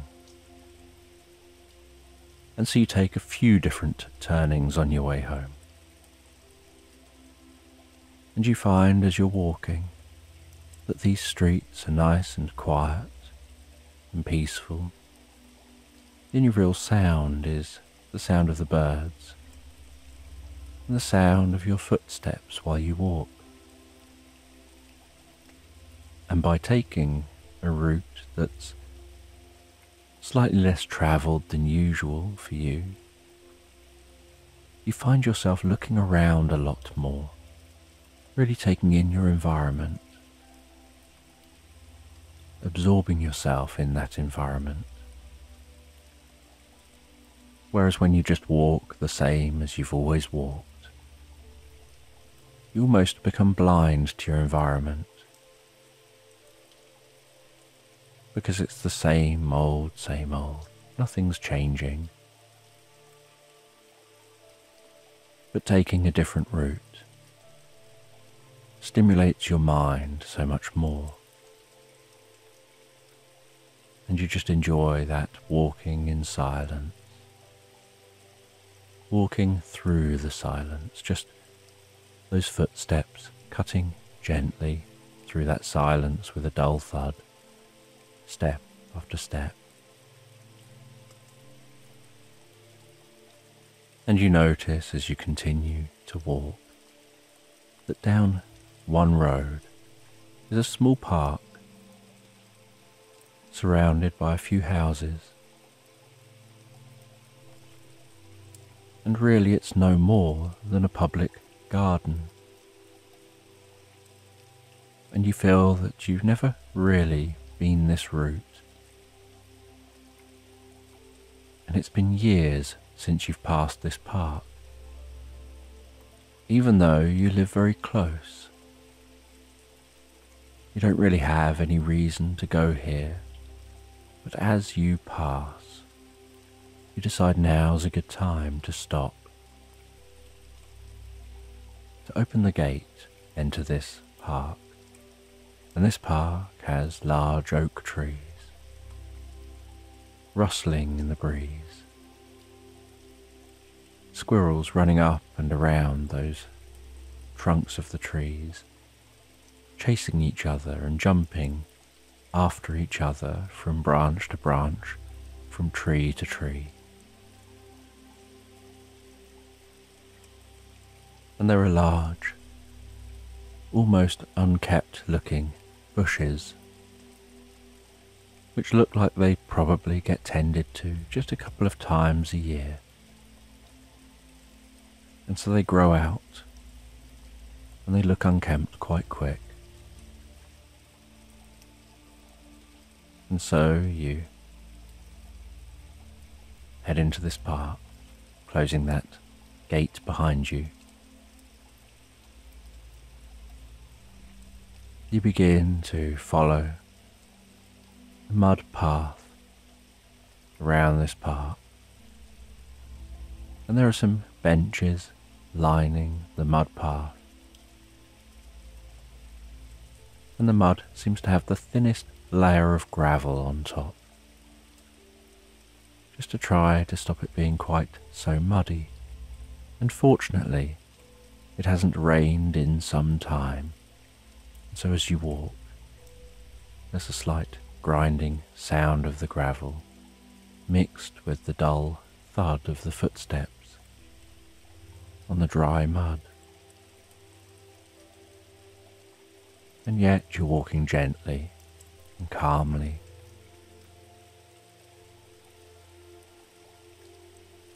And you head to a bench, which is near an oak tree. You settle down on that bench and rest back on the bench just to take some time to watch the world go by in this park.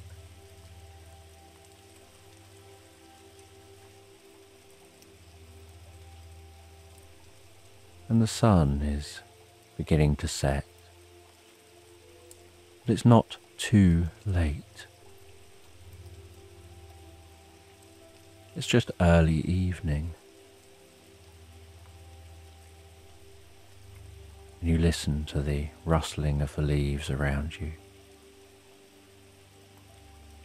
You hear some birds in the bushes singing songs to each other, seeing the occasional bird flit into the bush, hearing a slight rustling as it moves around in the bush, and then flit out of the bush.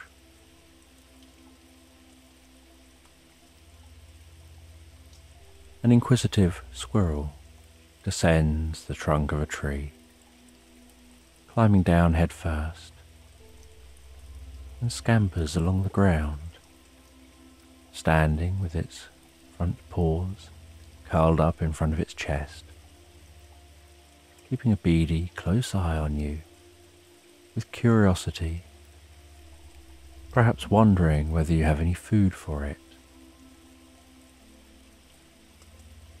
And as you gaze over towards that squirrel, so it stops momentarily and looks around as if to look away.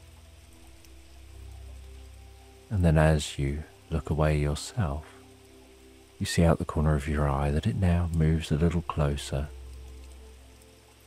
and it gradually gains confidence that you're not any kind of a threat to it. It comes up quite close to you, just a short few steps away from the side of your leg. And you look back at it, its tail flicking and twitching behind it. It tilts its head and it looks at you in a kind of jerky way, before scampering off again, bounding almost like jumps of waves back towards the tree, and then ascending that tree again.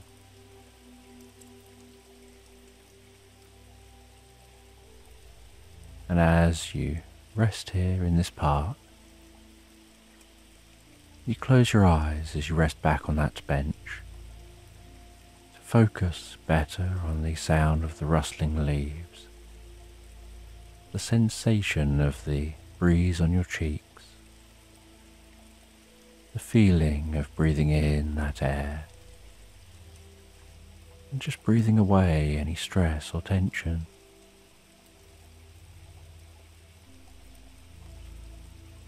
And after a while, you begin to notice that it's starting to get a little chillier, and that you should be continuing your journey home. And so you stand up from the bench, you head back out of this park, and you continue walking along the road, walking home.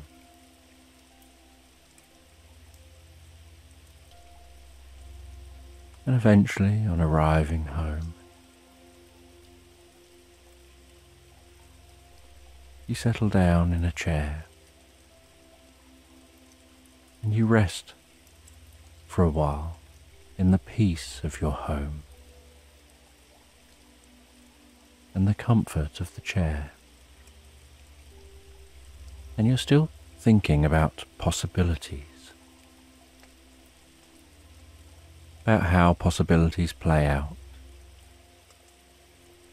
curious about what changes may occur, what life you're currently on, based on the decisions you'd made to take those different roads, to sit in that park, to observe the squirrel, to take this route home instead. Even though you're currently home, and on the surface it feels like many of the different routes that you could have taken would have led to this moment of you sitting at home. The thoughts you're having are entirely based on the experience you've had, and you don't know how those thoughts you're having may shape the future.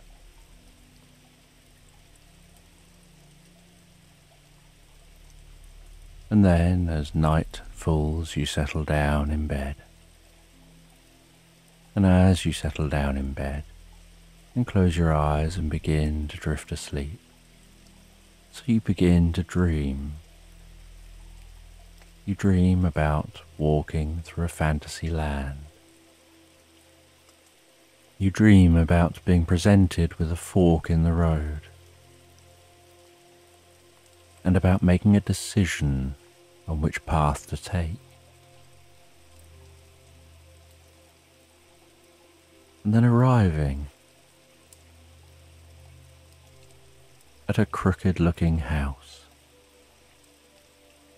knocking on the door, being invited in by a green fairy. And inside this crooked house is a crooked bookshelf.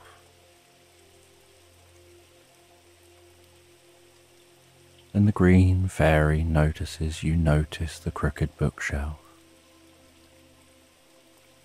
and gestures for you to go over to the bookshelf and take a look.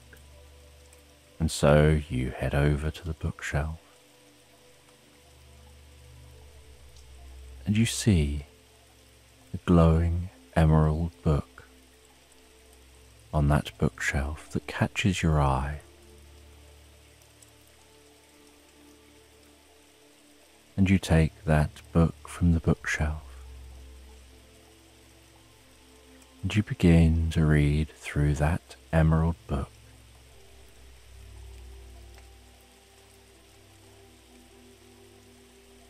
And it talks about a cat that lives in a barn. And this cat that lives in a barn goes out exploring its land every day.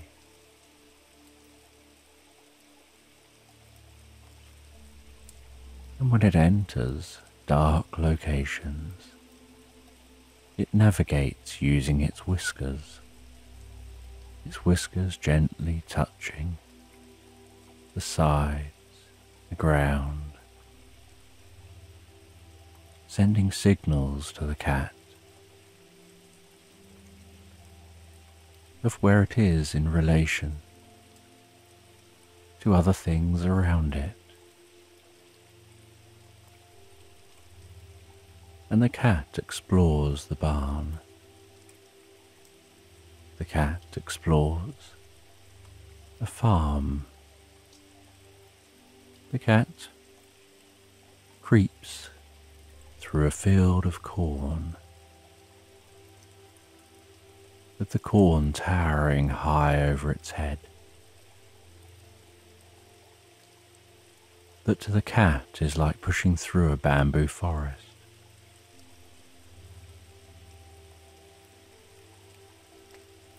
It has to navigate using touch and sound and the different smells around.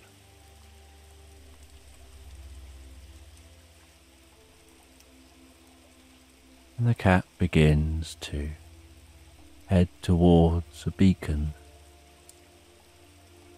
a pulsing sound in the distance.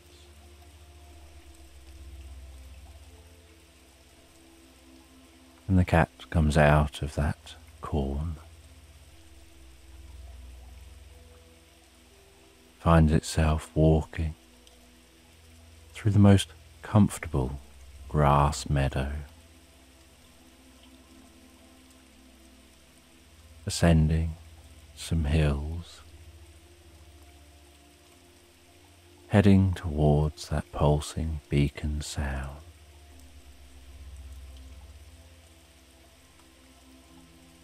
Heading into and through a vineyard and continuing to walk, now so far away from that farm and from that barn.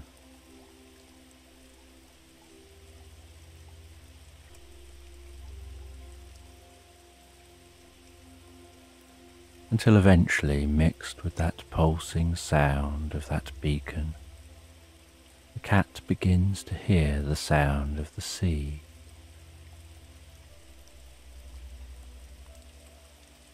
Of the waves of the ocean crashing against the base of a cliff.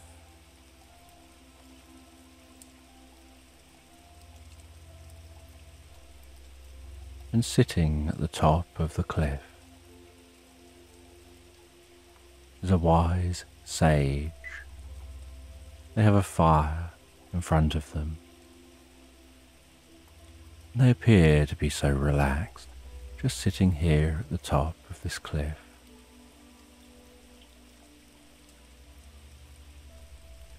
And the cat approaches them.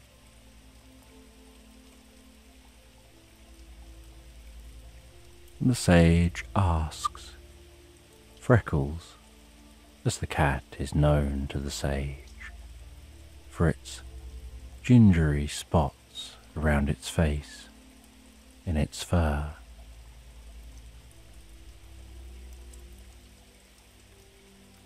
"What brings you here, so far from the barn?" And Freckles looks in the direction of the sound of the beacon. And the wise sage picks up on the body language of Freckles and understands. "Ah, you're here, in search of that sound, curious what it is and where it's come from. Well, you'll never make it to the sound because it's actually coming from out over the ocean." And Freckles understands what this wise sage is saying. And they look out from the top of the cliff over the ocean, curious where over there the sound is coming from. And the wise sage says to Freckles that they can help them to find out where that sound is coming from. And then they tilt their head up towards the sky. And they let out a loud squawk that sounds like an eagle. And moments later, an eagle flies down and lands on a log near to the sage.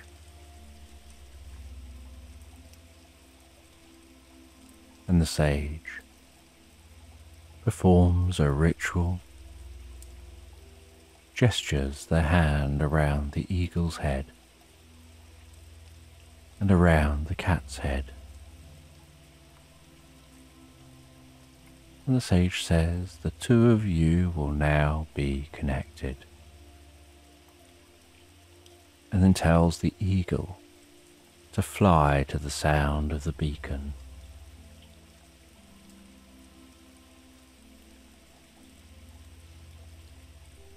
And with that, the eagle launches into the air, flaps its powerful wings, and soars off the cliff, spreading those wings, dropping for a bit, before being caught in the air and rising, ascending higher and higher, spiraling around, and then heads in the direction of that sound. And while the eagle's doing this, Freckles is taken aback a little, and they realize that what they can see with their eyes is what the eagle is seeing, as if seeing in a virtual reality headset. And the sage says, just sit calm, be motionless, and let your eyes observe.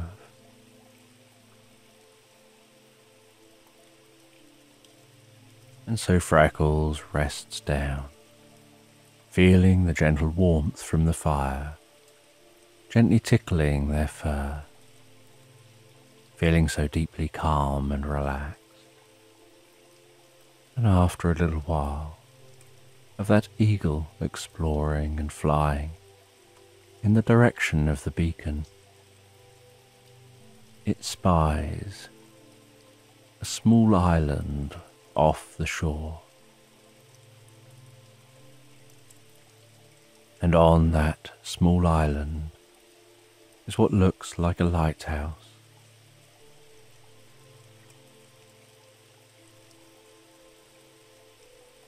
Except this lighthouse doesn't have a light on, but it still looks like a lighthouse. It's a tall-looking tower, very sturdily built.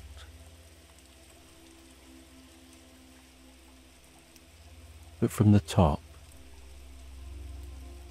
is a tiny red light flashing gently, and a strong sound of that beacon, that low frequency pulse.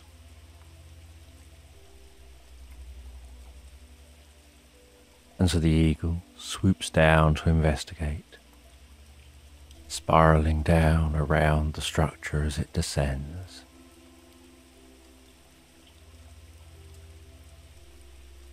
And near the base, you can see some people stood outside of that building.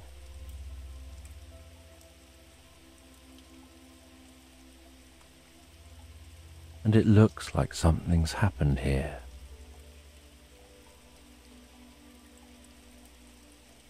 And the people don't seem too concerned, they just stood around.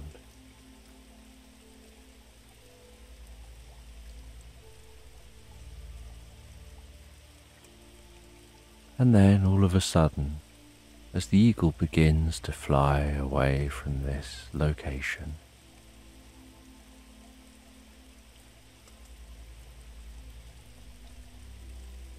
there's a pulse of electric blue light that expands out from within the structure, spreads across the ocean, spreads past the eagle, reaching the shore, pulsing across the land.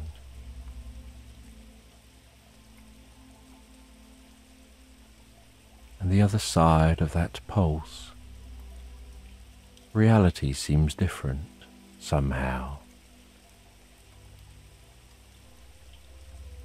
And the eagle flies back to that wise sage. The sage ends the connection between the eagle and the cat, and is now stood up, curious what's just happened and aware something is very different here in the land.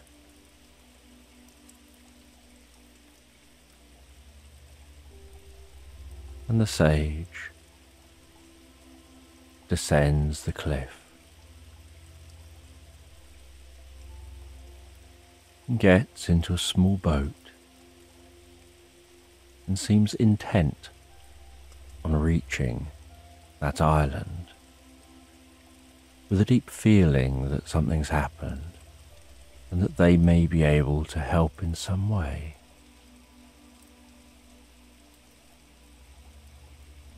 And they row on that small boat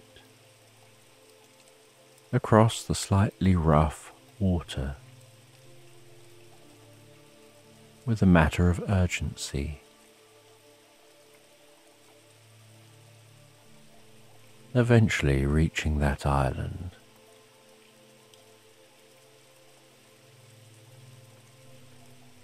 Realizing this island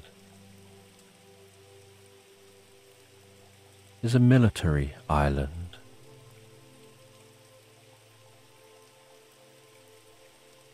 Mooring their boat up,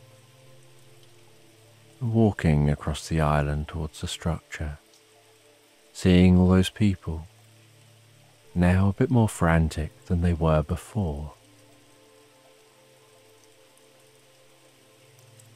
And from time to time, noticing just glimmers or flashes, as if there's a different reality, like a fracture between the two. And they ask one of the people, what happened here? And the person's surprised, saying, you shouldn't be on this island. Where have you come from? And they say that that's not important right now. They can ask questions later. What's important is fixing whatever's happened. And the person says that this location is actually a vast dish, the tip of what looks like a lighthouse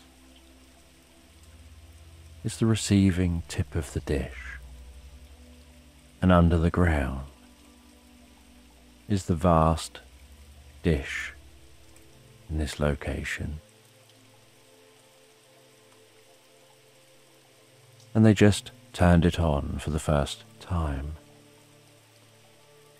and it let out a pulse of energy, and it's energy at a frequency that can pass through matter. And it focuses with the tip as energy beams back. And unexpected to them, rather than measuring some properties of the universe, it seemed to disrupt the fabric of the universe in this location. And it turns out that there are multiple universes overlaid on top of each other. Just a thin fabric slice of universe apart. And so now they need to stop the dish and repair the damage. And that's what they're trying to work on. And they manage to stop the dish and turn off its power, and yet there are still these cracks in the universe, these glimmers of an alternative universe, seeping into and out of existence. And so the sage ascends to the peak of this structure,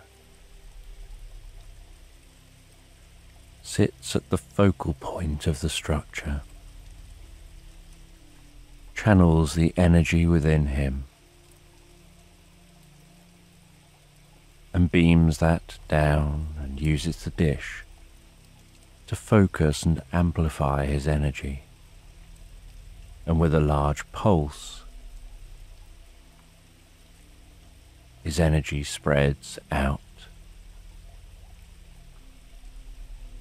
almost glossing over and cementing and repairing the rip in space and time.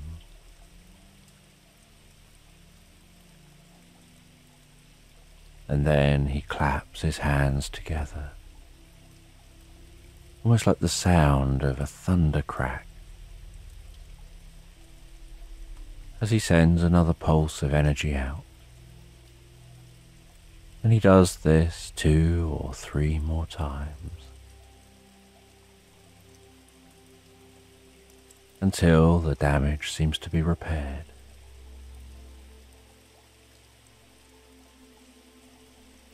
And the people working here want to know who he is, and they try to stop him as he navigates through them with the intention of just leaving the island. And because they're persistent trying to stop him leaving, he turns and casts a spell on them, momentarily creating confusion within them and a selective amnesia, where they'll selectively erase memory of him from their minds, and in its place, through conversations trying to understand what went on here, as a group they'll form a new memory, like a group memory, and this false memory will fill in the gaps of what they think really happened here. And so, with them experiencing that confusion, he finds his way back to the boat and rows away from the shore, back across the water, back to the mainland, where he ascends that cliff again. The cat is still waiting, the eagle long gone. And he sits down as if nothing at all had happened, and continues to relax by the fire. As the cat, now not hearing that beacon, returns back the way it came, back to its farm, back to its barn. As you find yourself drifting, thinking about webs of reality, the choices we make and the paths we follow, and the alternative paths that are closed to us once we've made a decision, and the opportunities to follow different paths.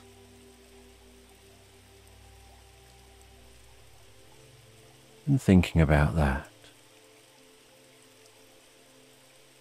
you drift from the experience into a deeper, more profound sleep, a deep and recuperative sleep, drifting, floating so deeply and peacefully into slumberland. And as you relax into this story, you can have a sense of travelling on a train, and it's an elaborate train. You're in the most beautiful carriage, and in this carriage you can hear the clickety-clack of the train on the track.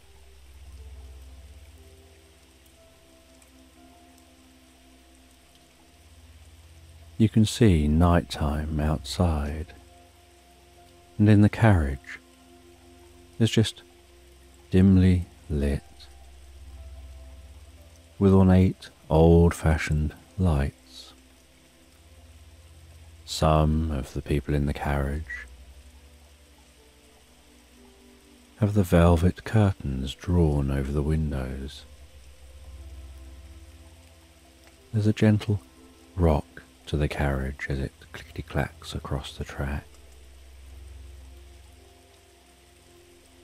Not travelling too quick, not travelling too slow.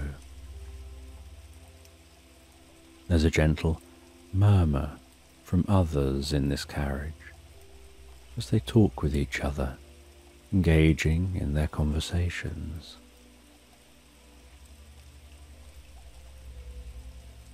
And outside, nighttime has set in, and so as you travel on this ornate, beautiful train, a train very reminiscent of the Orient Express, or another similarly elaborate train, you can see the beauty of the moon down near the horizon, hanging so large, seeming to hover almost stationary on the horizon.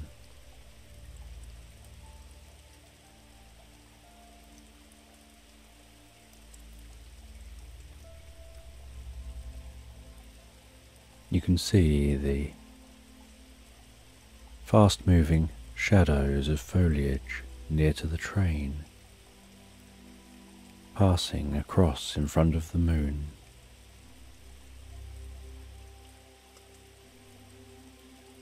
And really having a sense of the difference between the fast-moving foreground and the slow-moving distance of the moon.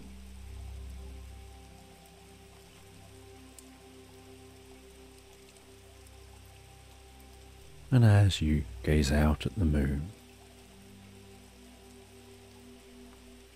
its light shining so bright, making it difficult to see many stars, just a couple of pinpricks in the sky. And as you watch that moon, you're aware of some wispy clouds, likely high up clouds. And as some of those clouds drift across the face of the moon, so you notice the ring of faint colour and light surrounding that moon.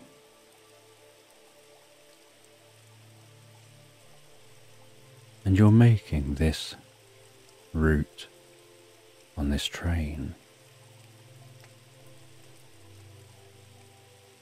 to head to a magical location in a very snowy location.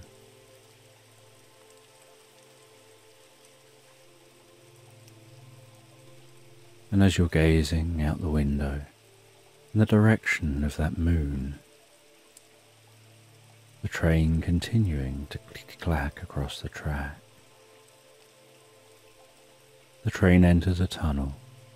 Suddenly, outside of the train is just darkness and a slight whooshing sound and an echoing sound of the train in the tunnel. Occasionally the train sounding its horn, as if perhaps passing certain markers in this tunnel.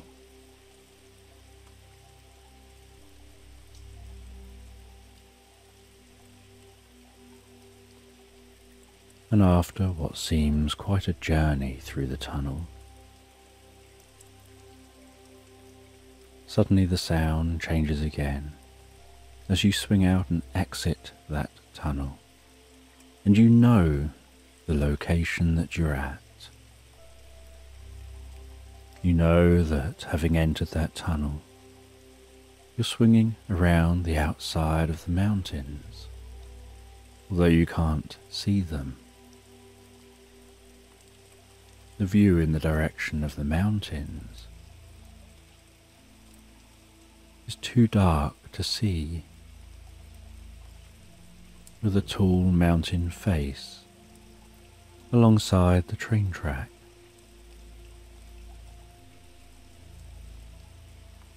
And then as you continue the journey, a member of train crew calls everyone through to say that food will be served soon in the dining car.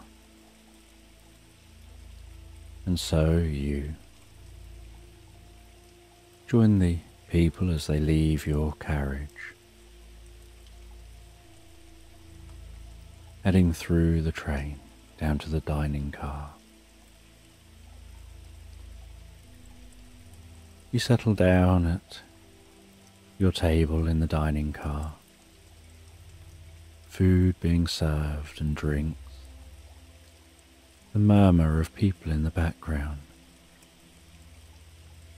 the clinking of china and cutlery on plates, the gentle occasional laughter from pockets of people.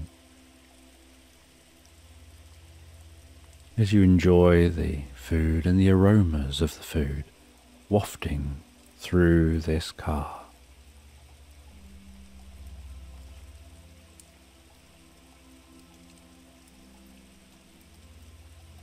as this journey continues.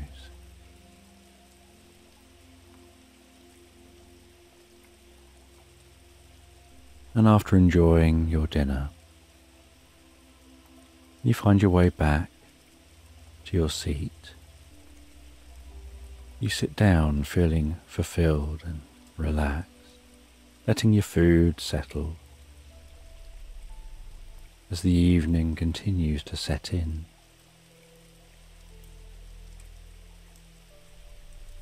And others find their way back to the carriage. And the murmur of people is quieter now, as people are allowing their food to go down, and some people have gone to settle down for the night already.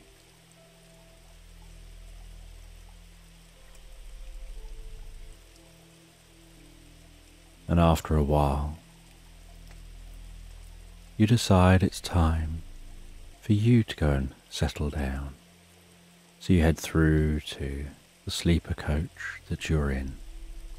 You find your room, having to walk down a small corridor with the windows on one side, still seeing that moon gradually now moving lower beyond the horizon,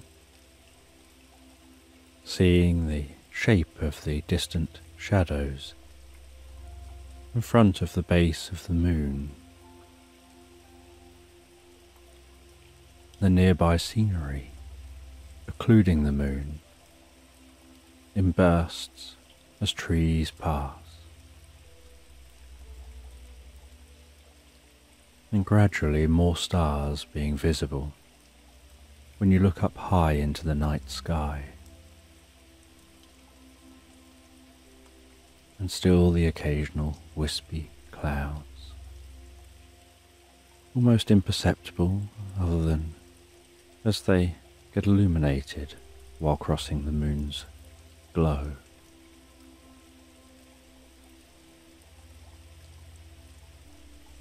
And finding your room, you open the door and head in to your room, closing that door behind you, and it's a small little cabin with a narrow bed. You close the curtains in the room. You prepare yourself for bed and settle down in the bed.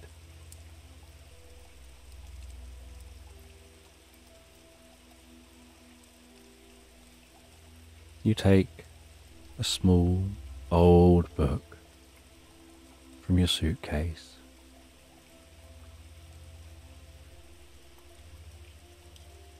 You have a reading light turned on above the bed and turn the main room light off.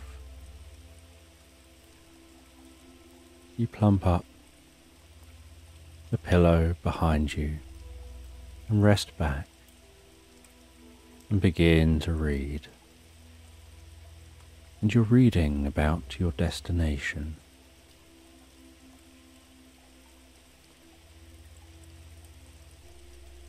It won't be the destination of the train, but it's where you're heading.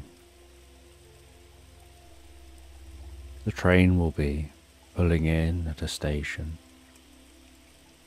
that you'll disembark at. You'll go to a hotel. You'll check into the hotel. You'll rest for the night in the hotel so that you're fresh for the next day. And then you'll be making your journey to the destination. The destination itself is deep in the snowy forests, in the shadow of the mountains, in an area untrodden by humans for hundreds of years.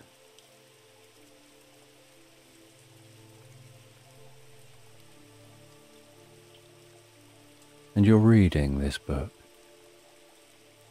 about that location, And this book is a diary of an explorer from the 1700s who had travelled to this destination and written the diary about what they found there. And as far as you're aware, this was the only copy of this book ever to exist.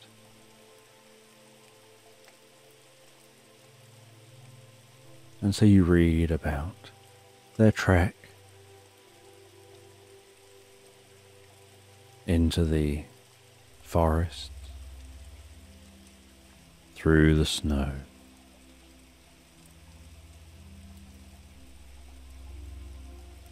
how they navigated the terrain and their route to find what they were looking for. And the evidence for this location that they used has been lost to time.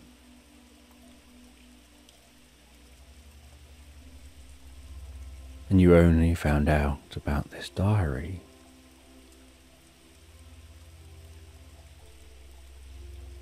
through a couple of news clippings that you discovered that alluded to this journey that this person had been on. And in one of the news clippings, the person spoke of keeping their diary and writing down their experiences. And it was only a single sentence in a news clipping, but it was enough for you to begin to search to find this diary, and to now be here following in their footsteps, hoping to find what it was that they found.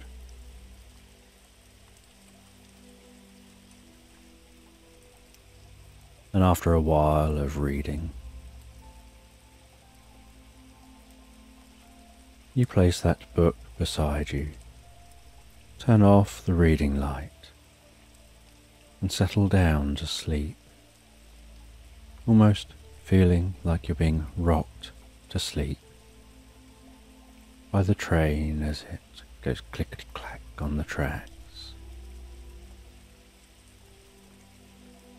The gentle, rhythmic sounds of the train on the tracks, lulling you deeper and deeper into the most peaceful sleep.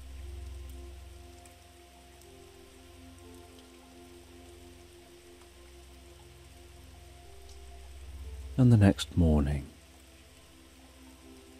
you awaken to the glow of the light leaning on the curtains to the cabin, the continual background sound of the train on the tracks,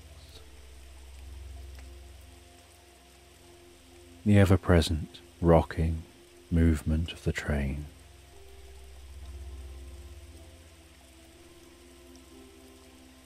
You get up from bed, dress yourself, feel so refreshed and revitalized, more refreshed and revitalized than you expected for sleeping in such a cramped bed.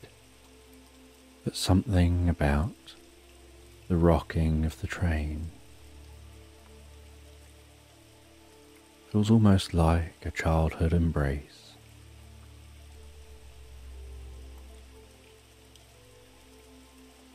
Feels somehow almost nurturing and relaxing.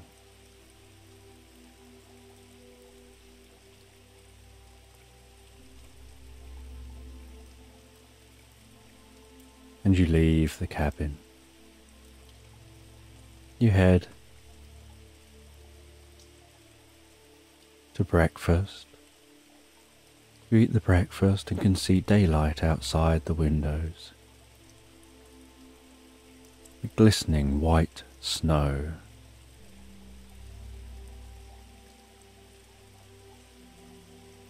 The snow-covered trees.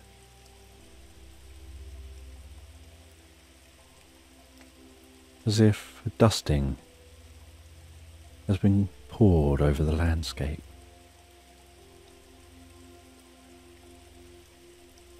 And interspersed into that dusting of snow are millions of tiny diamonds, reflecting the sun's light.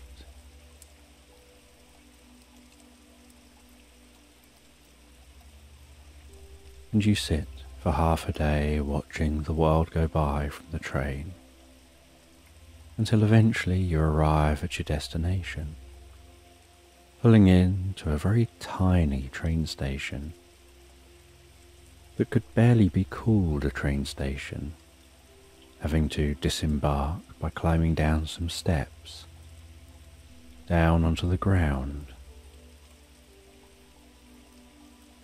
with no real platform, and what looks like almost just a shed as a train station.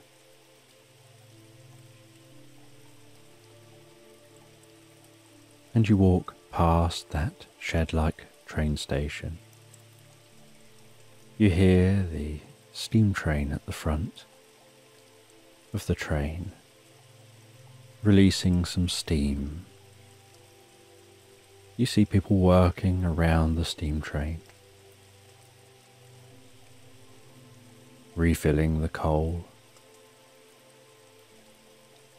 refilling water, and different people disembarking from different carriages with their suitcases, some families, some individuals, looking around as they disembark, taking in this most beautiful landscape, feeling that cool freshness against your cheeks, seeing your breath each time you breathe out, creating a cloud before you.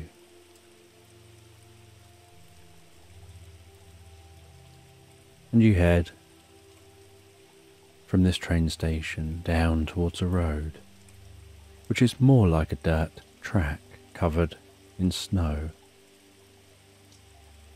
that has been partially worn by vehicles. And you walk along that track, the slight crunching of your feet on the snow on the track.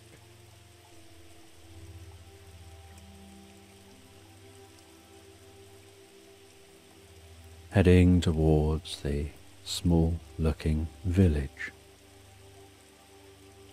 a little way down the road.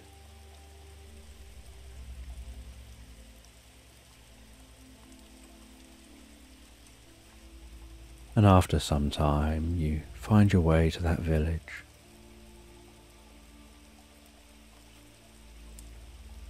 You wander through the village, seeing the small homes and businesses,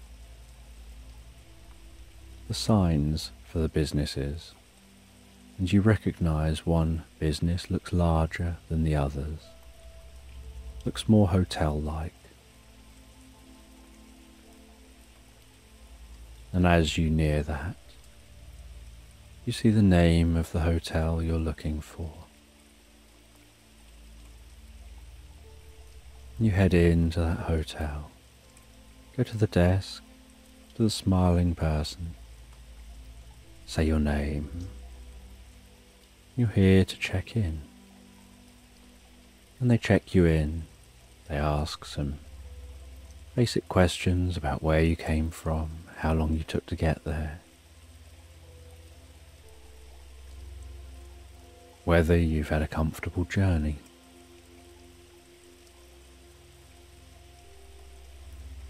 And you smile and respond.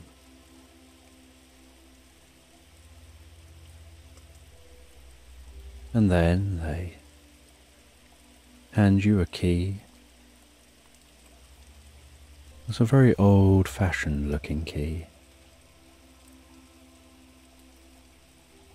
And you take that key and you follow the directions you were given, up some creaky stairs to a floor, along the creaky floorboards to a room.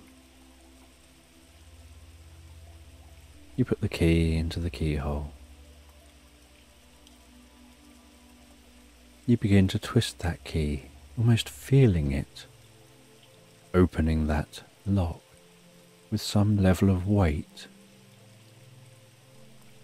As it clicks open, you walk into the room and smell the freshness of this room and see the view from the window.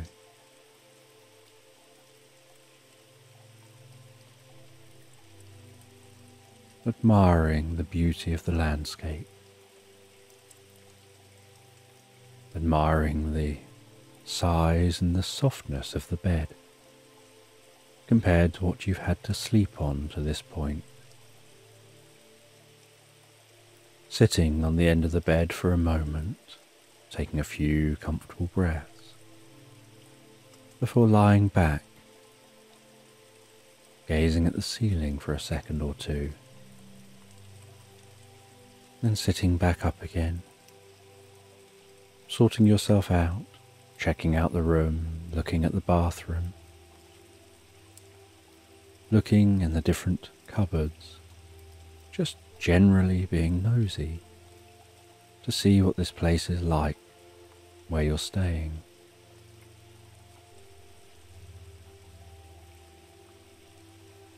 And you rest back on that bed for a little while.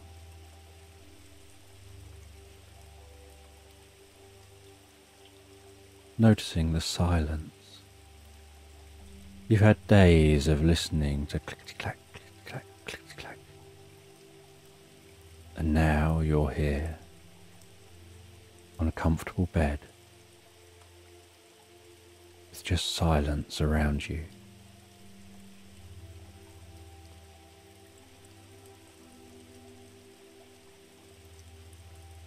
And you think to yourself, the silence almost sounds deafening, which is an unusual thought to have about silence.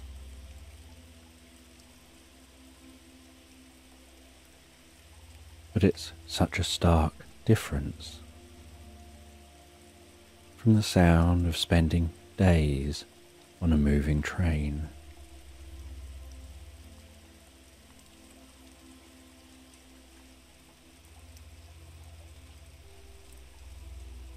And after a while, you head downstairs, you explore a bit more of the hotel, you head out and explore a bit more of this town, of this small village.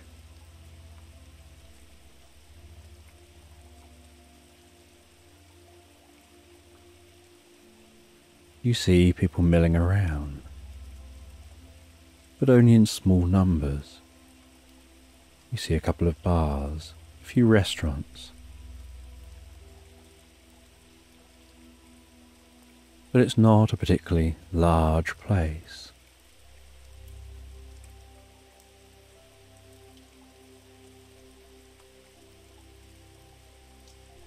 You find somewhere to eat, and as you're eating, there's some live music playing here, and a girl dancing on a dance floor area in front of that live band,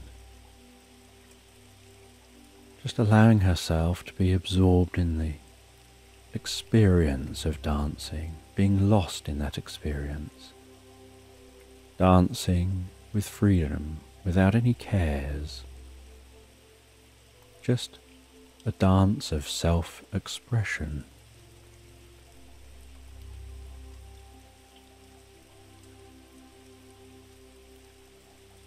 And then after you've eaten, enjoyed listening for a while to that live music, you head back to the hotel, back up to the room where you head to bed and settle down for the night, with the plan that tomorrow you'll gather your stuff together, ready for your hike into the nearby forest, following the footsteps laid out in the diary.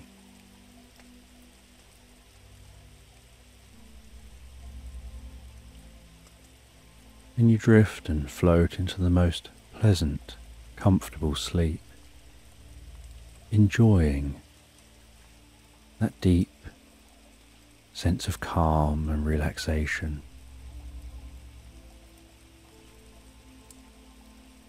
And the most pleasant dreams. The next morning, awakening, heading down for breakfast, before heading back up to your room, preparing for your hike, making sure you've got everything you could possibly need. And then while it's still early, you set off in the direction of the dense forest, setting off in the direction of the mountains. And you walk into that forest, having to push through the thick snow to get into the forest, but the snow thins as you head into that dense forest, as the snow rests on the top of the canopies of the trees, with very little of that snow finding its way to the forest floor, just some patches of more dense snow, where it's fallen through branches, perhaps overweighed some branches, or where there are some clearings within the forest. And the forest is deeply peaceful. The snowy and wooded landscape seeming to almost dull sound that passes through here. And you can feel the sensation of the bark under your fingertips as you push past trees. You can smell the pine smell in the forest and feel the cool chill on your cheeks and hear the sound of each footstep that you take.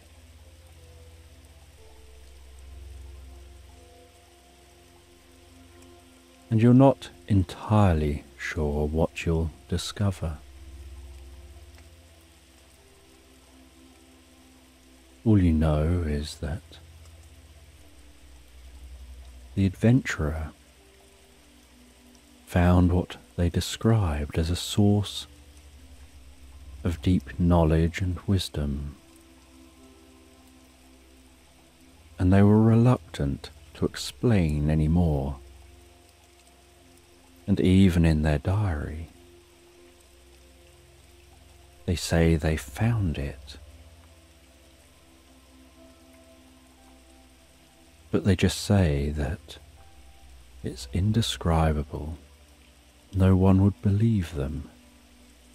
And so, in case anyone found the diary, they didn't want to record what they'd found. Just that they had found it. And so you continue, following that diary, following the route that was taken. Curious within yourself about what it is that you'll discover when you get there. And after quite some time of walking, where you're significantly warmer than the environment would have you believe you should be, you decide it's time to rest.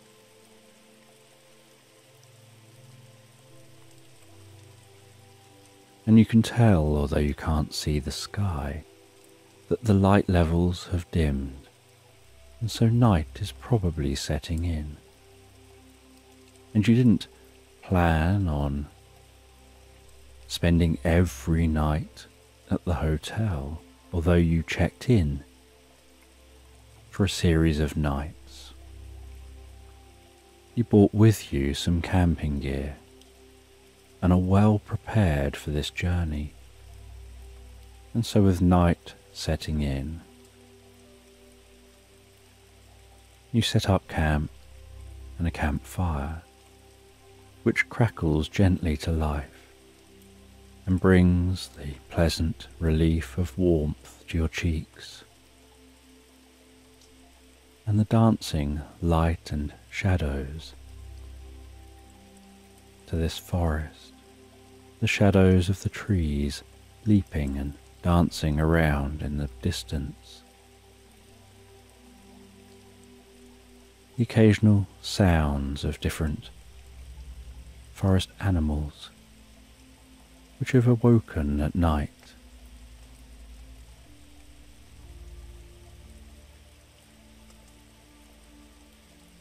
And their sounds also dulled by the forest. And after having something to eat, you relax back into your tent. You zip up the tent and settle down. And the fire had burnt down to embers and was barely a glow outside the tent.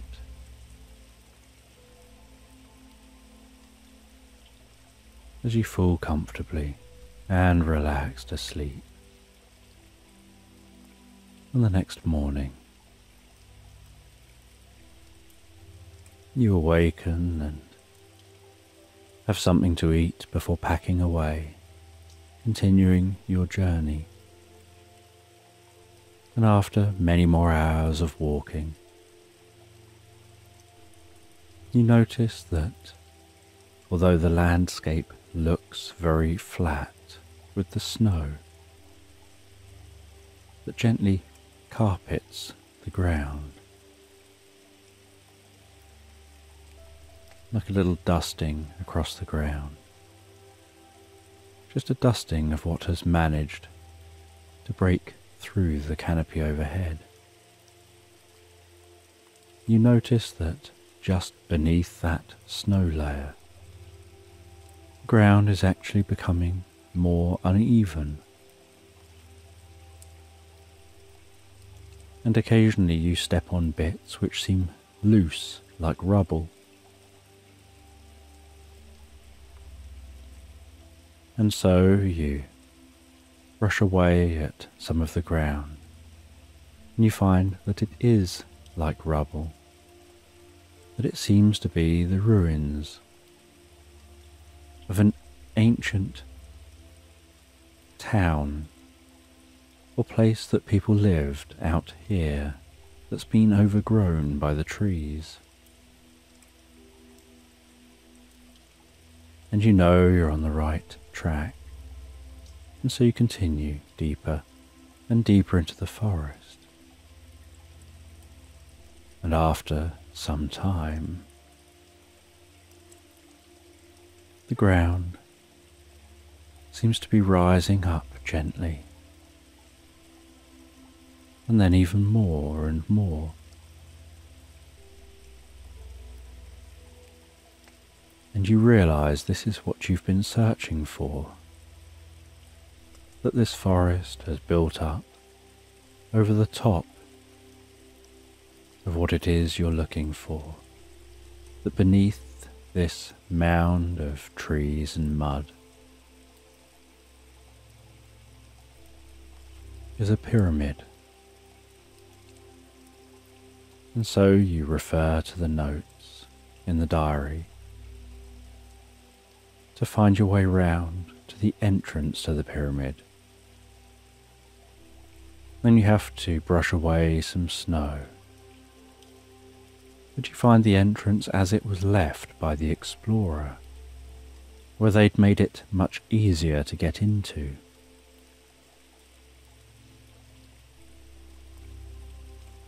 and you head into this pyramid, finding that inside the pyramid it very quickly becomes strangely warm and comfortable. The air pressure seems to almost change, the atmosphere seems to almost shift.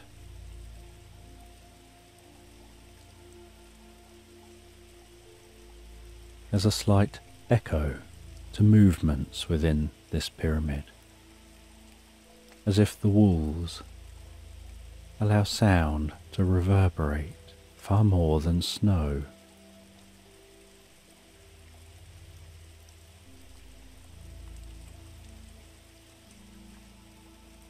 And so you continue walking deeper and deeper into the pyramid until you find some steps. And you begin to descend those steps to a chamber underneath the pyramid. The pyramid giving off a warmth, a very comfortable temperature. And yet, the outside of the pyramid remains very cold. There's no sign of it influencing the snow and the forest above. And as you reach the chamber beneath the pyramid, you start to hear a slight hum. And you start to notice what looks like a large electric blue glowing orb in the middle of this chamber. And you walk towards that orb. And as you approach the orb, it's almost as if you can see yourself reflected back three-dimensionally within the orb. And you walk around the orb, looking from all angles.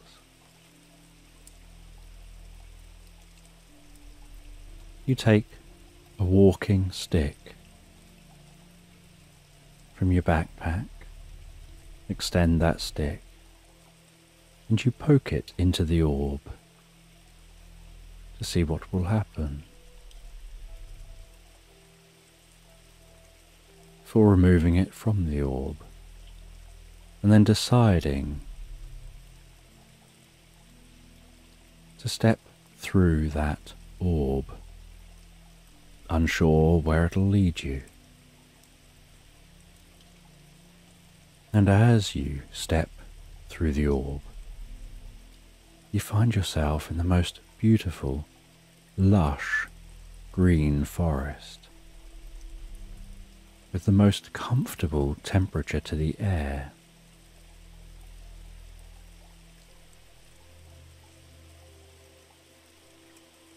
You can hear the sounds of singing birds, what sounds like perhaps distant monkeys, and other animals, like this is a lush, living environment, a very healthy ecosystem.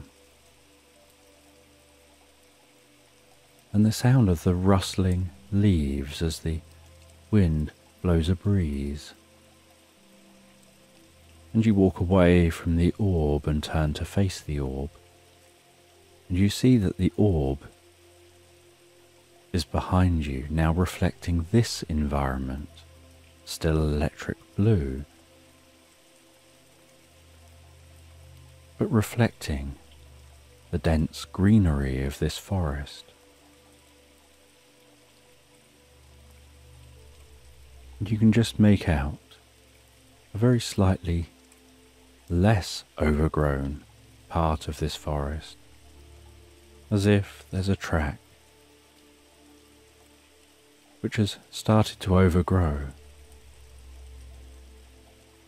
but is just about less overgrown than the rest of the forest.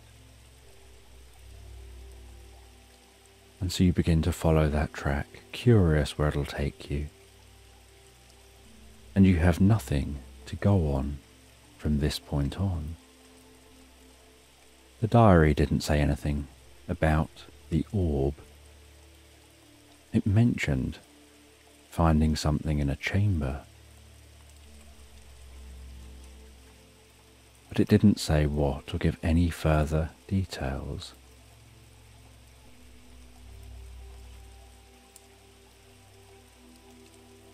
And so you continue following this path and seem to be walking for hours before eventually hearing a distant stream and heading towards that distant stream and finding yourself in a clearing. And you walk along the edge of that stream in this clearing through the most beautiful meadow with flowers of all colours, insects and animals looking like butterflies and bees, but also looking different in some way, flying from flower to flower. And you can see a dwelling in the distance. And it almost looks natural, like it's built into the landscape, almost like a hut built into the landscape, only larger. And you can see someone pottering around doing something outside that building. And so you approach them, and as you get nearer, you notice that they look somehow different to what you would expect.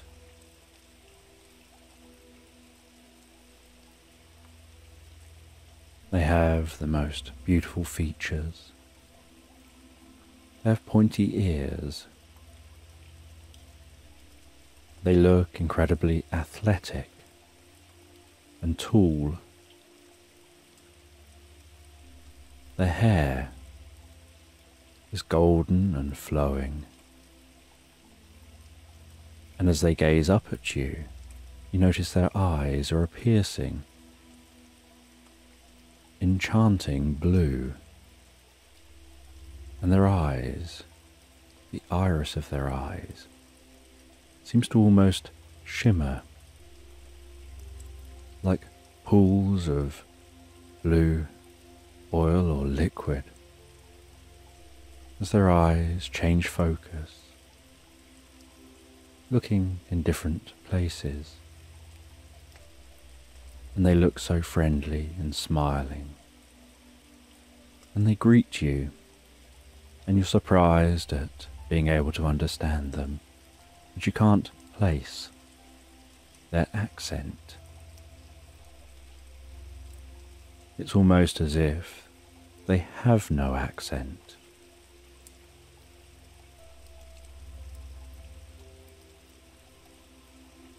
And you explain how you've been following a diary, and you take that diary out, and they see the diary and they say, I remember when they visited here, and they invite you in, and you head into their home, into this dwelling, and they say that they're the guardian of the knowledge here in this land.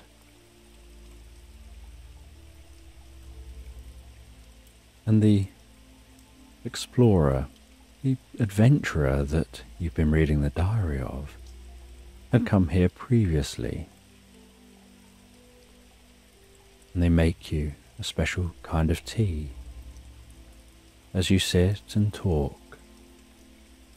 And after talking for a while, they say, would you like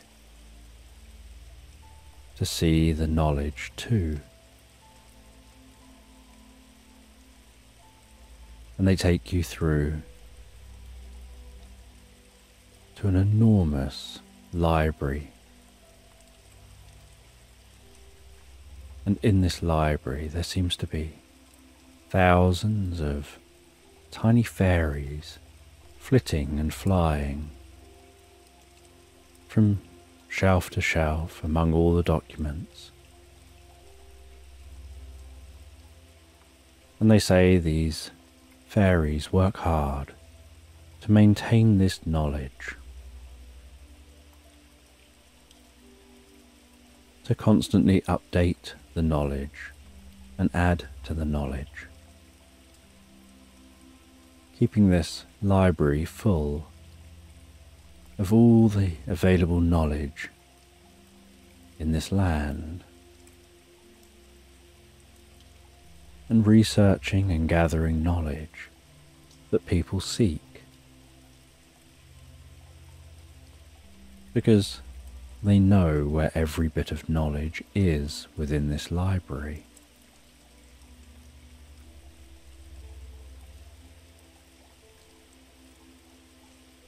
And they say that they're an ancient elf,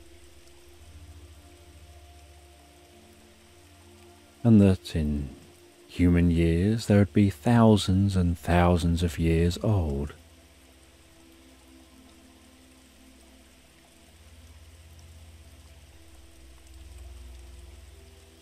And they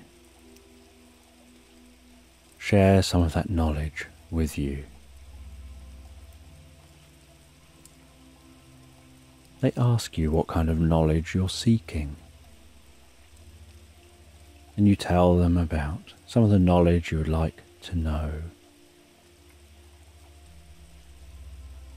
And they say that you can actually absorb some of this knowledge by drinking a special tea. And so the fairies make that special tea.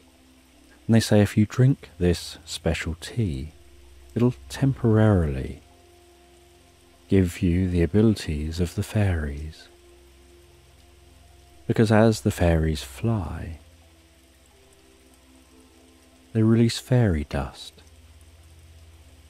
And the fairy dust lasts just a short while, almost like sparkling shimmering around their wings. But that fairy dust contains some of their ability, and so making the tea with the fairy dust can temporarily give you that ability, and you'll be able to think of the knowledge that you want. And close your eyes and access that knowledge, that wisdom. And so you drink this tea, finding it has the sweetest taste.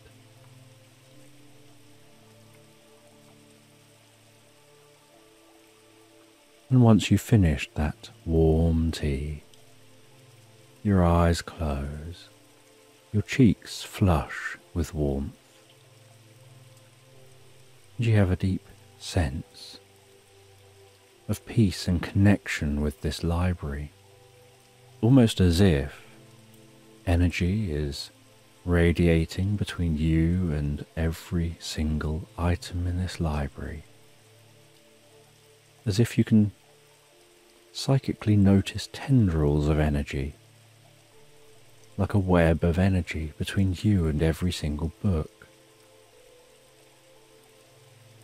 And as you start to think of questions, you notice some of those tendrils, some of the web, becoming brighter as you connect with the relevant document. And this is how the fairies can find the relevant knowledge and documents so quickly. And so you become deeply absorbed in the experience, gaining such profound wisdom, and suddenly becoming aware of how overwhelming wisdom can be. Having certain questions answered, and being in this state feels almost timeless. and after the experience.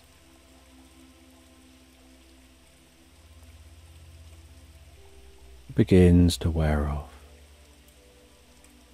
You talk some more with this ancient elf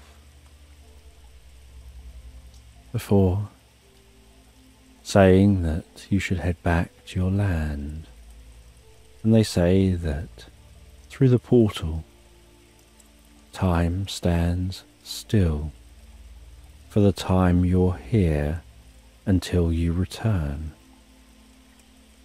and the same occurs the other way. And so you head back, you navigate your way back to that portal. You head through the portal, finding yourself back in that chamber. You find your way back out and start navigating back through the forest, considering the experience you'd had. And then, stopping once night falls,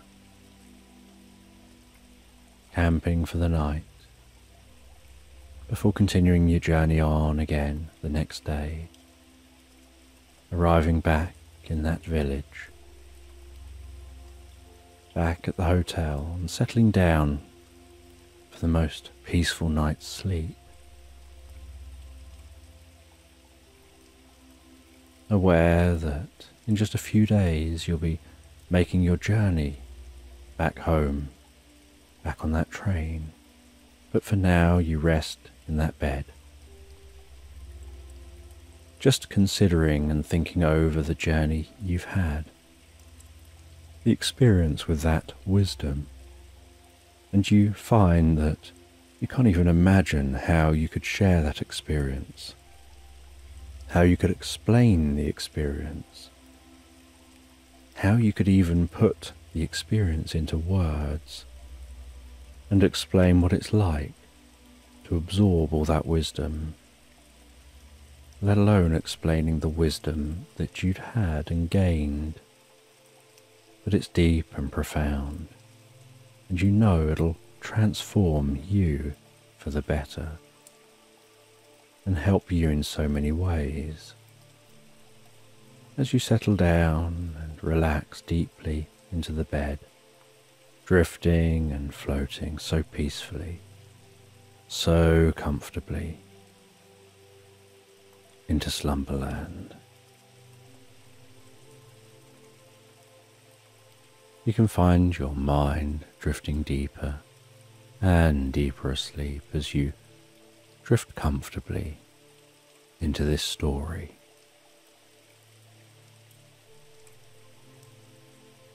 And you find yourself resting one day, lying in the most beautiful meadow on a very slight, gentle hill. And as you rest on that gentle hill, you can feel the slight cool breeze of the night sky on your cheeks. You can feel the softness of the grass underneath your hands.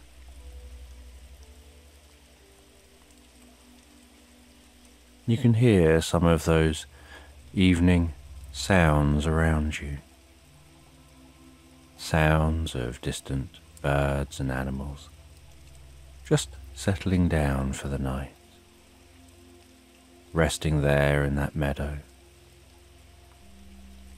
Moonlight casting the most beautiful glow across the landscape. A certain silence to the landscape, punctuated by those animal sounds. And the sight of meteors passing across the sky from time to time, where you have that sense as if you can hear a slight fizzing from each one, even though in reality They pass in silence.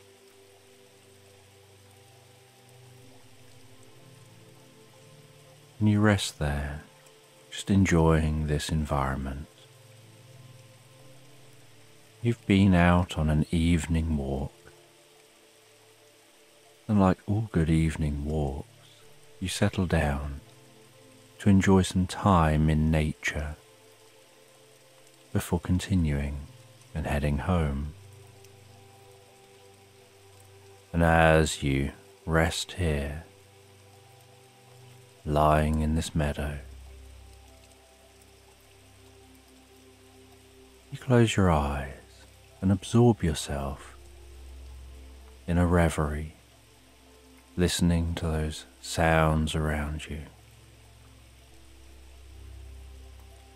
And in this reverie that begins to form, you start to have a sense of walking through a vineyard on a summer's day, smelling the scents within this vineyard, hearing the slight hustle and bustle of people working in the vineyard,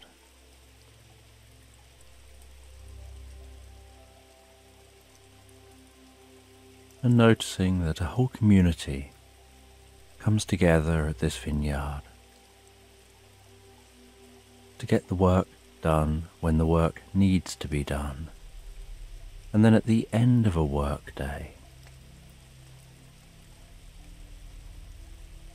to celebrate completing all of the work, they gather around.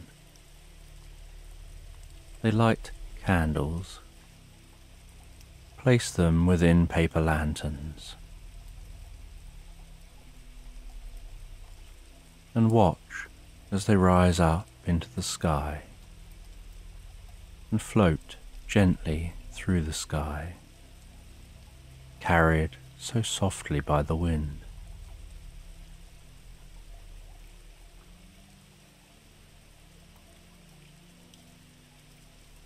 And you know that something about your reveries is teaching you something about yourself.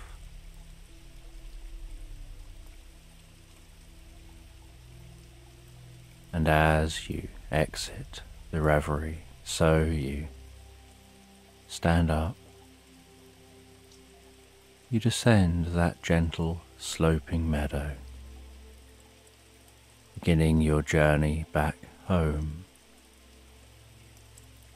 You descend all the way down towards the river you can see at the base of this meadow. You can notice the glistening silver sparkles of the moonlight on that river's surface.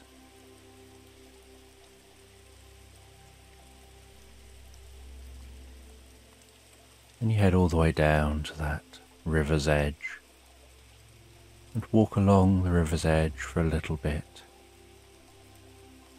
until you reach your canoe.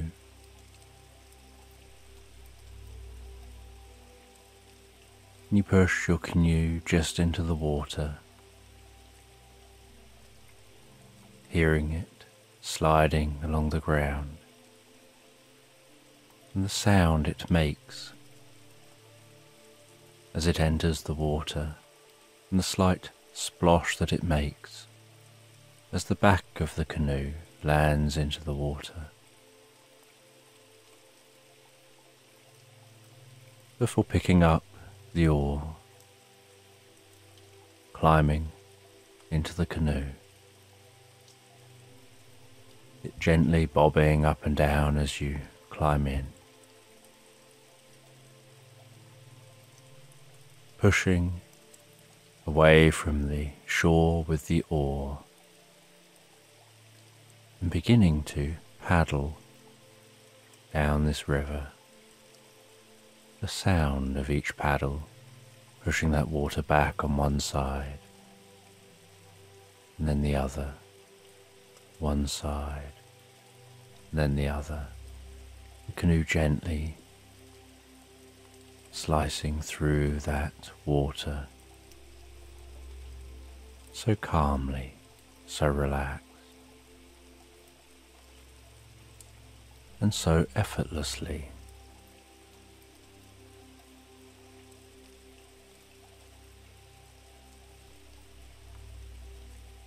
And you follow this river back towards the town. And the river weaves around a little. On your journey home, weaving through this meadowy landscape, these gentle, slightly undulating hills.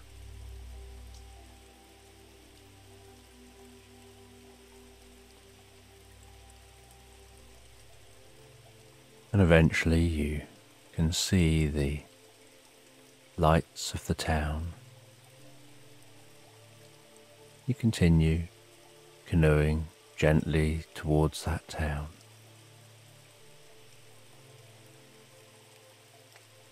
You pass under the stone bridge at the entrance to the town.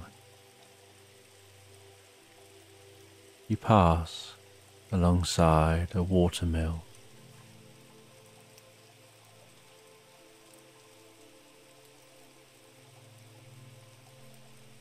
You continue on, following this river,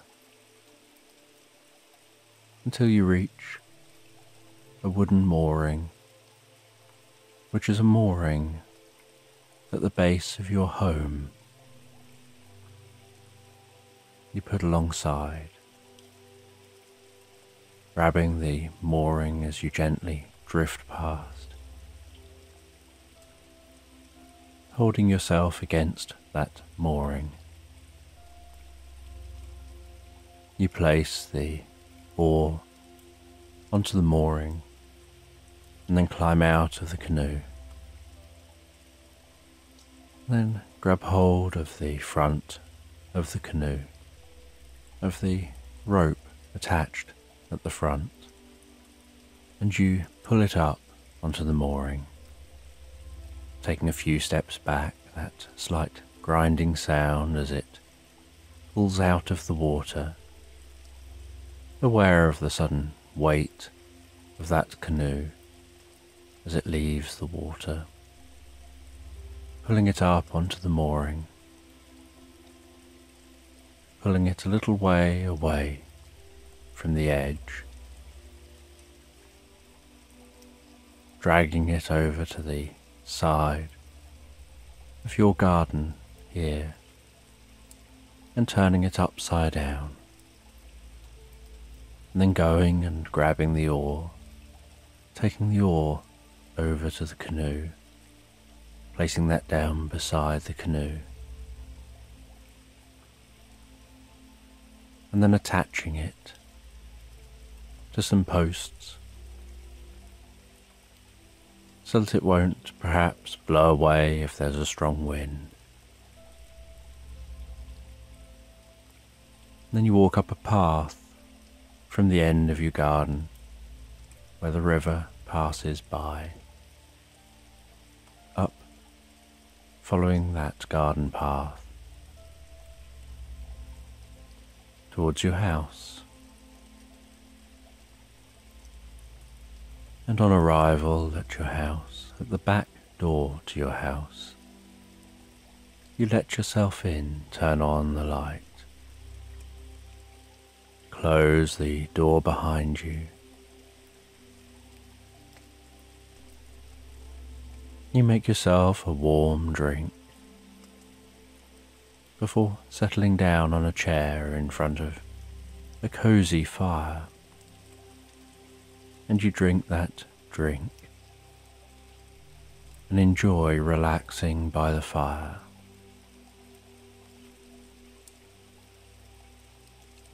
Before picking up an old adventure book and beginning to read through that old adventure book about an adventurer And after reading that book about the adventurer, with it being very late now, you head to bed. And as you head to bed and settle down to sleep, you begin to drift into the most pleasant dream. And you dream of being an adventurer, of being in Egypt, and a lunar eclipse happens, and you can see that lunar eclipse alongside the pyramids.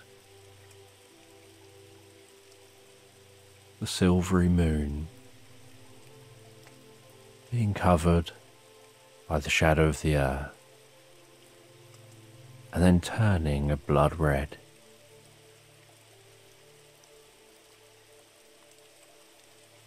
And after a while, the slither of silver appears again as the earth's shadow begins to leave the face of the moon.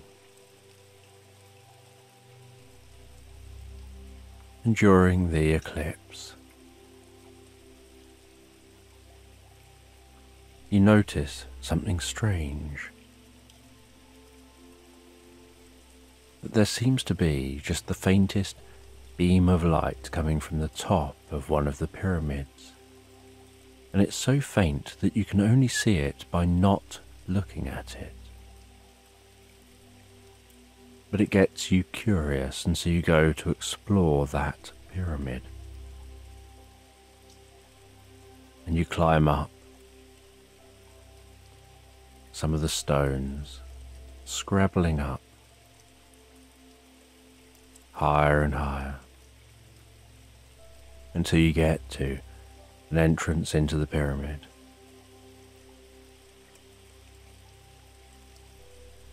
And you squeeze into that entrance of the pyramid and begin to explore the inside of this pyramid.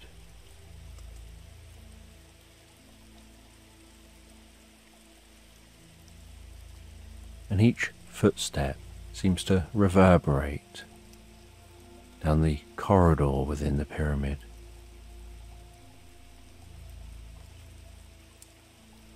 And when you tap the side of the pyramid, tapping the stones on the inside of this corridor, you can hear that it seems to chime and resonate with the most beautiful musical note. And you follow this corridor until you come to a vast chamber, and in the middle of the chamber appears to be what looks like a sarcophagus. And you see that the top of this sarcophagus is missing. But when you look into it, what you see is curious. It looks like steps leading down somewhere. As you climb into the sarcophagus, you begin to descend those steps, 20, 19, 18, 17, 16, 15, 14, 13, 12, 11, 10, 9, 8, 7, 6, 5, 4, 3, 2, 1. And as you descend those steps and step off of the last step, you're surprised because you find yourself not in a chamber somewhere deep under the pyramid, but at some point between that top step and the bottom step, something must have happened. Perhaps you passed through a portal unknowingly, because you find that you're in the most beautiful land. As you gaze around, there's meadows and woodland, and it's night time here too, just like where you came from, only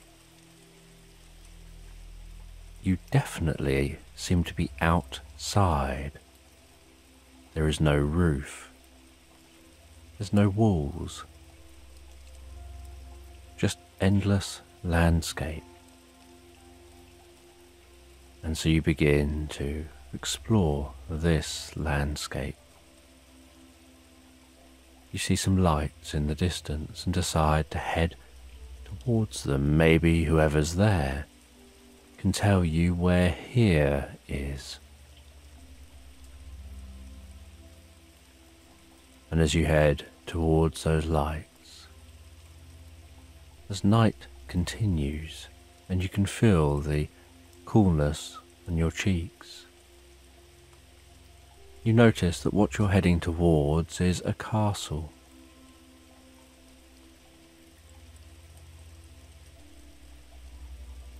And so you walk towards that castle, eventually arriving at the castle, crossing a drawbridge, knocking on the door to the castle,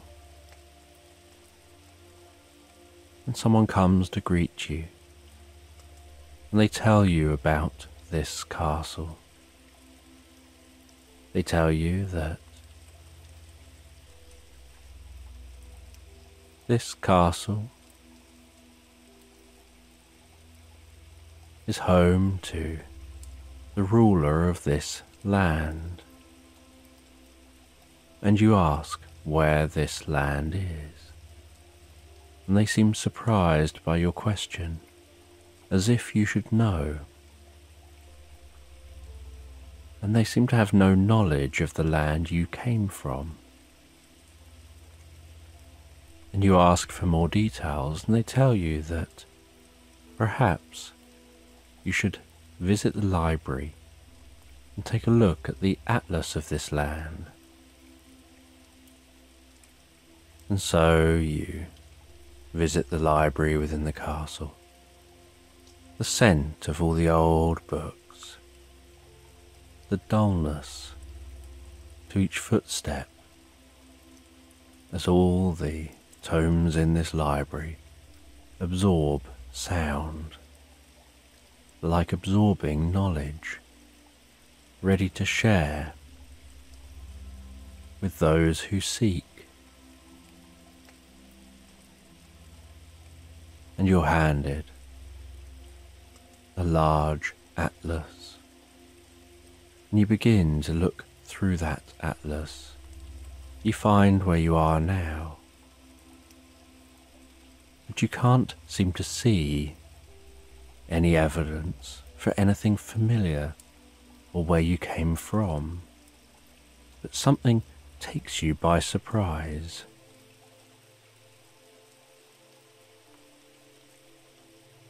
That it lists on the atlas something called a firmament, and you ask what that is, and they say that it's obvious. This land is contained under the firmament, and you ask, are they referring to stars in the night sky? And they don't understand what you mean. So you ask them to explain what the firmament is, and they tell you that above and below is an ocean for the gods, that the gods live within an ocean. And you almost laugh at how ridiculous this sounds. but they look confused at you, and you realize that they're being serious. So you ask how they know there's a firmament, and they tell you that it has been seen. If you walk to the edge of the land, you reach the wall of the firmament, and you're curious whether this is possible for someone to walk to the edge of the land. You say, isn't the land a sphere? And they look confused again. And so, with curiosity, you say that you would like to explore, you would like to see the firmament up close. And they say that you'll need to be well rested. It's a long journey. Very few people ever make it, because it's just so far people want to give up long before they get there. And many people have no interest in making it to the firmament. It's not something they're particularly interested in seeing. And you're offered a room to sleep in for the night, and some food, and so you eat the food and settle down for the night. And the next day, you ask what gear you would need, how you would need to prepare to go and see the firmament. And they share with you what you would need.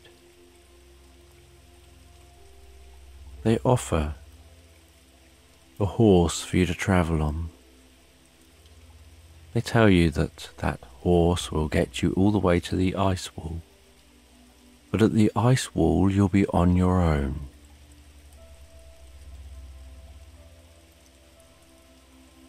Because once you reach the ice wall, you'll have to ascend that wall. And the horse obviously can't ascend the wall, and even if it could, it'll be too cold crossing the ice for the horse to be able to make that journey. And so you set off from the castle. You have a map of this landscape. You see on the map the shortest route and the easiest route to that ice wall. And you set off, and you travel through this landscape, trotting along through the most beautiful meadows, past the softest, gentlest flowing rivers, saying hello to the friendliest folk.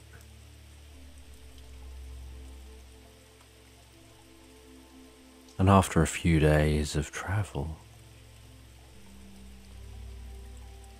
you now realize you're barely seeing another person.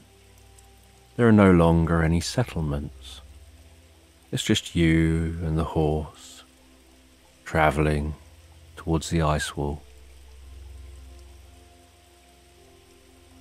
And eventually, you can feel a very slight chill in the air as the wind is blowing across the ice and the cold air is flowing down the ice wall and along the ground in your direction.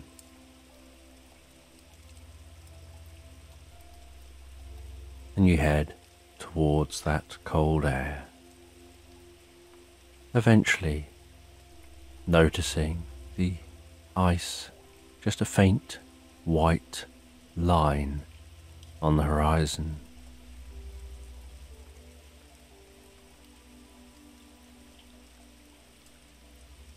And you continue travelling,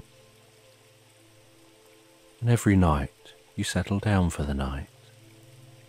You gaze up at the sky, and to you it resembles stars, not the constellations that you're familiar with, but stars nonetheless.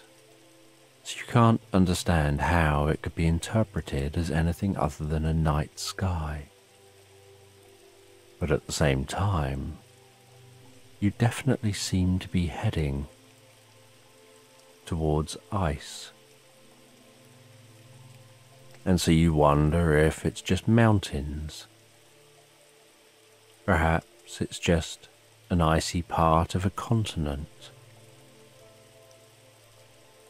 Maybe these people here don't really understand and assume that it's a wall.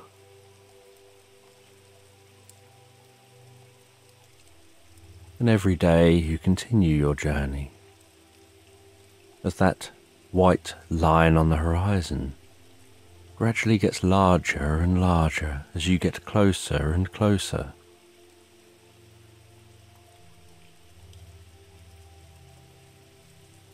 And eventually one day you arrive at that ice wall.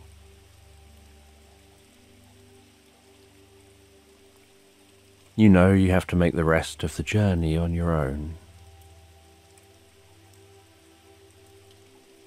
And so you make sure that the horse is okay.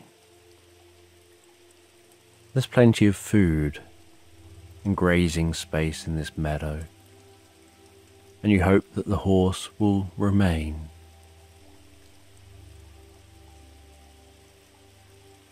So that it's still here when you begin your journey home, back towards that castle.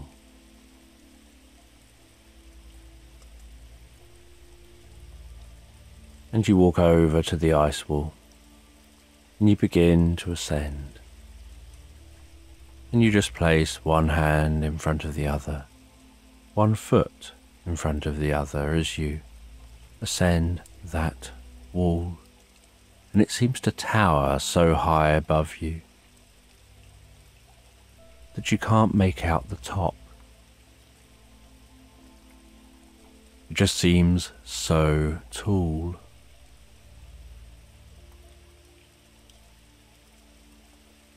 And you continue to ascend.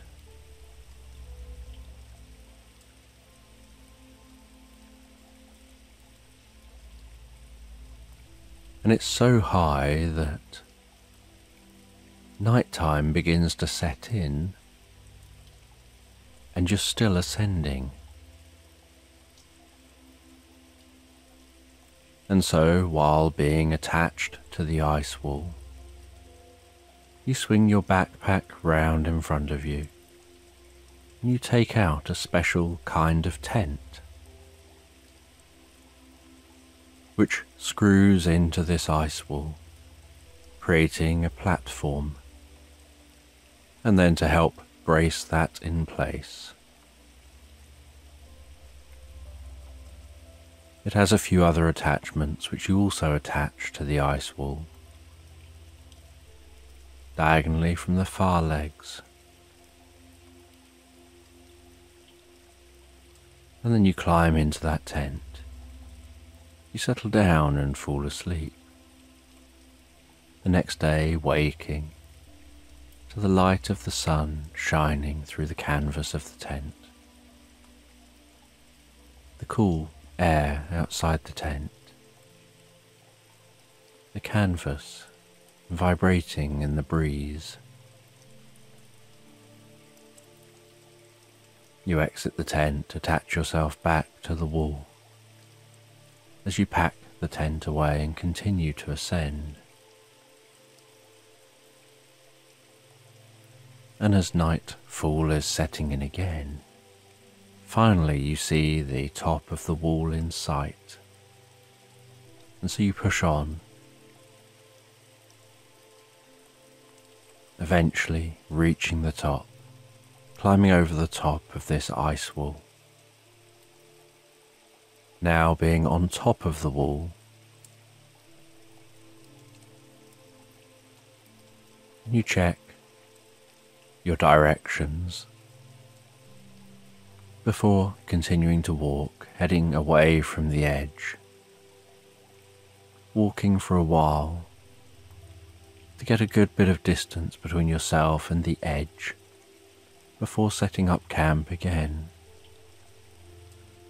And then once again the next day, continuing to walk to the edge of the wall, curious what you'll discover.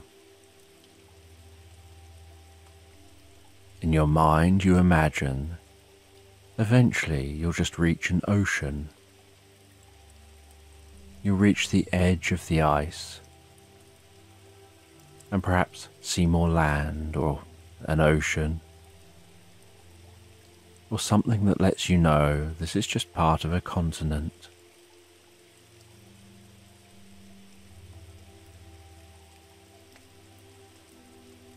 But as you continue walking, you find that that isn't the case. And each day you continue walking further and further. And this ice shelf, this top of the ice wall, just seems to go on and on and on. And you're dressed appropriately for the conditions. And eventually, one night, you finally start to notice something on the horizon. A slight glowing, a little bit like the northern lights. But it looks a little strange.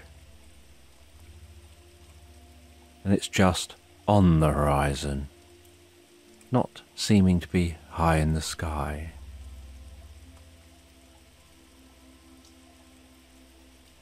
And there's some shimmering behind those northern lights.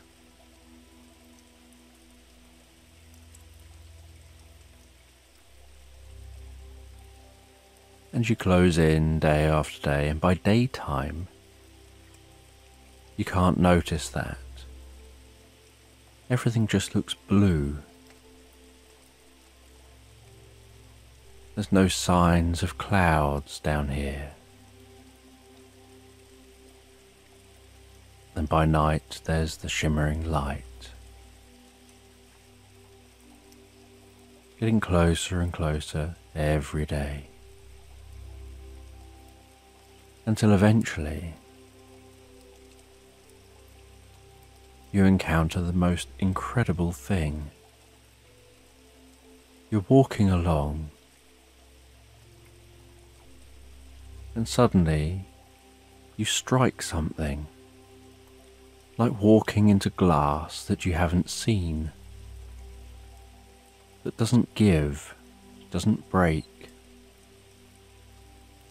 and was unexpected.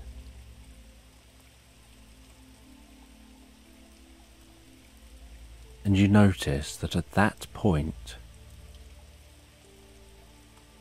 as you look down, there's no ice. And you realize this is like a glass dome. And the curvature of this dome distorts the view slightly from this angle.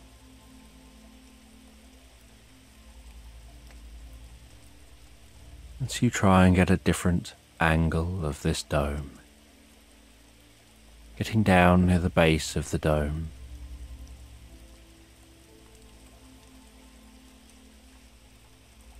And putting your face right up to the dome and your hands either side of your eyes.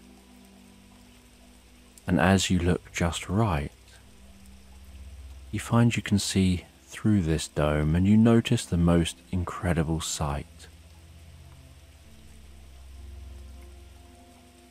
that beyond the dome is like the deep ocean. You can just about make out that somewhere up above is that faint sight, as if there's the surface of an ocean and perhaps a sun beyond that surface of the ocean. You can see large whales gracefully swimming in water. And you try and work out what you're looking at.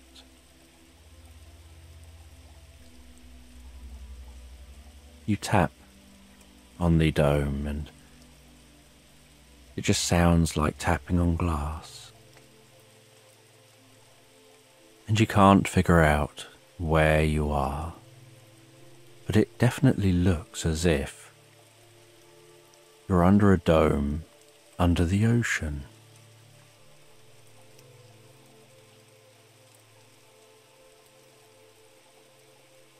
And somehow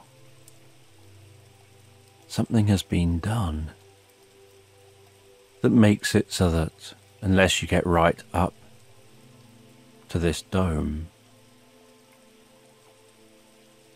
it just looks like a normal sky. And by night it looks like strange constellations, but it still just looks ordinary. And yet here you can see whales. You can see the undulating, shimmering surface of the ocean's water above.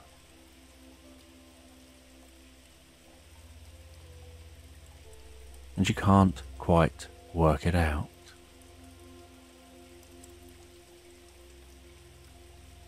And after some time of trying to figure this out, remaining at this dome, you take a look at the map. You see that marked on the map, some miles from the ice wall, is a cross and a sign saying the Old Sage.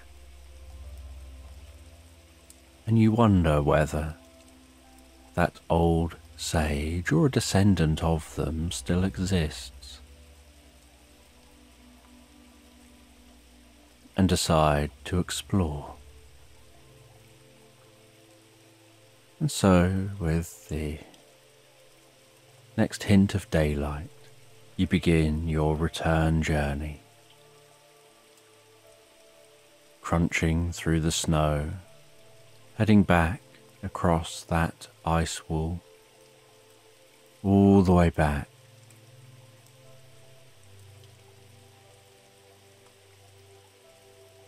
to the edge of the wall, where you descend that wall all the way down to the land below. You see the horse still waiting there, just grazing, seeming so relaxed. You mount the horse and you set off in the direction of that sage. You travel for a few days until eventually you see what looks like just an ordinary rundown shack in the middle of some beautiful woodland. And you head to that shack, dismount the horse. You see some lights on in the shack. You knock on the door and somebody answers.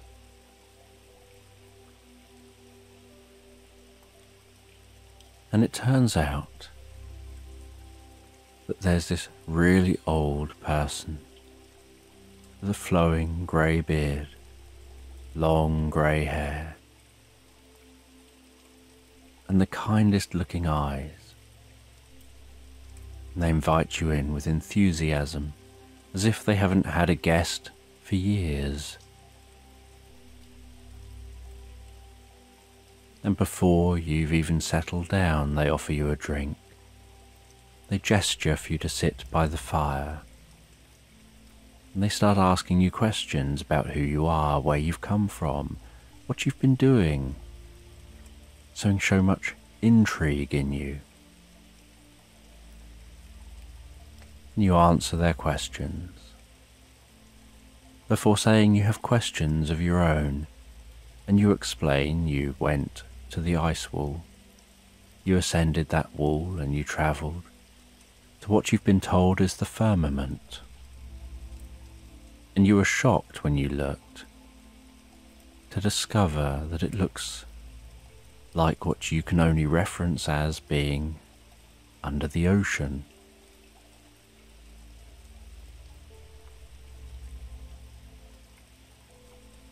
And you say that where you come from, there is no firmament. If you headed in one direction far enough and for long enough, you get back to where you started.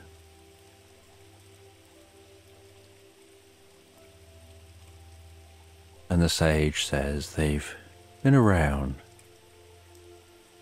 for as long as time here itself.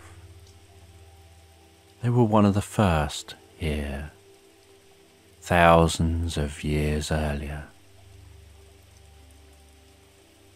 They remain here as a guardian of this land.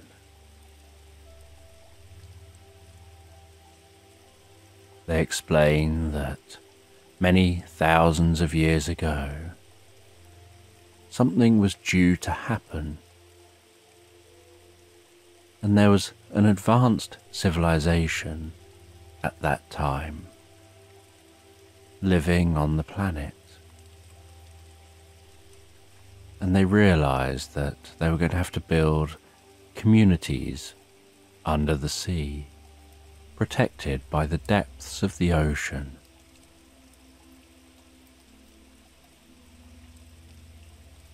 And so they created portals. They placed these portals in safe locations.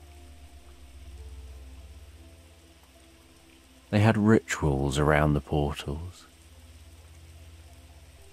And there was a reverence around the technology of the portals.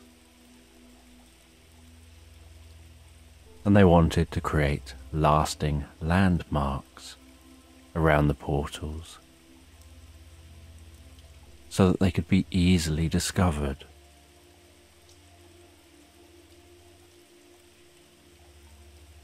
And the assumption was that the knowledge would pass down through generations.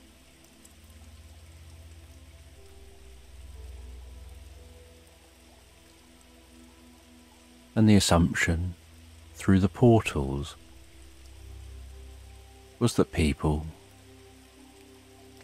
would remember about the portals and why they travelled through them.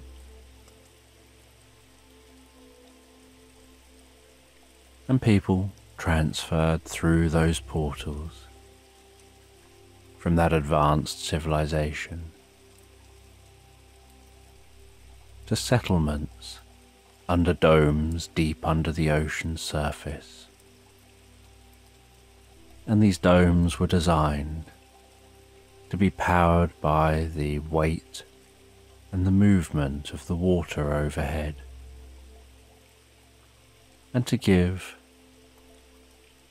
a feeling similar to life on the planet's surface as it was at the time.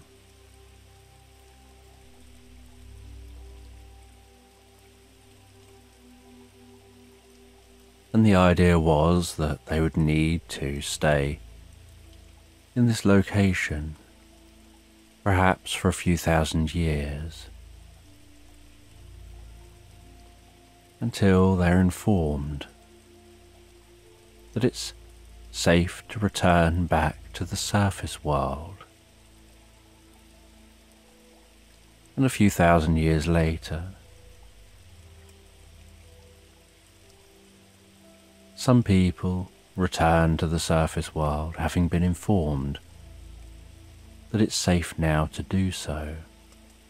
Others had built communities down here and loved where they lived and the life they had, and so they stayed. And over time, those left behind who chose to stay had generation after generation after generation, forgetting and no longer passing on the knowledge of the portals and their locations, and accepting this as the reality. And there are some, the sage said, like themselves, who remained, who, if anyone wanted to know the truth of this location, they can always seek them out and find out. But even they've lost the knowledge now of where the portals to the world above actually are. And there are portals you can walk through that will take you to the other similar locations, all deep under the ocean. And the sage explained that it seemed that ancient civilization on the surface of the planet, probably also over time, forgot about the portals, and gradually, through time, knowledge of the portals was erased from awareness, and no one ever returned, and no one travelled back.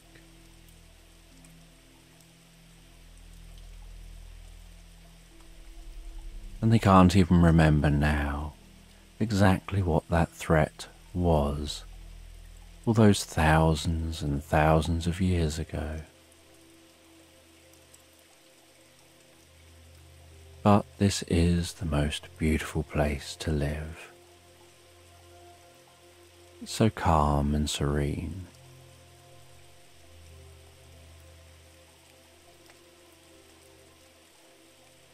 And you spend the night, and the next day you head back to the castle.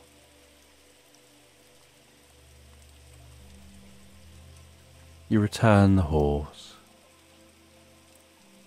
You decide not to say anything about your discoveries, other than they're correct. There is a firmament at the edge of their land, and you've seen it. And you find your way back to that portal, back to those steps where you ascend, finding yourself back in that pyramid. And you leave that pyramid. And you wonder whether anyone else will ever stumble upon that in the future, as you drift deeper and deeper asleep. And this experience begins to fade. And while the experience is fading, it's like one of those dreams where you couldn't quite tell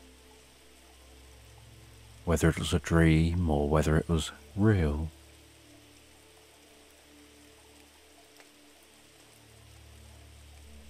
But it definitely was curious, and it taught you something profound. As you then find yourself drifting and floating so deeply and comfortably asleep into slumberland. And as you begin to fall asleep deeply and comfortably, I'm just going to tell this bedtime story set in the heart of Victorian London about a resourceful mouse named Morley who embarks on an enchanting journey guided by a mysterious old map, determined to uncover the truth of reality and discover hidden realms. And Morley ventures through the city's underbelly, encountering whimsical characters and magical locales that transform an ordinary night into an extraordinary adventure. And the story weaves through moments of gentle intrigue and discovery, leading to a profound understanding of joy and unity in the most unexpected of places.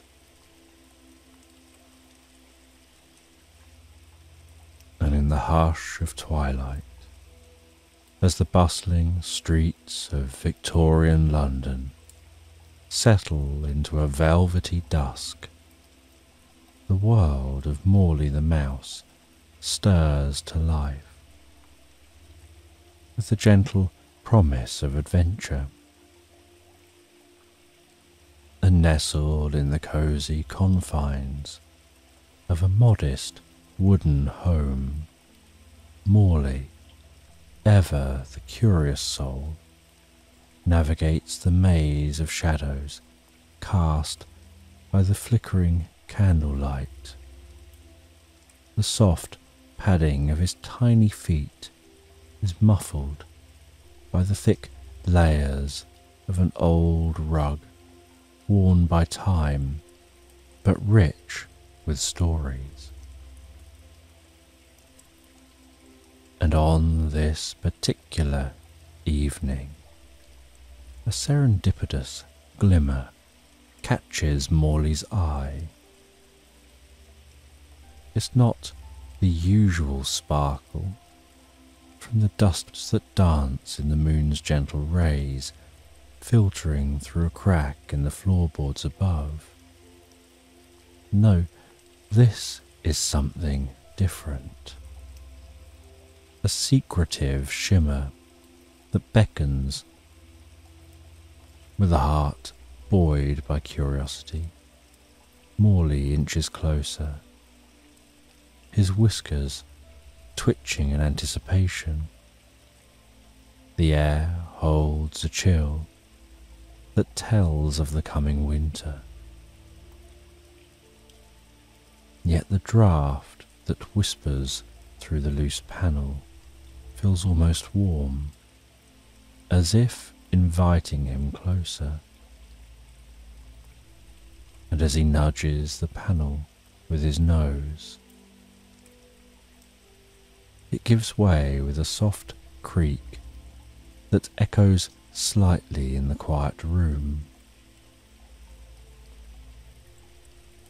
And behind the panel, hidden from the eyes of the human world, and tucked away beneath layers of dust and memories, lies a map.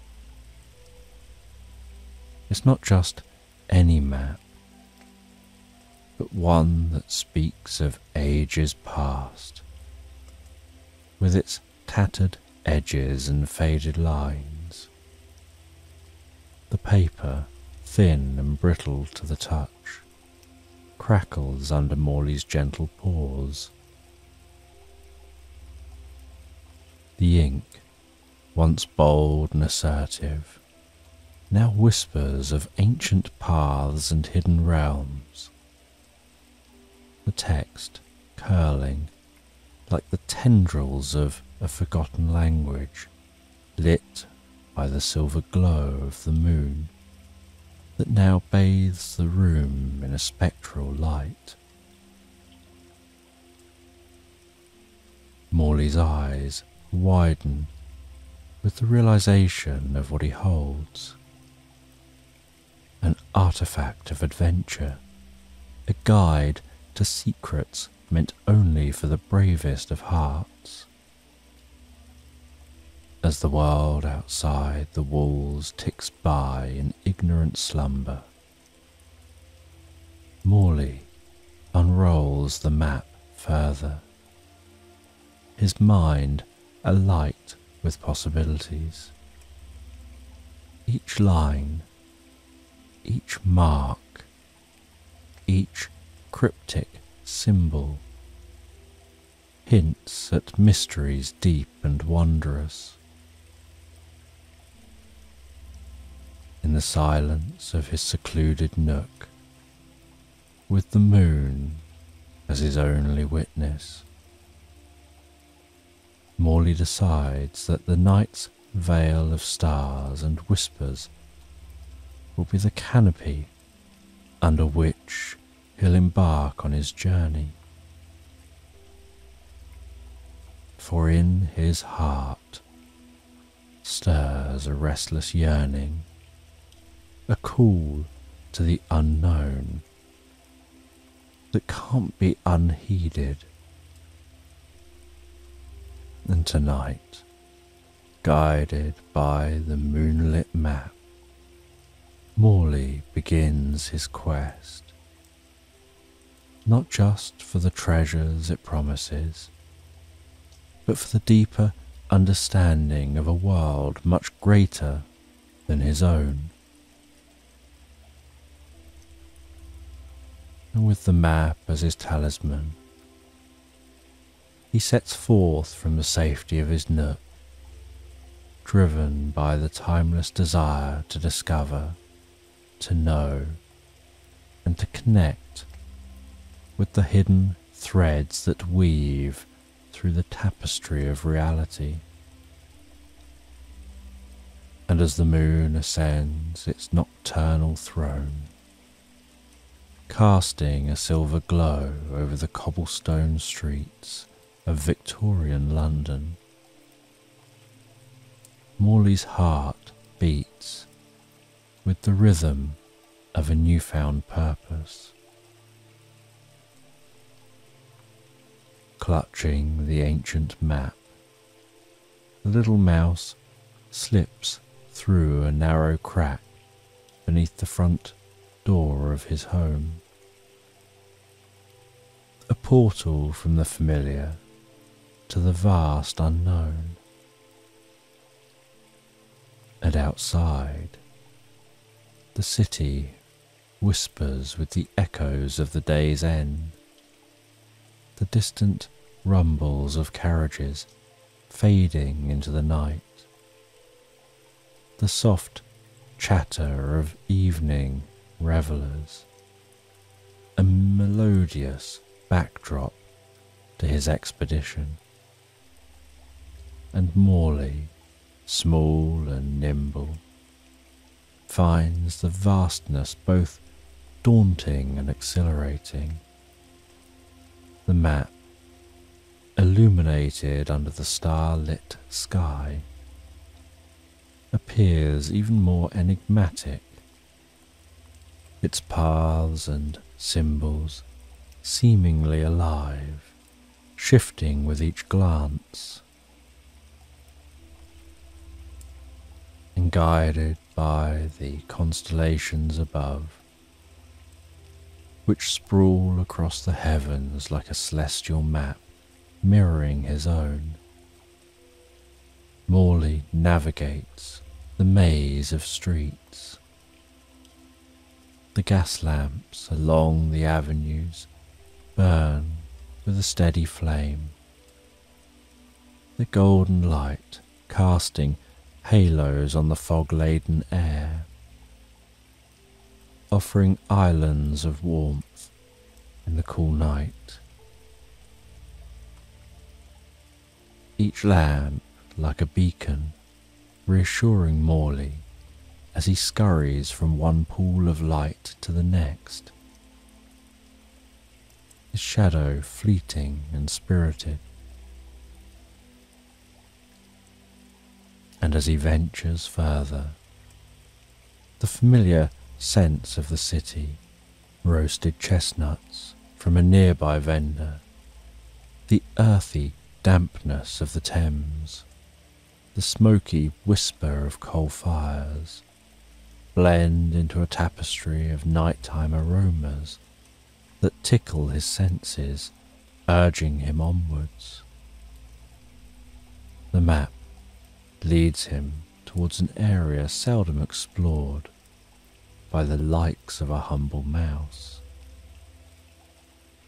A forgotten fountain where, legend has it, wishes weave into the fabric of fate and old stones hold the secrets of the city.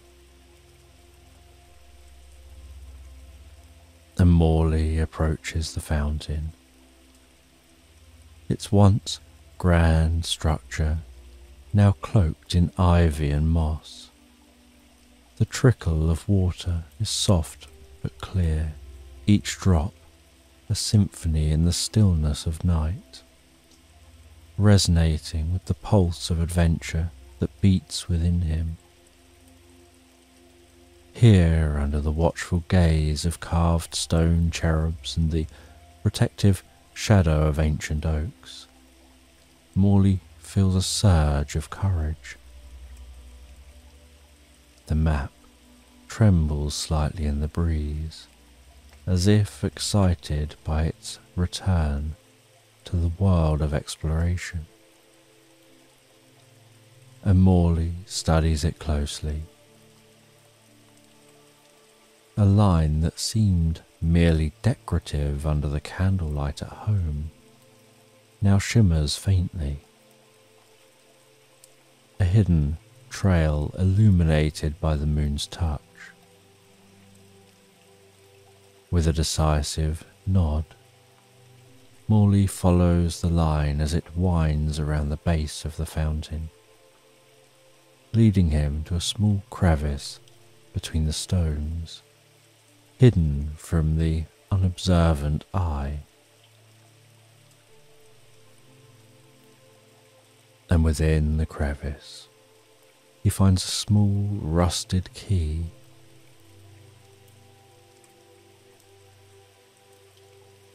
And with a reverent paw, he retrieves the key, the metal cold and pitted under his touch. The discovery fills him with a blend of awe and mystery, the weight of the key in his possession, a tangible link to the legends whispered by the map.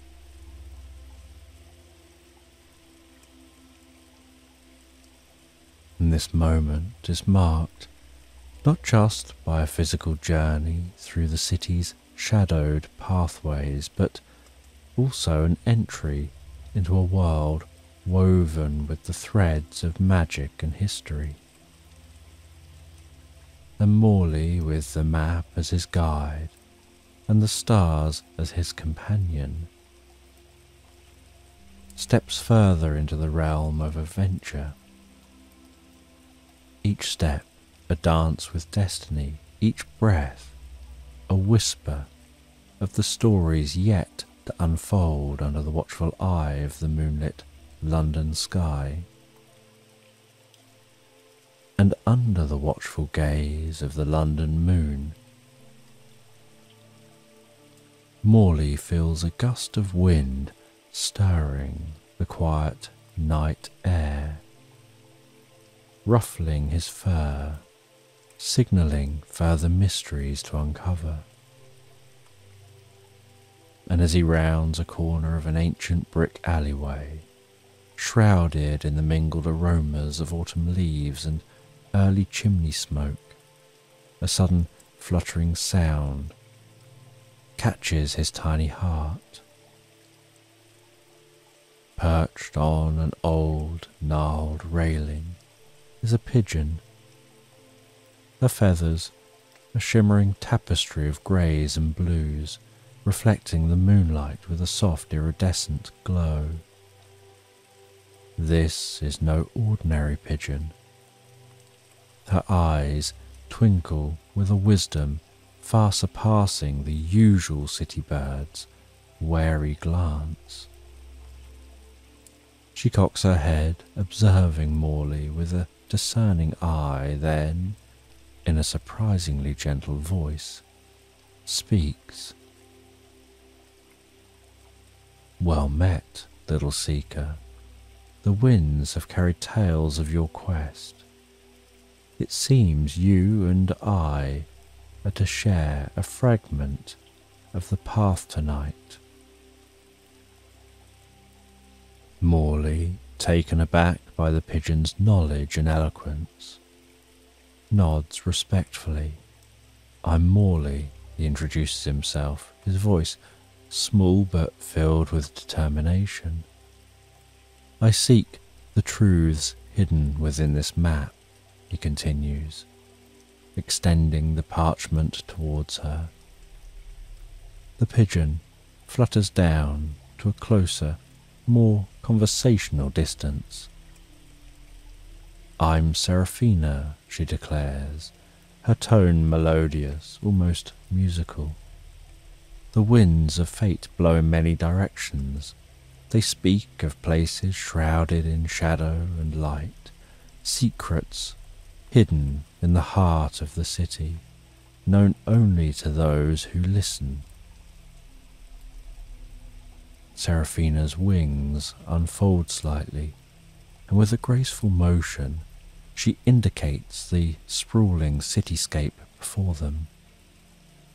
Beyond the river's bend, where the old mill's wheel turns no more, lies a garden forgotten by time. She begins, her voice a soothing murmur blending with the rustling leaves. There the wind tells of a stone that holds the key to the sky, reflecting the stars' own light.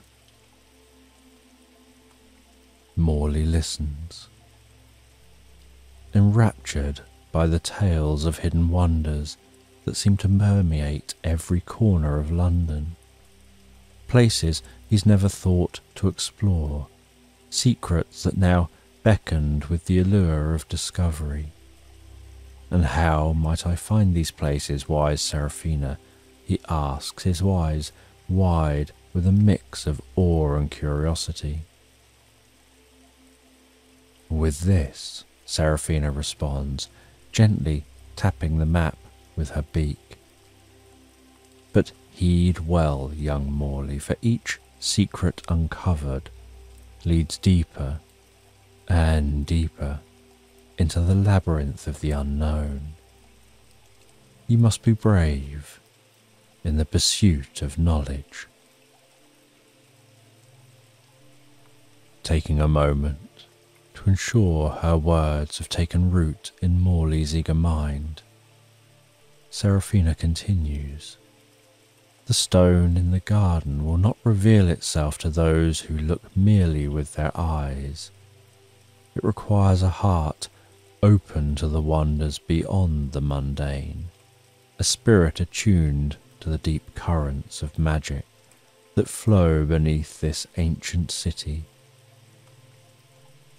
She then fluffs her feathers, preparing to take flight. I must go now, for the eastern winds call me to distant shores. Remember, Morley, seek not only with your eyes, but also with your heart. The path may be perilous, but the rewards are the stuff of dreams. And with these parting words, Seraphina takes to the skies, her silhouette a part of the night, leaving Morley more determined than ever. He tucks the map back into his bag and sets his sights on the old mill's direction, his mind buzzing with possibilities, his heart open to the hidden truths of the world. The key feels heavier in his paw, now not just a token of his journey, but a symbol of the larger quest that he undertakes.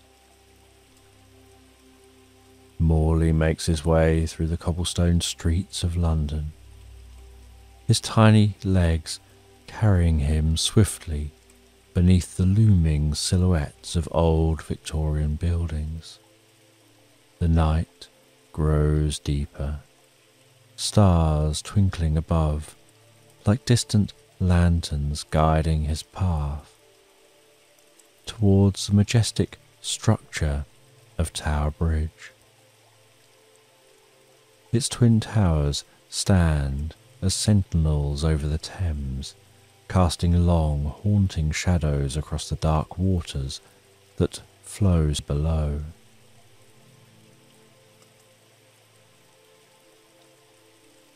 As Morley approaches the bridge, the gentle lapping of the river against the banks mixes with the soft hum of the city at night, creating a gentle symphony of tranquility. The moon, a slender crescent, casting the slightest silver glow over the bridge, illuminating the ancient stones with an ethereal light. And with careful steps, Morley scurries to a secluded spot. Here, where the shadows dance with the flickering lights reflected in the water, he finds the first tangible clue of his quest. Etched into the damp stones beneath the bridge, partially obscured by moss and the wear of time, is a riddle, its letters almost glowing under the moonlight. Where east meets west and time is kept, a lion's gaze where secrets slept. Seek the face that shows dual sight, find the next path by the light. Morley ponders the riddle, his whiskers twitching in thought. The words speak of a meeting place, of east and west, an allusion perhaps to the very bridge under which he now stands, a historical connection between the two sides of the city. Yet the reference to a lion and a dual sight intrigues him more. A lion's gaze, he muses aloud, and a face with two sides. His thoughts race as he considers the landmarks of London, each a potential key to the next phase of his journey. Then it strikes him. The Royal Observatory in Greenwich, known for its placement on the prime meridian where east indeed meets west, and where time itself is measured and kept. Excited by his deduction, Morley knows that his journey must now take him to Greenwich. But the riddle speaks also of a lion's gaze and a face with dual sight. This he interprets as the famous Shepherd Gate clock at the observatory, a 24-hour analogue clock that's unique and offers a face that shows both day and night, a literal dual sight. With the night deepening and the path set, Morley prepares for the journey to Greenwich. He finds his way through the shadowy streets, clues firmly etched in his mind. As he moves away from the river, the sound of water fades into the background, replaced by the occasional hoot of a night owl and the rustle of leaves in the gentle breeze. The adventure carries him forward, each step a stitch in the grand tapestry of his quest, weaving through the historical heart of London towards a destination known for its celestial observations. Here Morley anticipates not only the discovery of the next clue, but also a deeper connection to the cosmic dance of the stars and planets. In this blend of the cosmic and the earthy, Morley finds a profound symbolism in his quest. Not merely a treasure hunt, but a journey of alignment with the universe's greater rhythms and secrets. And as he ventures towards Greenwich, his heart is light, his purpose clear, and his resolve unshakable. The night, a faithful companion, cloaks him in its protective embrace, guiding him safely under its starlit canopy. And as dawn's first light begins to dissolve the night's velvet shadows, Morley arrives at the historic site of the Royal Observatory in Greenwich, with the Shepherd Gate clock as his guide, bathed in the golden glow of morning. Morley feels the rush of discovery coursing through his veins. With mention of an undersea city, he finds himself wanting to explore further into unknown depths. He trusts the map's mystical guidance and ventures towards the Thames, its waters mirroring the awakening sky. And as he observes the banks of the Thames, he finds a nondescript pipe, partially submerged and overgrown with reeds. He realizes this is a secret entrance. He squeezes through the grate,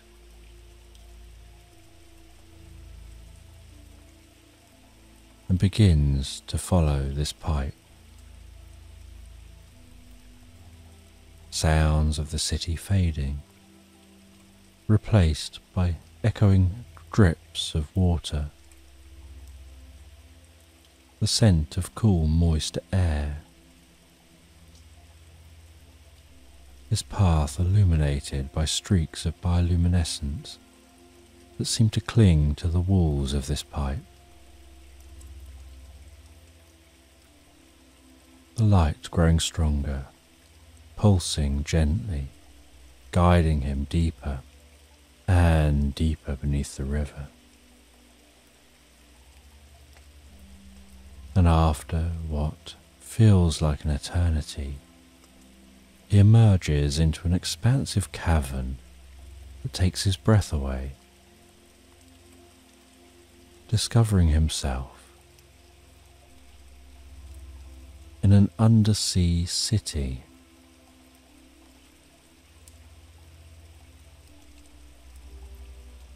Aglow with a myriad of bioluminescent lights, casting a surreal glow over buildings carved from coral and stone. The architecture seeming to be a harmonious blend of nature and craftsmanship, towering structures spiraling towards the cavern's ceiling, intertwined with flowing seaweed and bright, colourful anemones. The city was alive, not just with light, but with its inhabitants.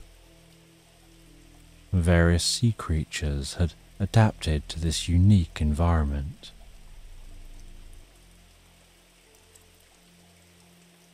He could see fish outside the cavern, with translucent fins gliding effortlessly through the water, their paths marked by trails of light. Different animals scurrying along the seabed. Bioluminescence here seemed to have replaced the sunlight. Amazed, he realizes that this hidden city is a sanctuary, a secret place where the wonders of the natural world remained untouched by time and human influence.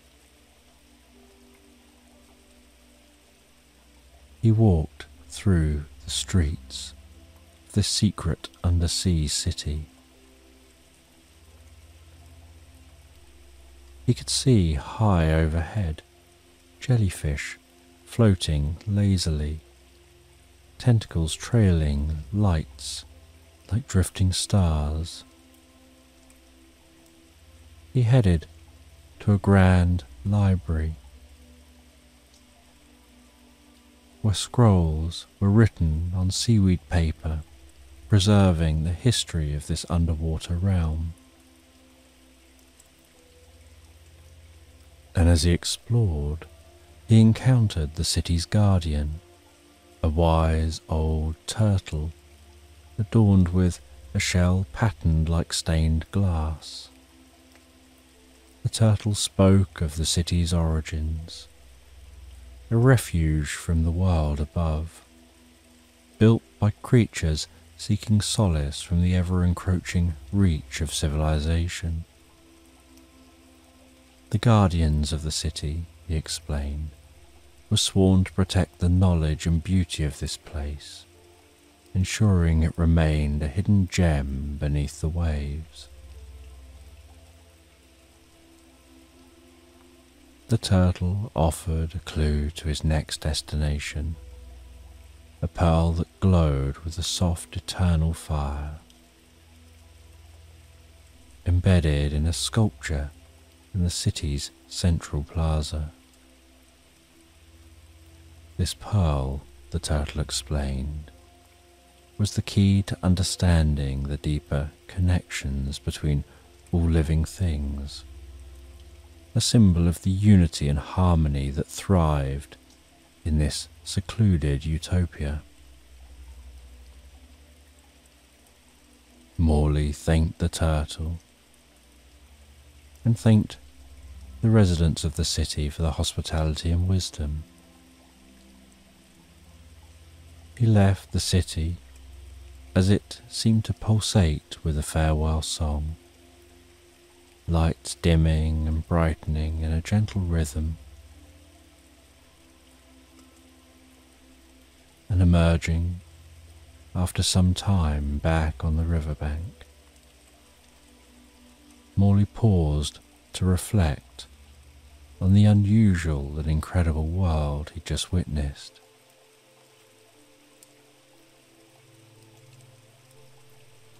He continued his journey, now guided by the mysterious pearl, and as he travelled, the map led him away from the familiar streets of London towards an ancient, secluded library, rumoured to house the vast knowledge of the world's magic.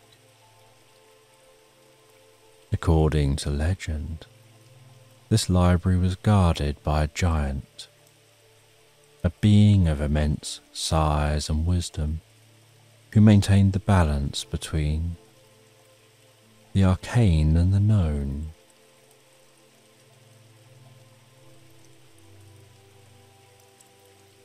And he travelled out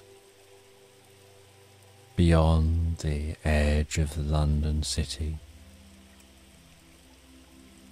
to a structure that appeared grand and imposing, that was tucked away behind the veil of time and nature, making it invisible to those who weren't specifically searching for it. And as he approached, the scale of the doors alone was enough to make anyone stop and pause a moment. They were crafted from ancient oak, with intricate carvings that seemed to shift and move, depicting scenes of magical creatures and mythical lore. The doors creaked open, with a ponderous groan, revealing a vast hall lined with shelves that soared to dizzying heights, filled with books of every conceivable size and age. And standing in the doorway was the guardian of this mystical archive, a giant whose height reached the rafters of the library, his eyes twinkling with a kind and knowing light, regarding Morley with a welcoming gaze. "Welcome, little seeker," the giant's voice boomed, resonant and deep, yet imbued with warmth. "I'm Borealis, keeper of the arcane archives. It's rare indeed for one so small to journey so far into the realms of magic and knowledge. What brings you to my sanctuary?" And with a mixture of awe and courage, Morley climbed the steps to meet Borealis at a comfortable eye level. Taking the glowing pearl from his bag, he shared his quest, including the discovery of the map, the undersea city, the riddles he solved along the way. "Ah, you are a true adventurer at heart," Borealis remarked, his voice echoing softly among the towering bookshelves. "This pearl you carry is known as the Orb of Liss, a powerful artifact that illuminates truth and wisdom. It's fitting that it brought you here, to the very place where such truths can be expanded on." Motioning for Morley to follow, Borealis led him through the aisles of the library. He had to run just to try and keep up with the giant. The air was filled with the scent of ancient parchment and the whispering echoes of enchanted tales. They arrived at a particular section of the library where the books seemed to radiate a subtle, mystical light. "Herein lies the knowledge of the magical forces that bind the world," Borealis explained, gesturing towards the shelves.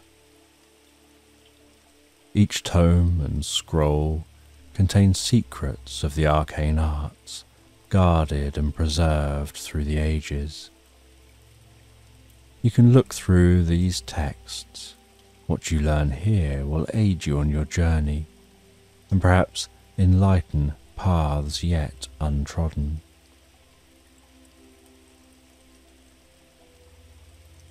Morley opened a thick volume bound in leather that shimmered with a light of its own. Opening the book, he found the pages filled with intricate symbols and spells, alongside detailed illustrations of magical phenomena and their applications. Each word and image pulsed with energy, as if the magic contained within was alive and breathing. As the hours passed, Morley absorbed the wisdom of the ages, his understanding of magic deepening, his perception of the world expanding. As the day turned to evening, and the light in the library shifted from the bright clarity of afternoon to the golden hues of sunset, Morley felt a profound sense of gratitude and purpose. Borealis bestowed upon him a small enchanted compass. This will guide you beyond the written word," Borealis said, placing the compass gently in Morley's paw. "Magic is not only about spells and ancient lore. It's also about finding one's true north, understanding one's heart and role in the grand tapestry of life." Thanking the giant for his wisdom, Morley prepared to continue his journey, now equipped with new knowledge and a magical compass to guide his way. He left the library as the stars began to twinkle in the night sky, feeling as though he carried with him a part of the magic that the library housed, a magic that was now a part of him. With the enchanted compass and a heart full of newly acquired knowledge, he set forth under the canopy of starlit sky, following the magical artifact's needle, journeying through more winding streets and alleyways, before arriving at a lush area on the outskirts of the city. And it was here, as the sky was painted in pinks and gold, that he noticed something peculiar. A soft, melodic chuckling that seemed to come from nowhere and everywhere all at once. Intrigued, he followed the sound, treading softly on the dew-kissed grass. And the source of laughter soon revealed itself. A small, sprightly figure, with a twinkle in his eye and a green hat perched jauntily atop his head. "Good morning to ye, fine sir," said the figure with a bow so deep it seemed almost comical. "I'm Finbar at your service." Morley, taken aback by the sudden appearance but charmed by the leprechaun's demeanour, introduced himself and shared his quest, including the enchanted compass and the lessons learned. Finbar listened intently, his eyes gleaming with curiosity. "Aye, that's a grand lad tale," Finbar replied, his voice rich with the lilting accent of the Isles. "But it seems to me you're in need of a bit of fun and perhaps a challenge to test your belief in the unseen." Without waiting for a response, Finbar snapped his fingers and a shimmering mist enveloped them. When it cleared, Morley found himself standing before an ancient stone, upon which rested a curious box of intricate design and craftsmanship. The box was adorned with symbols that shimmered with an ethereal light, and it seemed to pulse with a life of its own. "This here is the puzzle box of Aisling," Finbar declared, his eyes alight with mischief.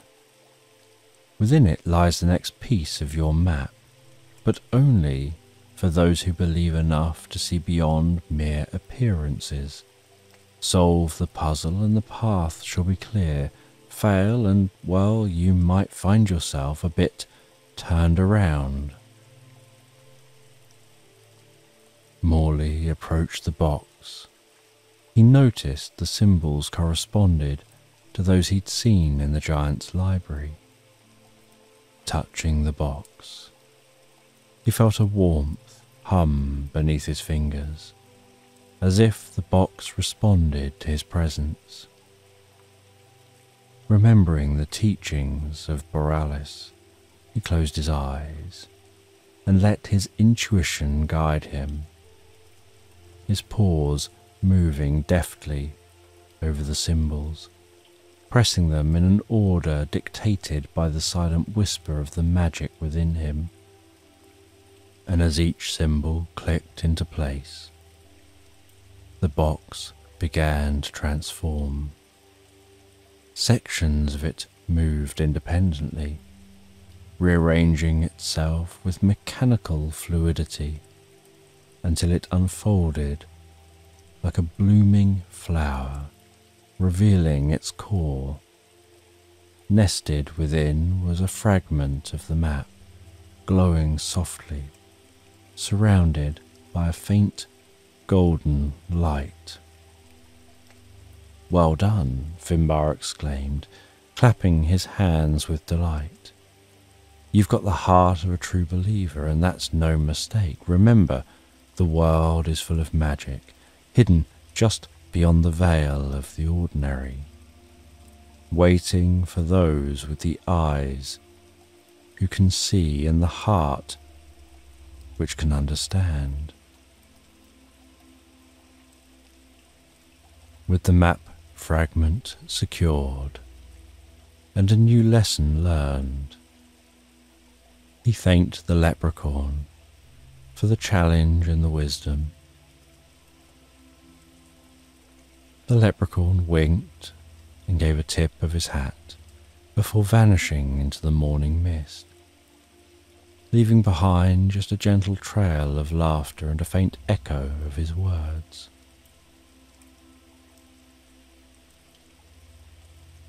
And as Morley continued his journey, the compass leading him ever onwards, he felt a deep sense of connection with the world around him.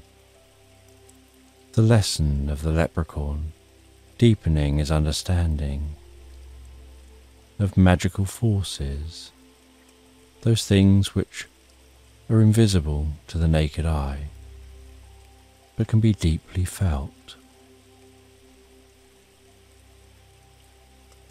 And with each step, his belief in the unseen strengthened, fueling his quest with a new sense of purpose and wonder. And he ventured deeper and deeper into the heart of an ancient woodland, known among the local fae and gentle spirits as the Sylvan Glade. As he padded through the thick carpet of fallen leaves, the forest seemed to awaken, greeting him with the rustle of leaves and the soft, curious calls of its hidden dwellers. The trees, ancient and wise, stood tall like guardians of old secrets, their branches a tapestry against the sky. The woodland was alive with preparations for an upcoming winter solstice, a time of renewal and celebration. Morley could feel the magic in the air, a buzz that tingled through his whiskers. The animals of the forest, from scurrying squirrels to stately deer, were all busy with their various tasks, collecting food, decorating with berries and vines, and crafting lanterns from nutshells and fireflies. And Morley ventured further,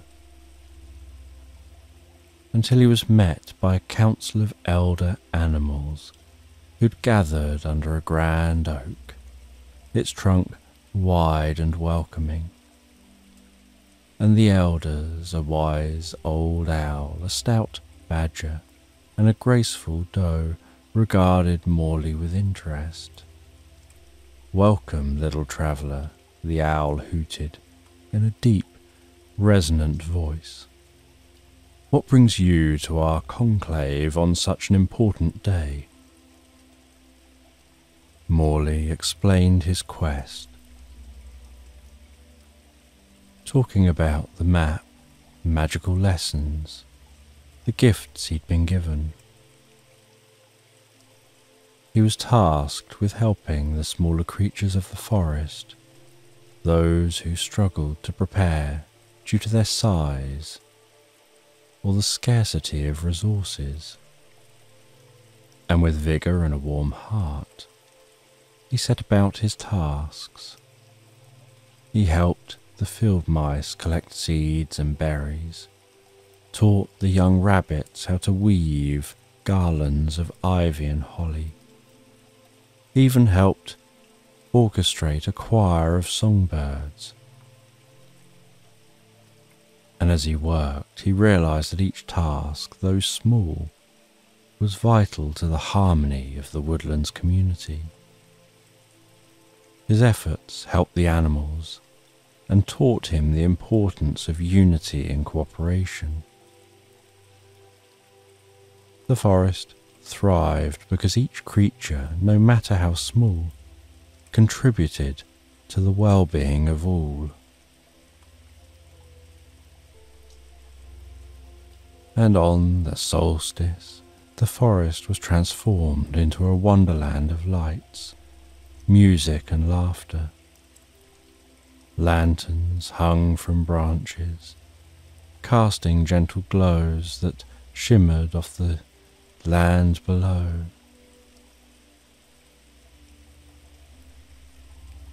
And at the height of the celebrations,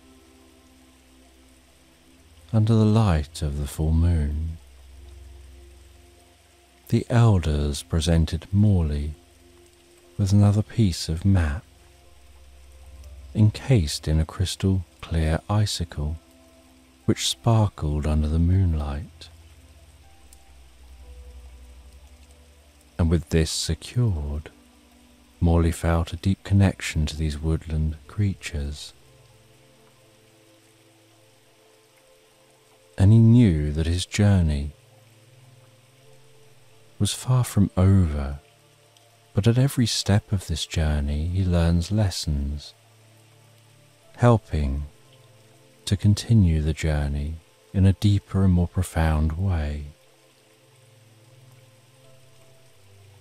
And Morley set off following a gentle stream, walking past ancient trees, arching gracefully overhead.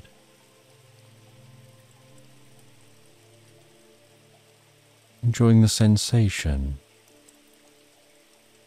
of the moss-cushioned steps,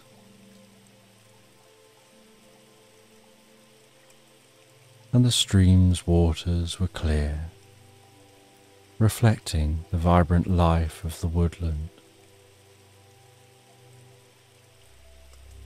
And while he gazed into the water, so it showed not just reflections of the land around them, but also shimmered with the quality of a dream half remembered. And while gazing into the water, a gentle voice began talking in the background. Beautiful, isn't it? An old fox was sitting beside him with eyes deep and wise, and she murmured to him,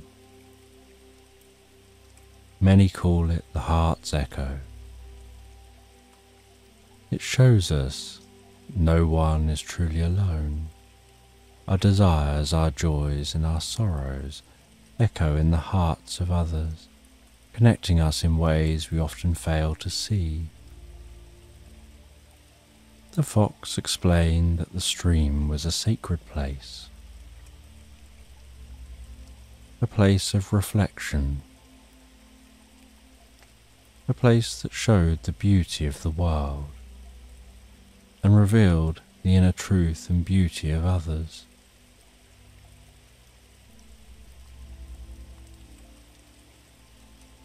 Morley listened captivated by the wisdom of the fox. He thought about his journey, the creatures he'd met so far, the tasks he'd completed, the gifts he'd been given. And he set off once again from the fox, following the stream as it flowed out of the woodland, following the magical compass. He journeyed through a small clearing where he stopped to rest for the night. This tranquil spot, nestled within a gentle embrace of towering pines and whispering ferns, allowed him the luxury of viewing the heavens above, the twinkling stars, the velvet sky, the stories of the universe. And he realized while gazing at the stars that the constellations seemed to almost be talking to him, that they were more than just a collection of stars, but maps of stories ancient and wise. The Great Bear, the Hunter, the Twins, each constellation a chapter of a cosmic tale woven through time and space, reflecting truths he'd uncovered on his journey.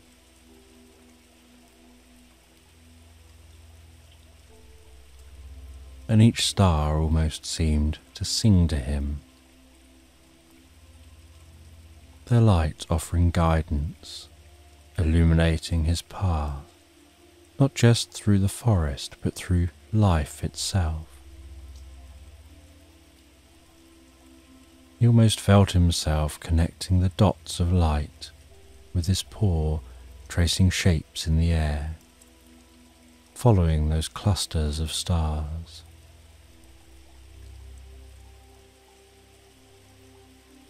Inspired by his observations, and his heart full of wonder, he took a look at the map, laid the bits of map out before him, and found that he could align these bits of map in such a way that the fragments mirrored the constellations above, as if this map wasn't just a guide through the physical world, but a reflection of the celestial guide above. Each piece a star, and each star a story. And in the morning he packed up the map, continued his journey, finding that the journey itself seemed to be the learning he really set out for, and that the map was leading back to the home he'd left behind.